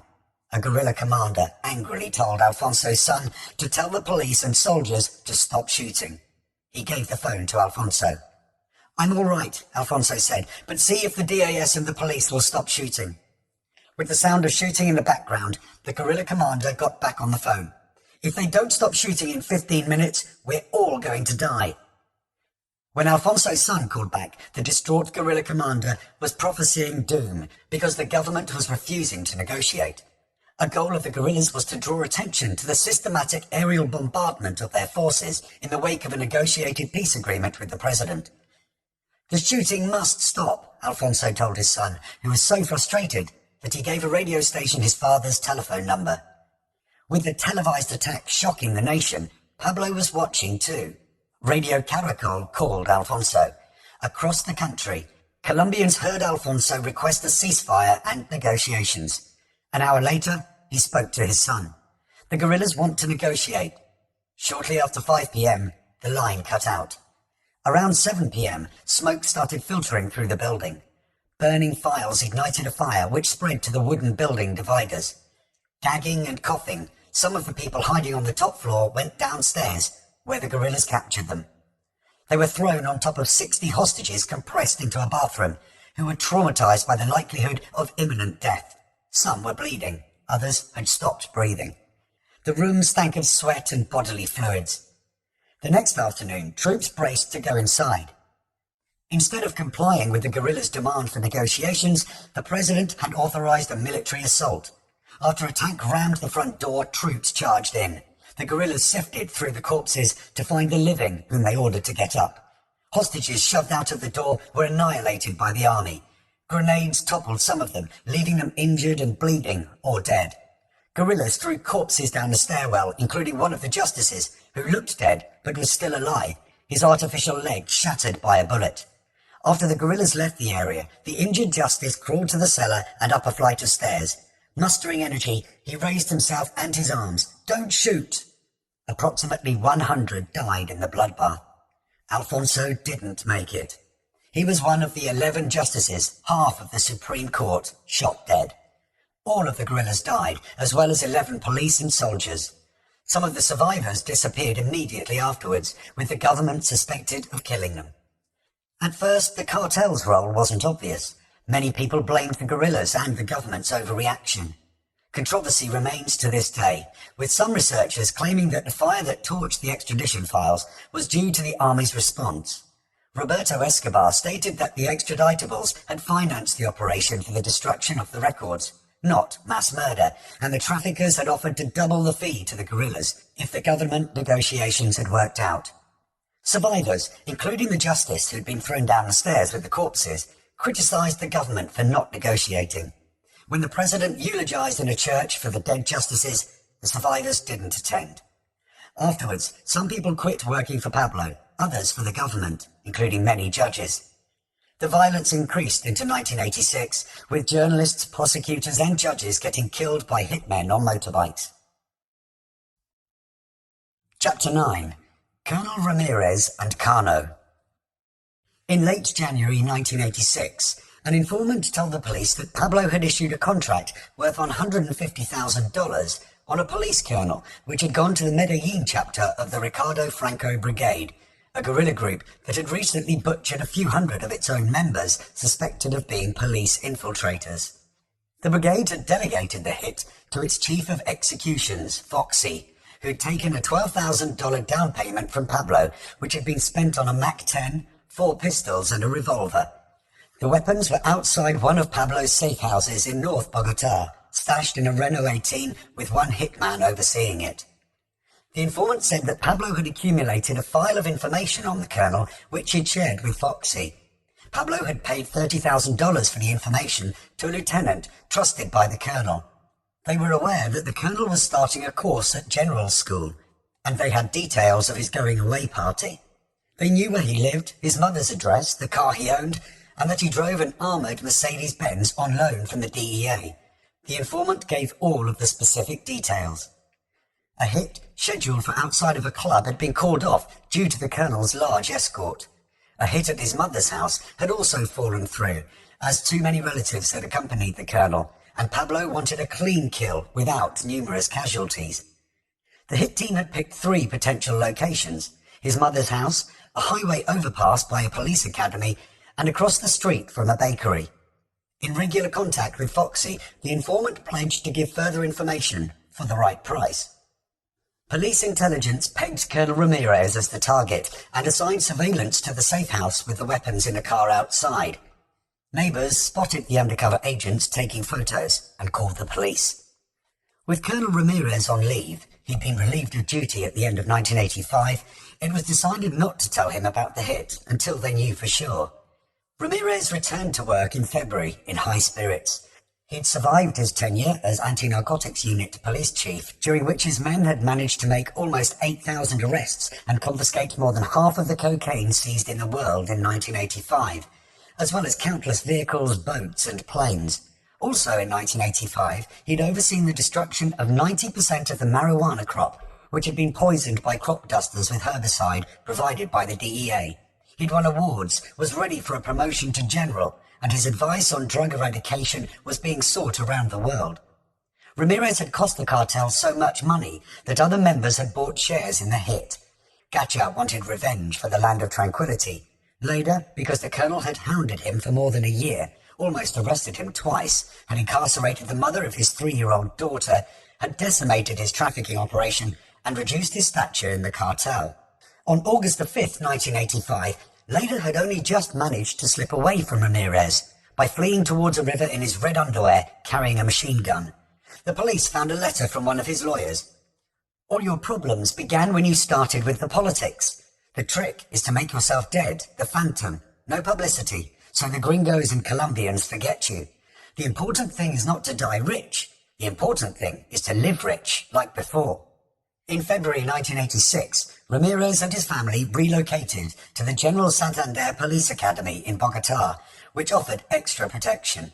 He was safe at the base, but he had to drive to the War College daily. He knew the traffickers wanted him dead, but would they dare go after him? No evidence had come about from surveying the safe house with the Renault parked outside. Ramirez grew more concerned after questioning the informant, who detailed the 2 previously planned hits that had been cancelled.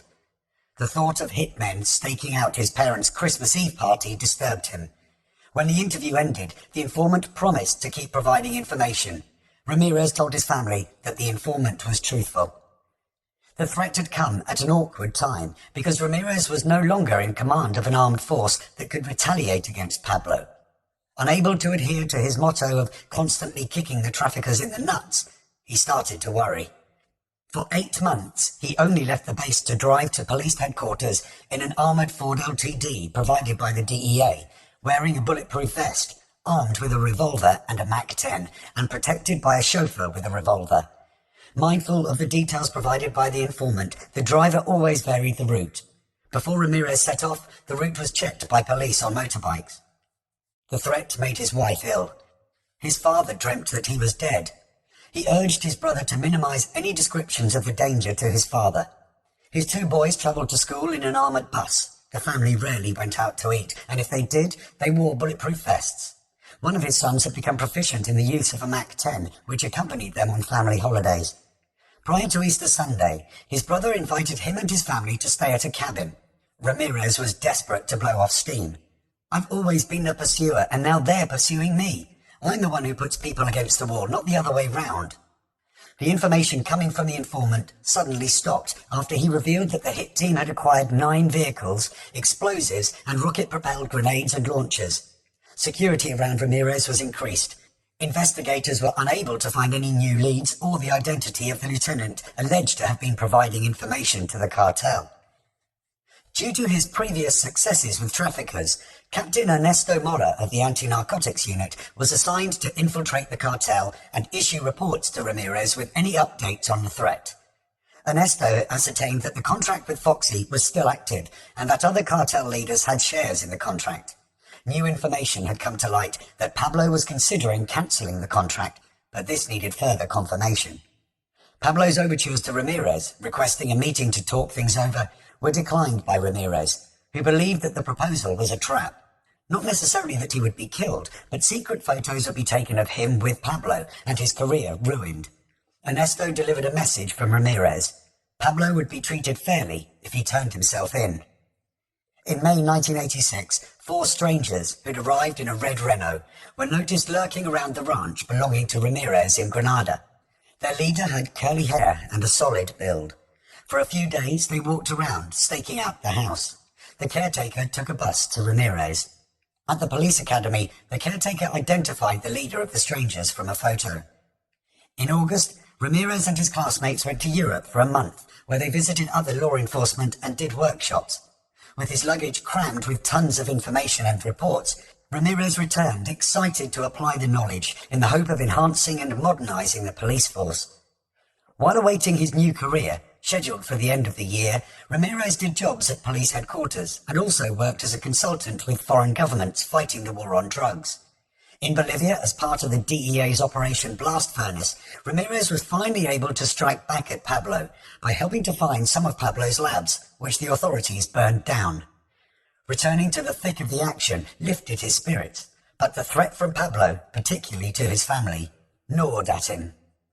On October 22nd, 1986, Foxy was killed in a gunfight in Medellin.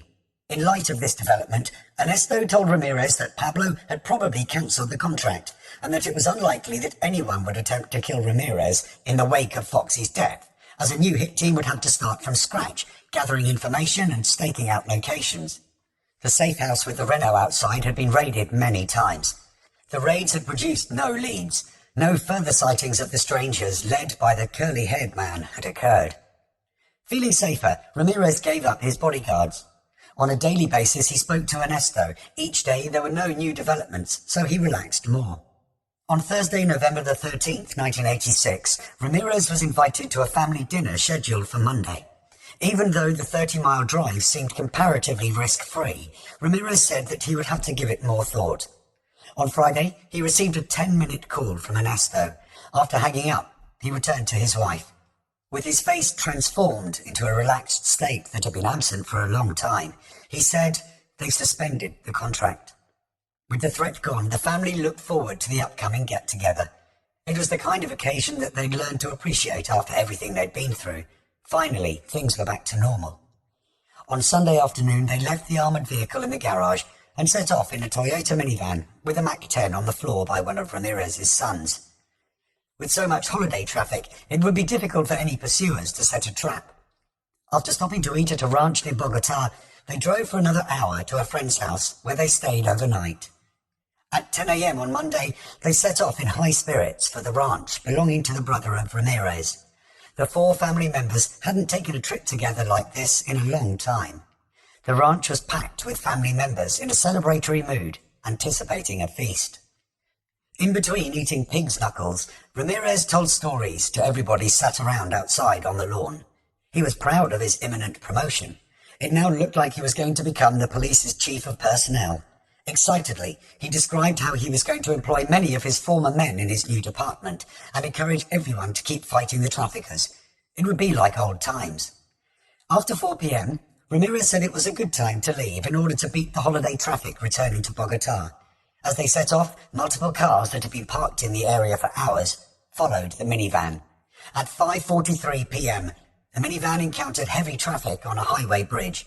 Failing to notice their pursuers, they crept along in the right-hand lane. Ramirez and his wife discussed how they were getting on in years and how they'd like to spend the rest of their lives together. When they were halfway over the bridge, a red Renault 18 approached their left side, as if overtaking the minivan. It slowed. Its occupants were watching Ramirez.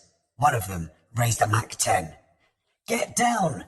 An explosion of shots ripped into Ramirez, forcing him forwards, where he stayed slumped as if dead. His two sons had been shot, one in the hand, the other in the thighs, producing lots of blood. Nevertheless, the latter son tried to find the Mac 10. Hit in the knee, his wife reached for the steering wheel. Veering towards the side of the bridge, the minivan stopped at the curb. The Renault halted in front of the van. 3 smartly dressed passengers in their 20s got out, brandishing Mac 10s. While 2 remained at the Renault, the third approached the van. Bleeding from the leg, Ramirez's wife was crawling across the bridge, hoping to get to the other side of the van to assist her husband. She looked up at an assassin. "Please don't kill me." Leaving her unharmed, the hitman opened the driver's door and blasted Ramirez. He got in the Renault, which sped away.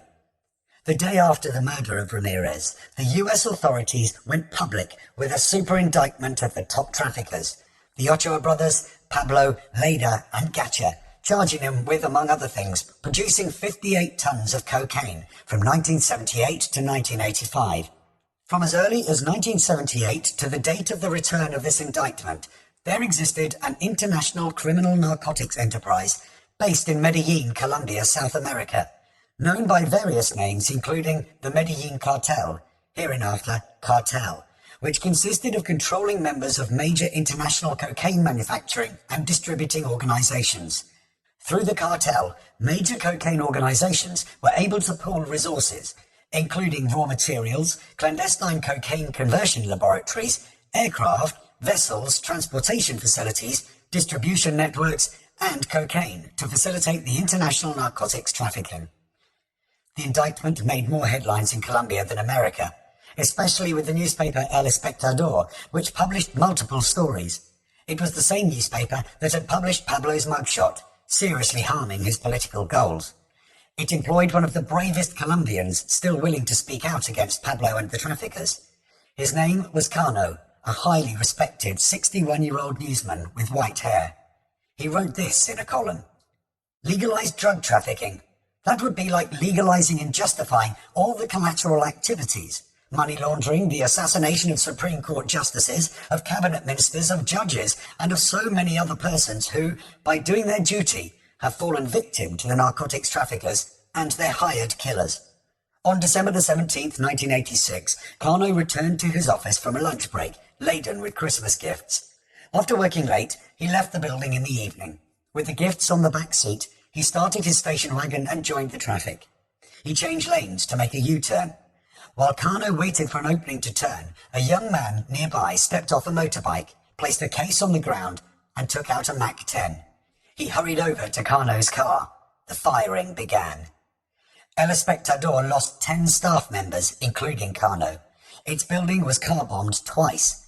The cartel went after investigative reporters, political columnists, editors, and anyone else who opposed them. Even a statue of Cano erected in his honor was bombed to bits in Medellin. In a political debate on trafficking, a voice of reason offered a solution. The drug business will cease to be profitable for the drug traffickers, said the president of the Council of State, if it is legalized, and if the Colombian state assumes total control not only of its sale, but also of its use. As usual, his proposal was ignored. Chapter 10. Arrests. Just like after Lara's assassination, Cano's death provoked demands for retribution, and public opinion began to swing against the cartel. People from Cano's profession marched in silence. Speeches were given, praising almost 24 journalists killed in recent years. Thousands attended the funeral, including the president, whose car led a convoy past mourners waving Colombian flags. On top of Cano's death, the president was dealing with the murder of Ramirez and the return of Jorge Ochoa from Spanish jail. To earn his freedom, Ochoa claimed to have paid $6 million to the Spanish judges. Lara's successor, who'd signed Pablo's arrest warrant and the extradition order for Leda, ran into trouble in Hungary. Hoping he'd be safe overseas, he'd gone to work in the Colombian embassy. Death threats started coming in. You can run, but you can't hide. Pablo's men trailed him for weeks. They knew his routine, including when he drove to the embassy or took the bus. January the 13th, 1987 in Budapest commenced with a blizzard. The ambassador left his house in the hills above the capital and examined his car. As the roads were iced over, he decided to walk to the bus stop. Going down a hill, he spotted a man. "You Enrique Parejo?" the stranger yelled. "Yes." Instantly, a gun was drawn. The first shot entered his neck. With a bullet lodged in his spine, he collapsed. Unable to move, he watched the man stand over him, take aim at his head, and shoot him in the mouth, cheek, and arms. Miraculously, he survived thanks to doctors who removed the bullets in 2 operations. The authorities clamped down with the usual arrests, destruction of labs, and seizures of property, cash, weapons, and drugs that hardly disrupted the flow of cocaine. Something more needed to be done. The government made a secret list of the 128 most wanted traffickers, including 56 on the extradition list, and managed to arrest 8 of them. If only they could arrest one of the big 4. Thanks partially to Colonel Ramirez, Leda's organization had disintegrated. Stories of Norman's Cay had leaked out, and it was no longer being used. The government liquidated his assets. He was almost bankrupt, after once being worth $2 billion. While on the run, he caught a severe jungle fever. Pablo sent a helicopter for him and had him treated in Medellin, where he recovered. They spent time together traveling across the country, staying at ranches. Rather than keep working as a bodyguard for Pablo, Leda wanted to remake his fortune. George Young, Leda's old cellmate who he'd squeezed out of the business, was in federal prison, with revenge festering in his mind. For importing 300 kilos of cocaine, he was serving 15 years. When the FBI offered to transport Young to Colombia to entice Leda into a trap, Young said yes. Not to help the FBI, but to murder Leda.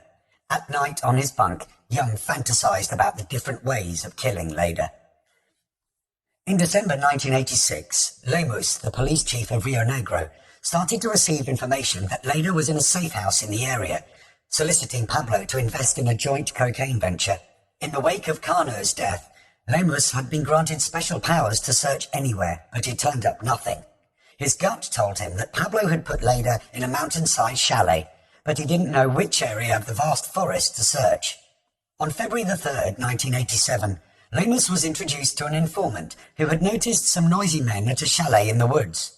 Upset with the mess they were making, the caretaker of the chalet had complained to the informant.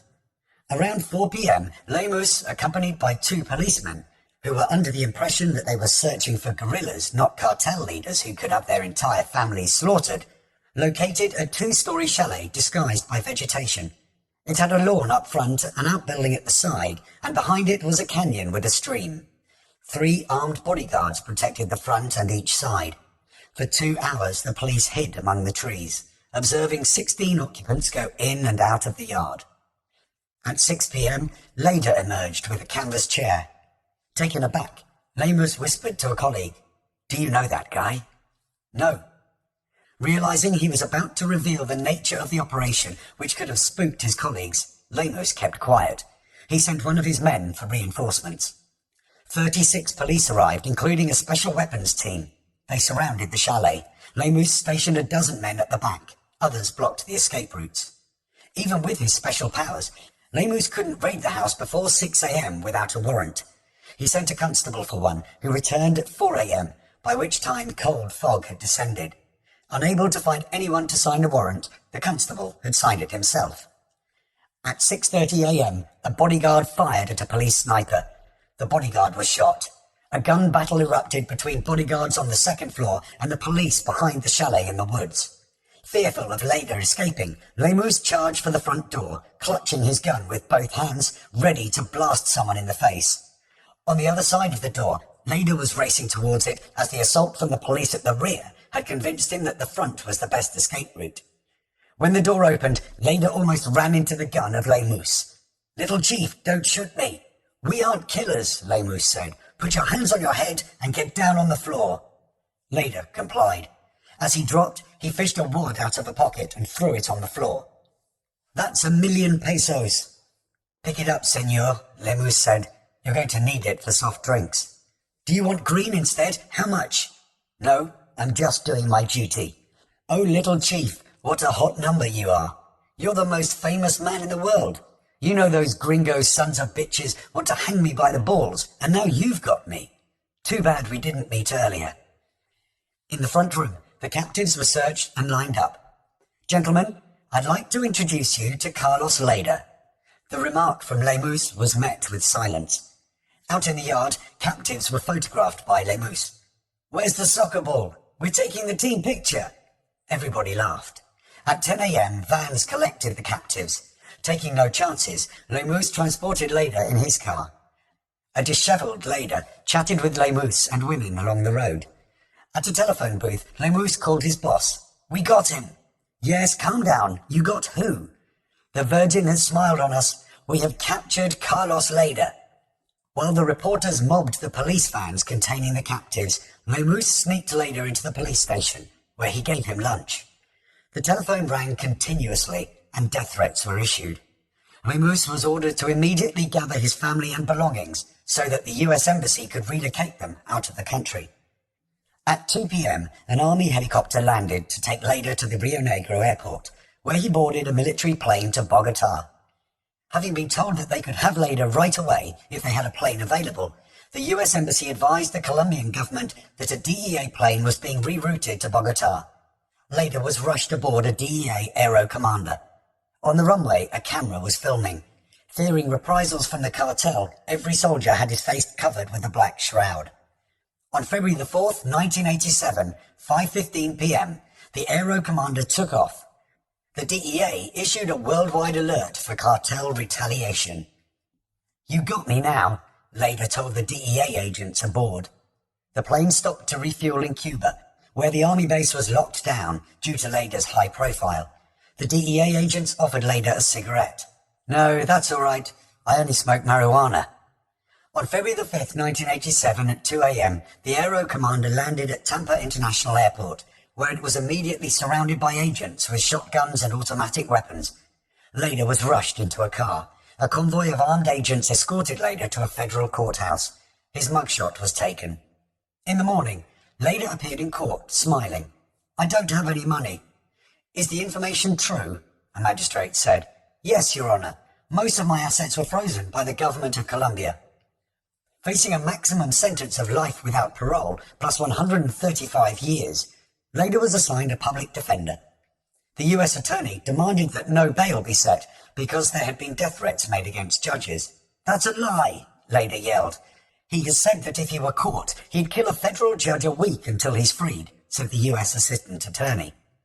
At a hearing on February the 9th, Leda claimed to have no access to any money. "Are you aware that your watch is worth approximately $6,000, the U.S. attorney said. "No." "Your Honor," Leda's public defender said, "we understand that he, Leda, was turned into the police by an underworld figure, Pablo Escobar." No evidence was offered to back up her claim. Leda was refused bail. On the basis that Leda had earned $300 million in 1979 and 1980, the IRS slapped a $70 million lien on him. In a response mailed to Colombian newspapers, Pablo conceded that he'd had personal quarrels with Leda on several occasions, but these would not lead me to perform such a low and cowardly act as to betray him to the authorities. Pablo believed that Leda's public defender had initiated a plan to attack my moral and personal integrity. In Marion, Illinois, Leda was housed in the highest security federal prison in the country. Then he was transferred to Talladega, Alabama. Although in isolation, he was disturbed by a neighbor who spent much of the night and day yelling and emitting unintelligible guttural sounds. His lawyers complained that he was unable to sleep day or night because of the incessant noise. He ended up in Atlanta on a maximum security floor with empty cells. On the floors below him, 1,800 Cubans from the Mario boat lift disturbed his sleep. Primal screams punctuate the air minute by minute. From time to time, the din is so pervasive that one cannot hear himself think. Eventually, Leda hired 2 high-priced lawyers. Without his lawyer's consent, he sent a letter to George H.W. Bush, on which the Miami Herald reported, accused Colombian drug chief's offer to cooperate, described as frivolous. His lawyers issued a statement. "It is absolutely false beyond any doubt that Carlos Leda is cooperating. This letter to George H.W. Bush is to some degree the product of his solitary confinement." Frustrated with Leda for thwarting his plan to murder him by getting arrested, George Young was amused by Leda's letter to George H.W. Bush. Previously, Young had refused to cooperate, but with Leda in custody, Young couldn't resist the opportunity to get revenge. After contacting the FBI, he wrote a letter about Leda. Despite the authorities bracing for a violent response to Leda's extradition, none came, leading them to wonder what the cartel was up to. Behind the scenes, cartel lawyers were busy battling the legality of extradition. On June the 25th, 1987, the Supreme Court ruled that the president had acted unconstitutionally by re-signing the extradition legislation. Without going on a murderous rampage, the cartel had won its battle against extradition. The US authorities were appalled. In custody, Leda described the day of extradition reversal as the happiest of his life. He blamed his extradition on the burial of a Supreme Court that had sold out to imperialist interests. He mistakenly thought that with extradition ruled illegal, he would be returned to Colombia. On July 22, 1987, 3 requests for the provisional arrest of Pablo were dismissed as unenforceable. Citing a lack of evidence, a judge withdrew orders for the arrest of Pablo and Gacha for the murder of Cano. Citing improper methods of obtaining evidence, a judge dismissed Pablo's indictment for Lara's murder. Now, Pablo's only outstanding cases dated back to the 1970s, and all of the witnesses were dead. With their legal difficulties behind them, the remaining big 3 factions of the Medellin cartel started to regain their strength. 38-year-old Leda arrived for his trial on November 17, 1987. Wearing a tailored suit and with his hair freshly cut, he grinned at reporters. During the proceedings, he took notes and ate sweets. 3 armed US Marshals sat behind him. "This case will take you back in time to 1974, the US attorney said, and forward over the course of many years in which Carlos Leda pursued a singular dream, a singular vision, to be the king of cocaine transportation. He was to cocaine transportation what Henry Ford was to automobiles. He saw America as a decadent society. He saw cocaine as the wave of the future in the US, reeling from Watergate and Vietnam, particularly susceptible to the seductive allure of cocaine. Leder's lawyers portrayed him as a Colombian whom American smugglers, now turned informants against him, had preyed on. Leder was his own worst enemy. He was a young, wealthy, brash Colombian, flamboyant to say the least. He confronted the DEA with his mouth. Numerous of Leder's cohorts testified against him. Even the TV personality Walter Cronkite described getting threatened at Norman's Cay. Young took the stand, a small man with long brown hair. While he detailed his story, his wizened face lit up. He smiled often, as if savouring his revenge. The cross-examination was structured to trip Young up. Knowing you to have used people before when it fits your interest, would you be using Mr. Leder in this case in order to lower your prison sentence, maybe? Do you really believe that? Young said. I'm asking the questions. Then no. And when you wrote down that you had been to Pablo Escobar's farm numerous times, weren't you trying to sort of puff up your importance in this case, to see if you can get a better deal, better letter from the government, to see if they will reduce your parole and your sentence?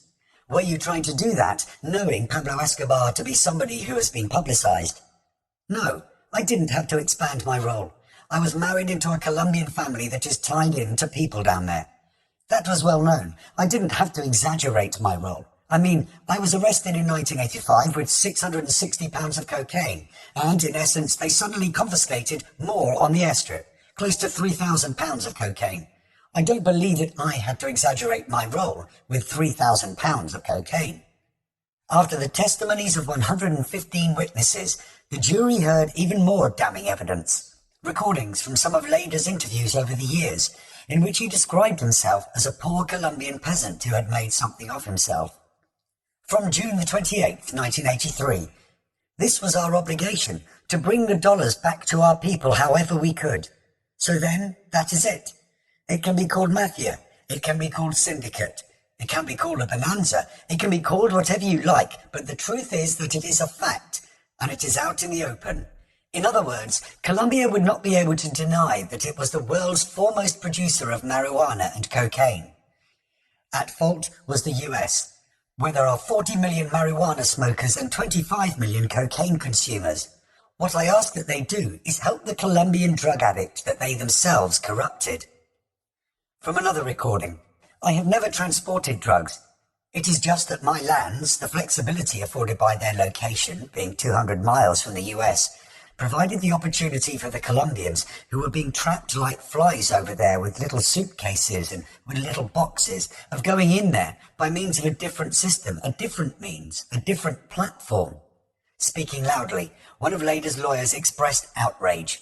This is a case in which the government brought into this courtroom 29 bought witnesses. Holding up a Mac-10 that had been found on Norman's Cay, the US attorney attacked Leder's businessman defense. You have seen tragedy upon tragedy come into this courtroom. They were at war with society, together with Mr. Leder. He's still at war. He hasn't stopped. A trail of bribery, corruption, violence, and personal debasement has been created and fostered by Mr. Leder, with the help of those witnesses, and that wreckage exists in Colombia, the Bahamas, and the US. That wreckage is the legacy of Mr. Leder's children.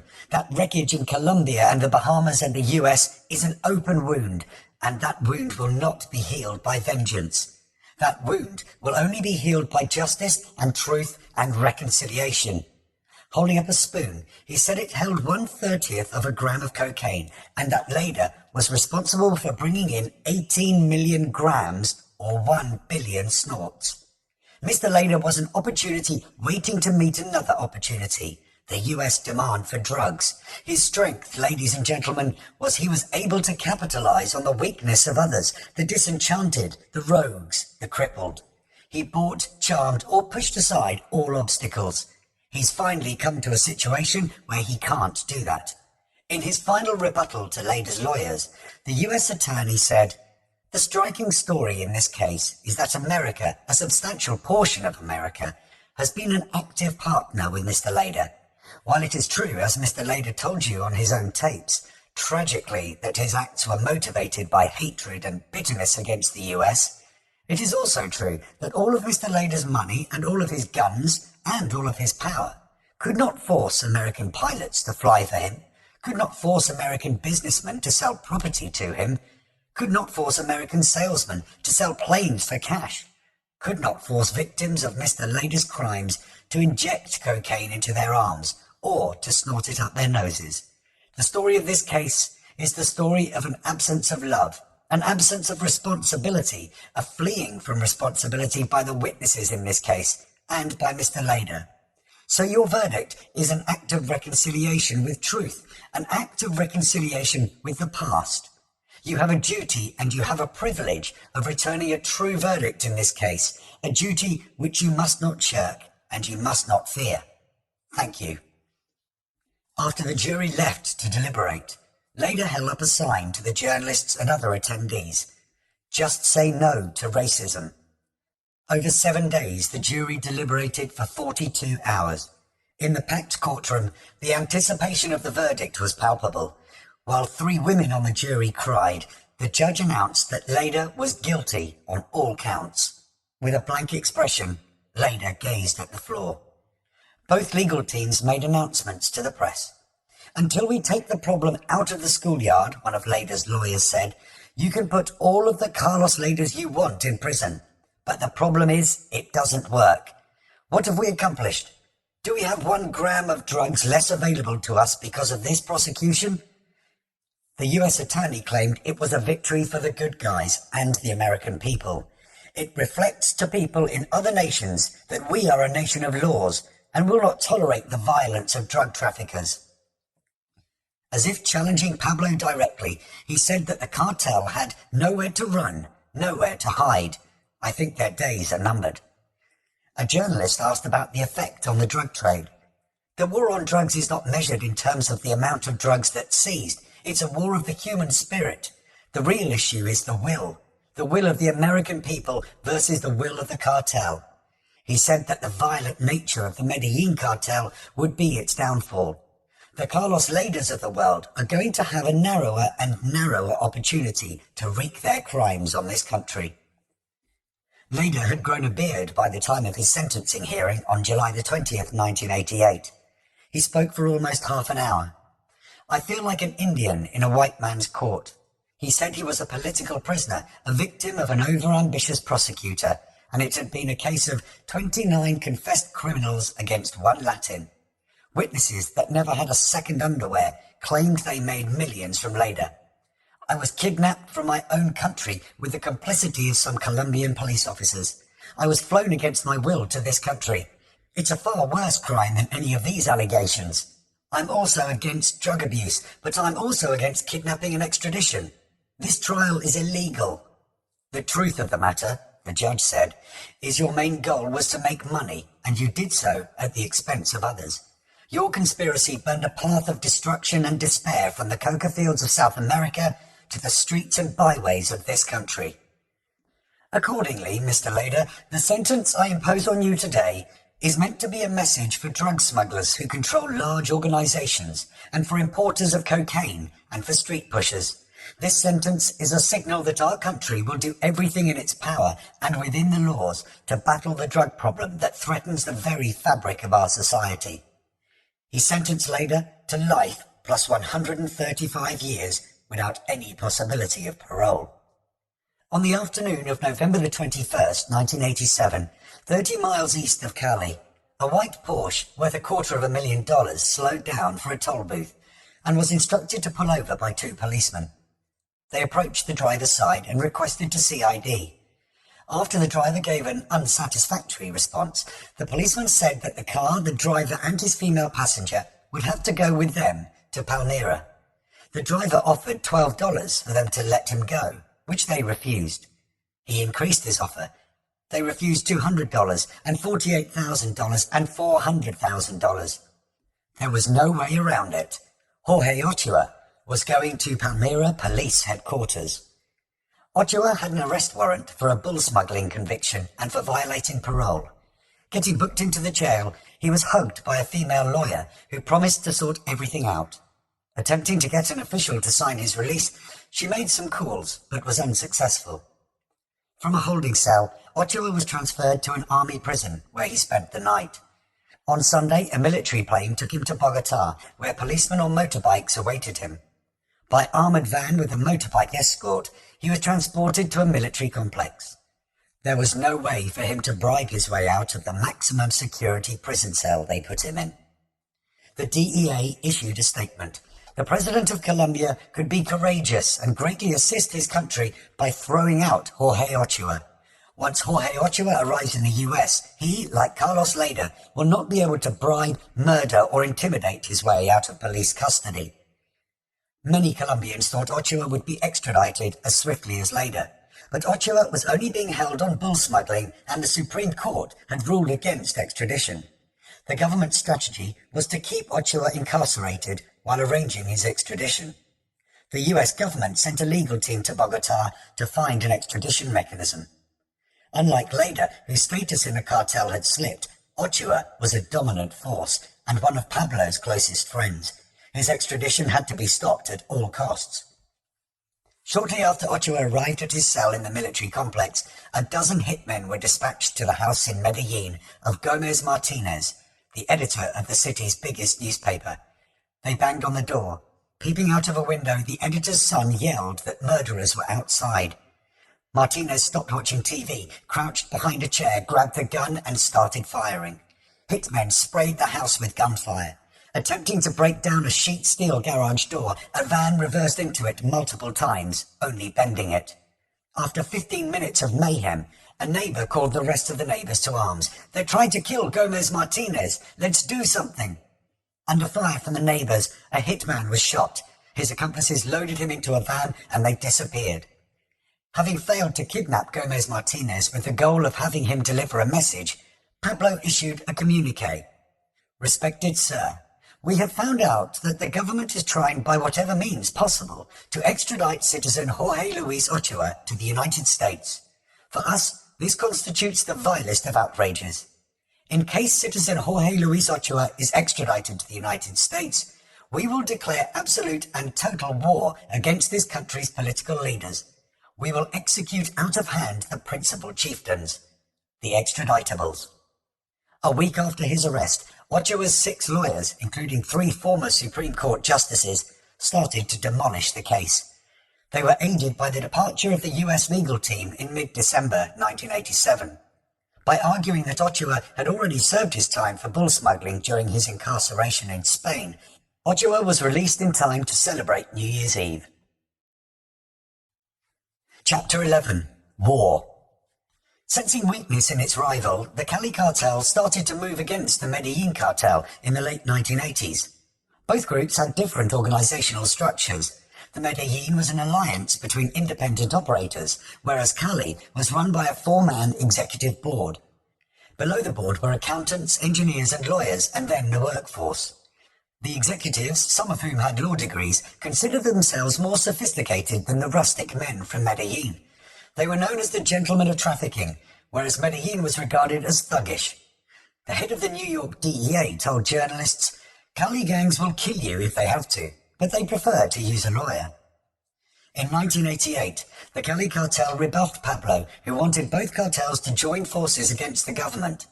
Instead, the Cali cartel cut a deal with the authorities whereby its business operations would be left alone in exchange for providing information about the Medellin cartel. The Cali cartel told the enemies of the Medellin cartel the whereabouts of Pablo's safe houses and hiding places. These enemies included special units of the Colombian police assigned to find Pablo. The authorities were supposedly after Pablo to stamp out his illegal trafficking, yet were helping the Cali cartel expand its cocaine business. A cousin of Pablo's was at a farm with his family on vacation when the police showed up.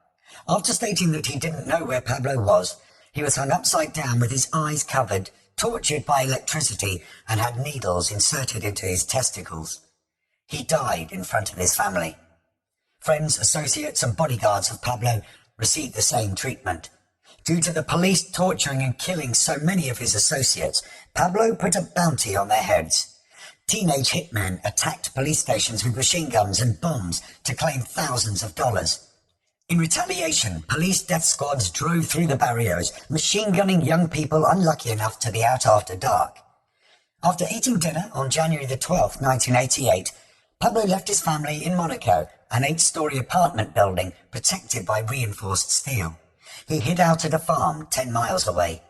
Around 5:30 a.m., a bomb went off at Monaco that woke people up 2 miles away. The blast killed 2 night watchmen, left a crater in the street 13 feet deep, shattered windows throughout the neighborhood, broke water mains and cracked the entire face of the building. Within minutes, a Renault arrived to transport Pablo's wife and son to a safe house. Pablo made a call. "Mum, you'll soon watch some news about a bomb in Monaco. But I just called you so you'd know nothing happened to me." By the time Roberto showed up, Pablo said he already knew who was responsible. Half an hour after the explosion, he'd received a call from the Cali cartel's Gilberto Rodriguez Orejuela, who said he'd heard about the bomb and wanted to know if Pablo and his family were okay. Rumors were circulating that the bomb had been planted by DAS agents, but Pablo suspected Gilberto. Pablo knew that Gilberto had spent time in prison in Spain with a bomb maker for the Basque guerrillas. Pablo tracked the bomb maker down, asked him to train some of his workers, and promised him excellent prices on cocaine to sell in Spain. After the bomb maker agreed, Pablo asked if he'd ever had any experience working in Colombia. The man replied that he'd met someone in jail who brought him to Colombia to train some guys to make a bomb to be used against the government. Surrounded by armed bodyguards, Pablo said that the bomb had been used against him. The bomb maker's face turned white. Pablo told him not to worry and urged him to start to train Pablo's workers. Gilberto called Pablo, protesting that he hadn't done anything. Pablo told him to stop lying and to get ready to be hit. A car bomb exploded by Pablo's mother's house. Cut by glass, she was hospitalized. Pablo's pregnant sister had also been asleep on the 4th floor. In hospital, she gave birth to a baby that had to live in an incubator for several weeks. Another sister on the 5th floor was treated for shrapnel wounds. Regarding the Cali cartel, Pablo told his mother, "If they broke my heart, it was because they placed the first bomb." The Cali cartel offered a band of killers from Medellin $5 million to kill Pablo, but he hired the killers himself. Pablo ordered the firebombing of the drugstores through which Cali laundered money. By 1989, bombs were exploding almost daily, and international mercenaries, including ex-SAS members, had joined the hunt for Pablo. Pablo's nemesis in the police was the man in charge of the DAS, Miguel Alfredo Maza Marquez, who'd refused Pablo's offers of bribery and pledged to defeat the Medellin traffickers. Pablo and Maza set about trying to kill each other. On May the 30th, 1989, a remote detonated car bomb with 350 kilos of dynamite failed to seriously hurt Maza, but killed 7 of his bodyguards. Although the underbelly of his armored car was destroyed, the general opened the door and emerged, holding one of his injured men. "All at once I felt as if I had been tossed into the air by the surf," the general said. Afterwards, a psychiatrist was assigned to help Maza recover. With a price on his head of $10 million, Pablo went on the run without bodyguards, because he believed that amount of money could tempt anyone. For 8 months he stayed at a farm 40 miles away from Medellin, in the company of his brother and a couple who lived there. Visitors, such as politicians or lawyers, were brought to Pablo blindfolded. He stationed lookouts in the neighbouring farms which he owned. He passed the time swimming in a pool by apple and orange trees, playing dominoes outside with a barbecue cooking, or with his dog Hussein, which had bitten him when he bought the farm. The police arrived one morning. Pablo moved into a secret compartment built into the house. Pretending to be an artist, Roberto answered, wearing a cap and an artist's glasses.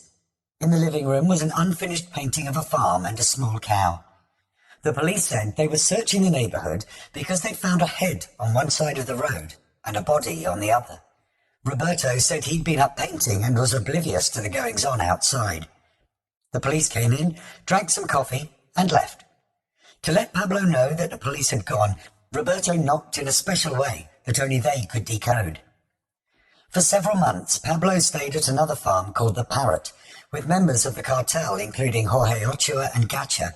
It was by a river so clear that all of the fish were visible. One night, Roberto had a bad feeling, so he made sure their boat had plenty of fuel. A local farmer radioed at 6 a.m, warning them to flee because trucks and helicopters were on the way.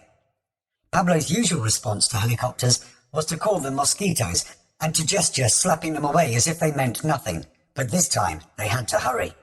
With bullets whizzing by them, they raced out of the farm and headed for the mules and boats.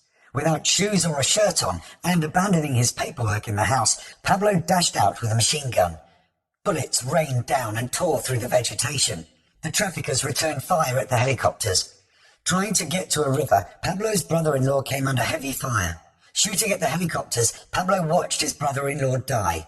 Others trying to escape were cut down by bullets. They were so surrounded that Jorge Ochoa took his gun out as if contemplating the suicide pact agreed by the extraditables. Pablo told him that the time wasn't right. If it was, he would do the same. Jorge put his gun away and they escaped into the woods. The police arrested 14 people, but none of the leaders. When they were safe, Pablo, known for remaining calm under all circumstances, cried for the loss of his brother-in-law. These close calls lasted for months. The traffickers ended up sleeping in tents disguised by jungle bush. Many of them got sick.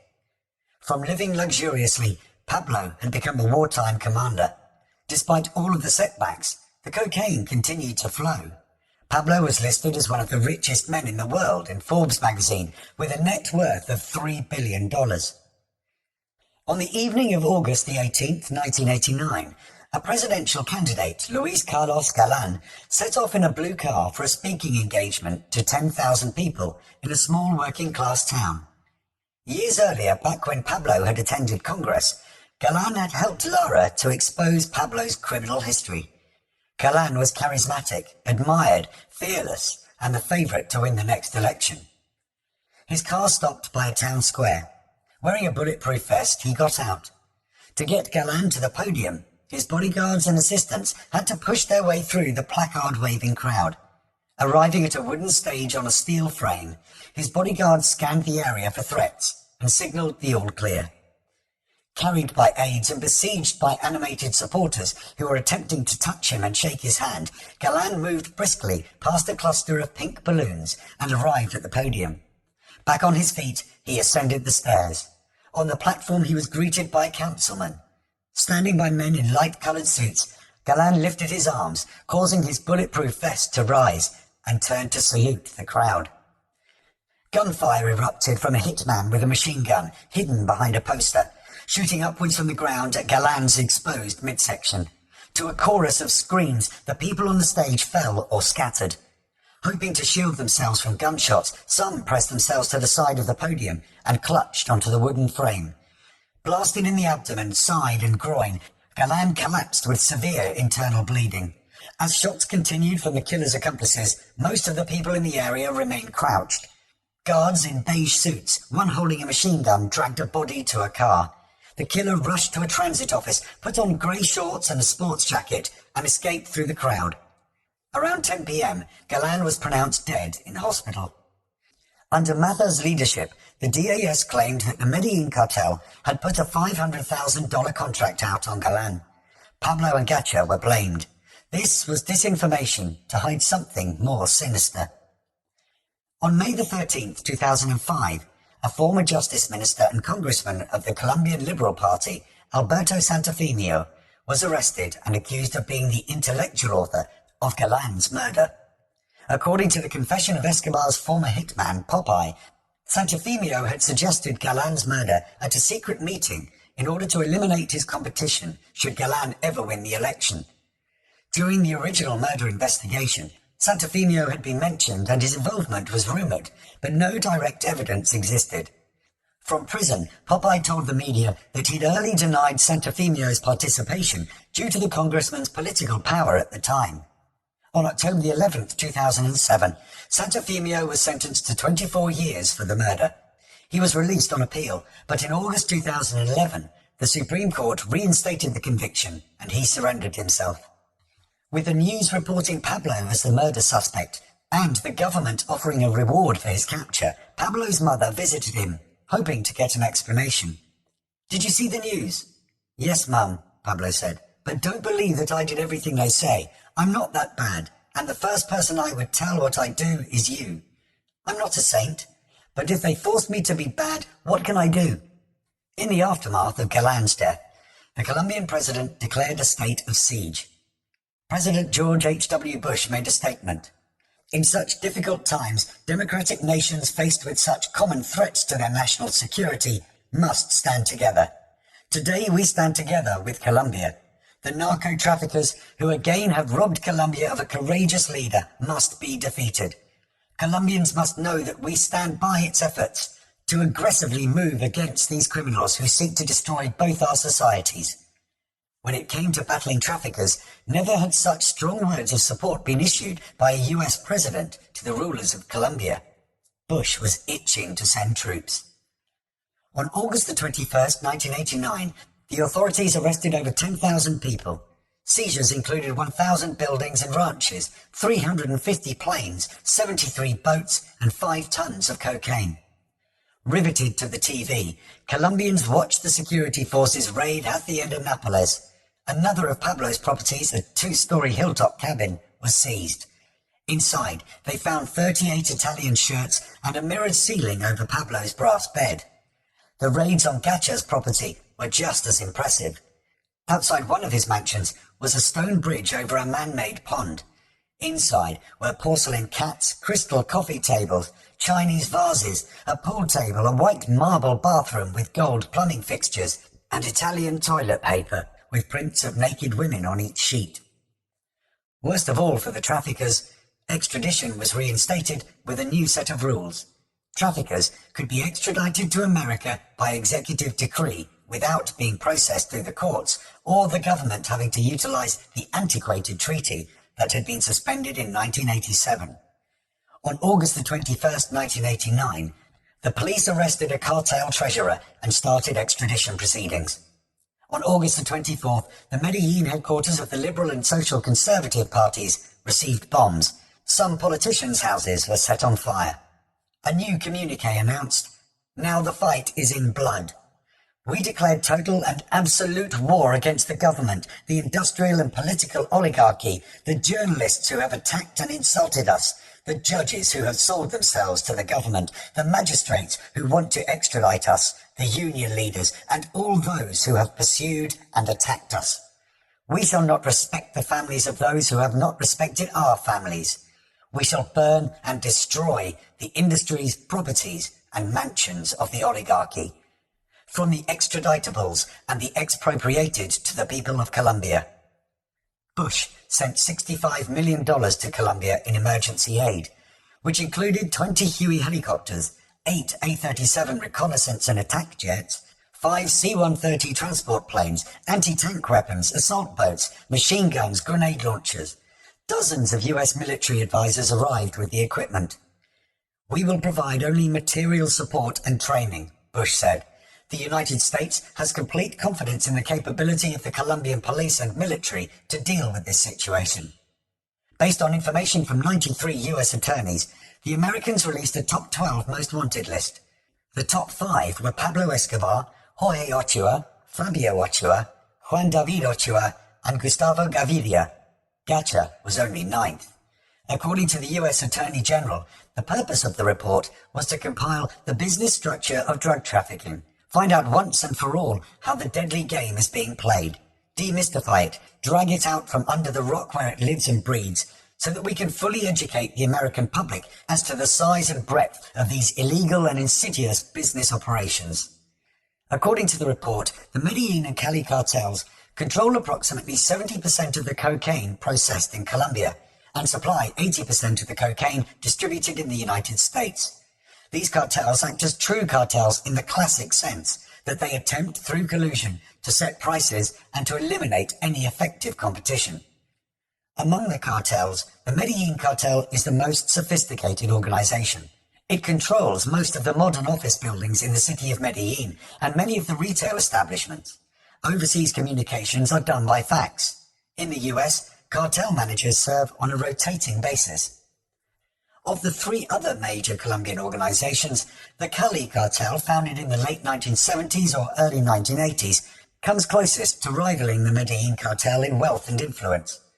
A tacit agreement of 10 years standing, giving the bulk of the New York City cocaine trafficking distribution to the Cali cartel, was breached, and tons of cocaine were shipped directly into that market by the Medellin organization. On August the 25th, the Medellin cartel announced that 10 judges would die for every Colombian extradited. Over 100 judges resigned. 17 bombs exploded within a few days, which were all blamed on Pablo. The Ochoas and Gacha tried to make peace with the government, but the president said that he would not rest until the traffickers were destroyed. Over a 2-week period, the price of cocaine in Miami rose from $13,000 a kilo to $19,000, indicating that the crackdown had disrupted the short-term supply. On August the 29th, old Fabio Ochoa Sr. wrote an open letter to the president, identifying himself as the father of so-called extraditables, poor fellows, may God protect them, who prefer a tomb in Colombia to a life term in a cell in the United States. In other words, a living death. But they are also human. They have mothers, fathers, children, brothers, relatives and friends. They also have a heart. We are all brothers. He asked the president to let there be a dialogue, let there be peace, let there be forgiveness. Let us try wiping the slate clean and starting a new account. Let us forgive as Jesus Christ taught us. The president ignored him. On September the 2nd at 6:40 a.m., a pickup truck at a petrol station by the headquarters of the newspaper El Espectador, carrying 220 pounds of dynamite, exploded, injuring 75 people. Windows were shattered and the newspaper's photo lab was destroyed. The damage totaled $2.5 million. The next day, the public bought 500,000 copies of the Sunday edition to help the newspaper. On September the 5th, 1989, President Bush went on TV to deliver a speech. In Colombia alone, cocaine killers have gunned down a leading statesman, murdered almost 200 judges and 7 members of their Supreme Court. The besieged governments of the drug-producing countries are fighting back, fighting to break the international drug rings. But you and I agree with the courageous president of Colombia, Virgilio Barco, who said that if Americans use cocaine, then Americans are paying for murder. American cocaine users need to understand that our nation has zero tolerance for casual drug use. We have a responsibility not to leave our brave friends in Colombia to fight alone. The $65 million emergency assistance announced 2 weeks ago was just our first step in assisting the Andean nations in their fight against the cocaine cartels. Colombia has already arrested suppliers, seized tons of cocaine, and confiscated palatial homes of drug lords. But Colombia faces a long uphill battle, so we must be ready to do more. Our strategy allocates more than $250 million for next year in military and law enforcement assistance for the 3 Andean nations of Colombia, Bolivia and Peru. This will be the first part of a 5-year, $2 billion program to counter the producers, the traffickers and the smugglers. I spoke with President Barco just last week, and we hope to meet with the leaders of affected countries in an unprecedented drug summit, all to coordinate an inter-American strategy against the cartels. We will work with our allies and friends, especially our economic summit partners, to do more in the fight against drugs. I'm also asking the Senate to ratify the United Nations Anti-Drug Convention concluded last December. To stop those drugs on the way to America, I propose that we spend more than $1.5 billion on interdiction. Greater interagency cooperation combined with sophisticated intelligence gathering and Defense Department technology can help stop drugs at our borders. And our message to the drug cartels is this: the rules have changed. We will help any government that wants our help. When requested, we will for the first time make available the appropriate resources of America's armed forces. We will intensify our efforts against drug smugglers on the high seas, in international airspace and at our borders. We will stop the flow of chemicals from the United States used to process drugs. We will pursue and enforce international agreements to track drug money to the front men and financiers. And then we will handcuff these money launderers and jail them, just like any street dealer. And for the drug kingpins, the death penalty. Bush was challenged in an open letter from Milton Friedman, the 1976 Nobel laureate in economics.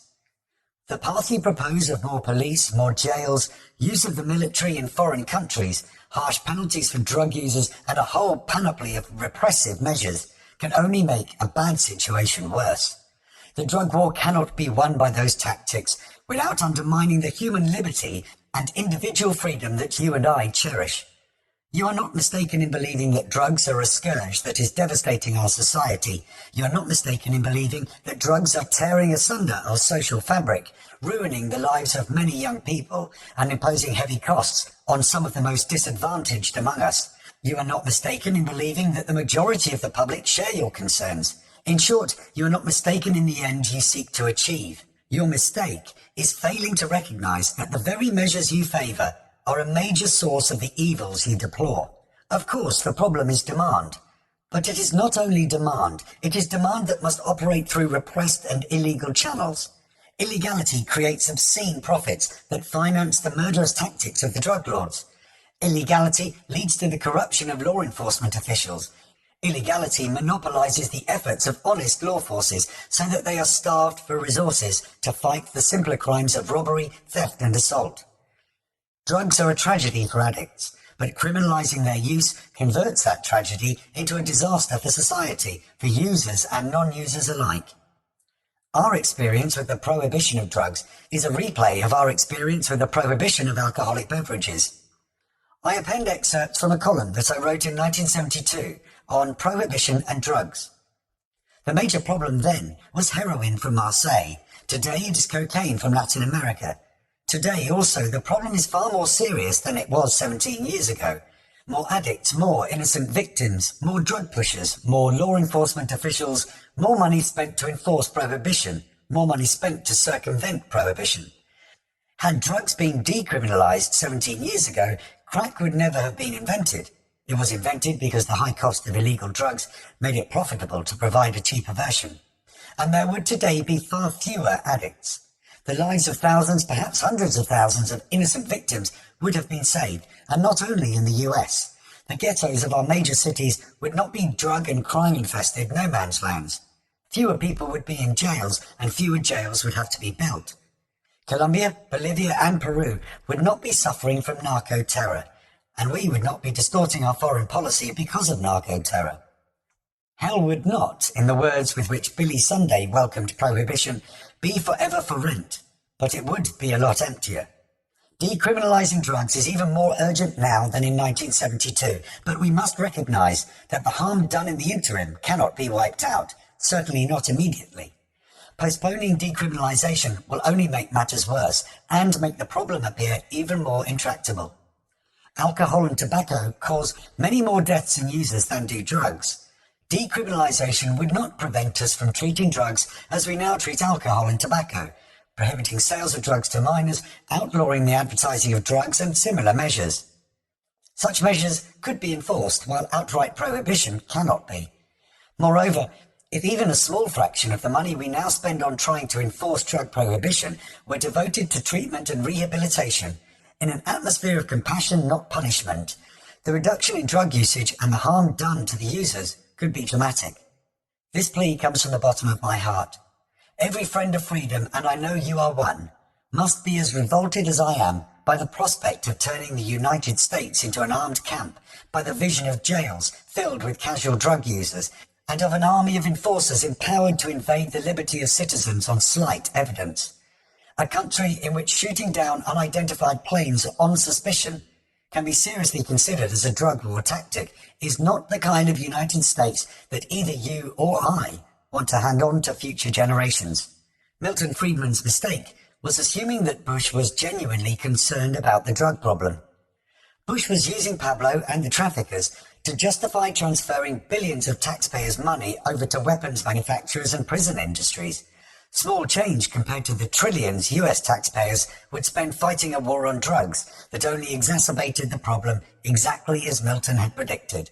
The black market in cocaine was as profitable for those fighting the traffickers as it was for the cartels. Decriminalization would have wiped out the profit for both sides. Milton was also unaware of the CIA's role in drug trafficking because anyone who blew the whistle back then was silenced. On September the 17th, Pablo responded to Bush in a slightly more aggressive fashion than Milton Friedman. Near the US Embassy, which was on a high state of alert, a man was taking a stroll in a park. After scoping out his surroundings for witnesses, he pulled out a rocket-propelled grenade launcher, took aim and fired. The rocket hit the embassy building but failed to explode. It only damaged the cement facade. Diplomats sent their families home. On November the 27th, 1989, a presidential candidate was expected to board Avianca Airlines Flight 203 from Bogota to Cali. At a meeting with Pablo present, it was decided to eliminate the candidate by putting a bomb consisting of 5 kilos of dynamite on board the plane. A ticket for seat 15F was purchased in a fake name. An unwitting accomplice was given a suitcase he was told contained a recording device and instructed to use it to record the conversations of the Cali cartel people scheduled to sit in front of him. At 7:13 a.m., the plane took off.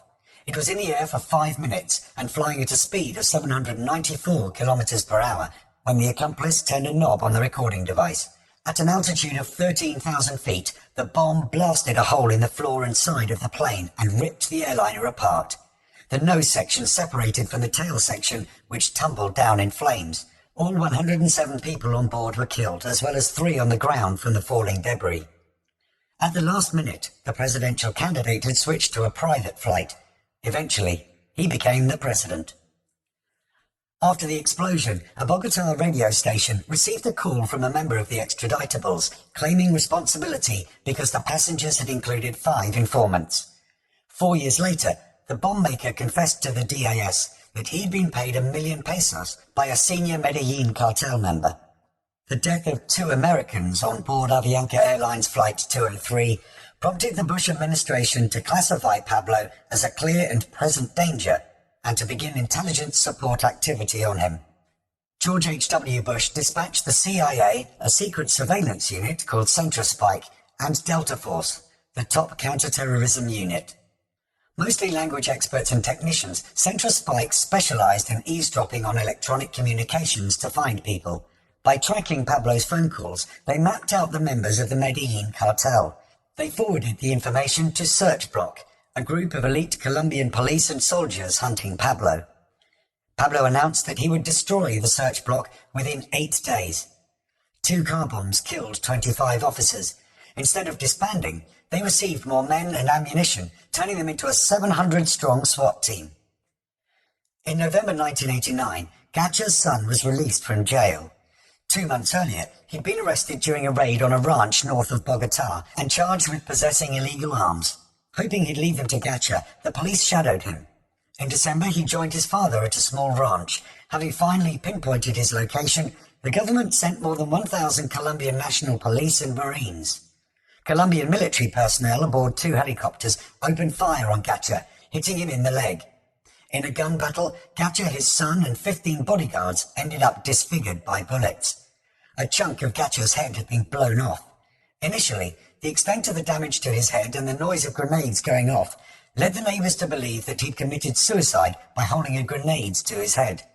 But this was debunked when it was confirmed that his hands had not been damaged.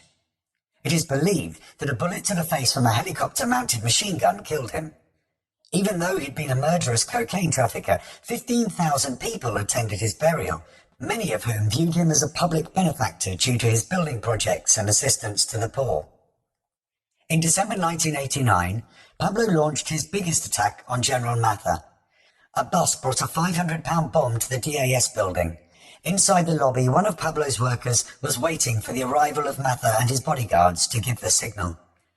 A man outside was supposed to send the bus into the lobby, but Matha arrived through a different entrance, thwarting the original plan. The man in the lobby gave up waiting for Matha and exited the building. Upon seeing him, the men outside detonated the bomb at 7:30 a.m., almost killing Pablo's man as he walked out. It was one of the biggest ever explosions in Colombia. The blast opened a crater 10 feet deep and demolished a complex of 2-story commercial buildings next to the avenue where the bus had been parked. The bus crashed into a car. The entire front of the 11-story DAS building fell off. Numerous buildings were damaged and windows shattered in a 26-block area. Out of the almost 1,000 injured, those who could stand wandered through an area strewn with rubble, destroyed cars, corpses, blood splatter and body parts. Despite the devastation and dozens of deaths, Mother emerged without a scratch.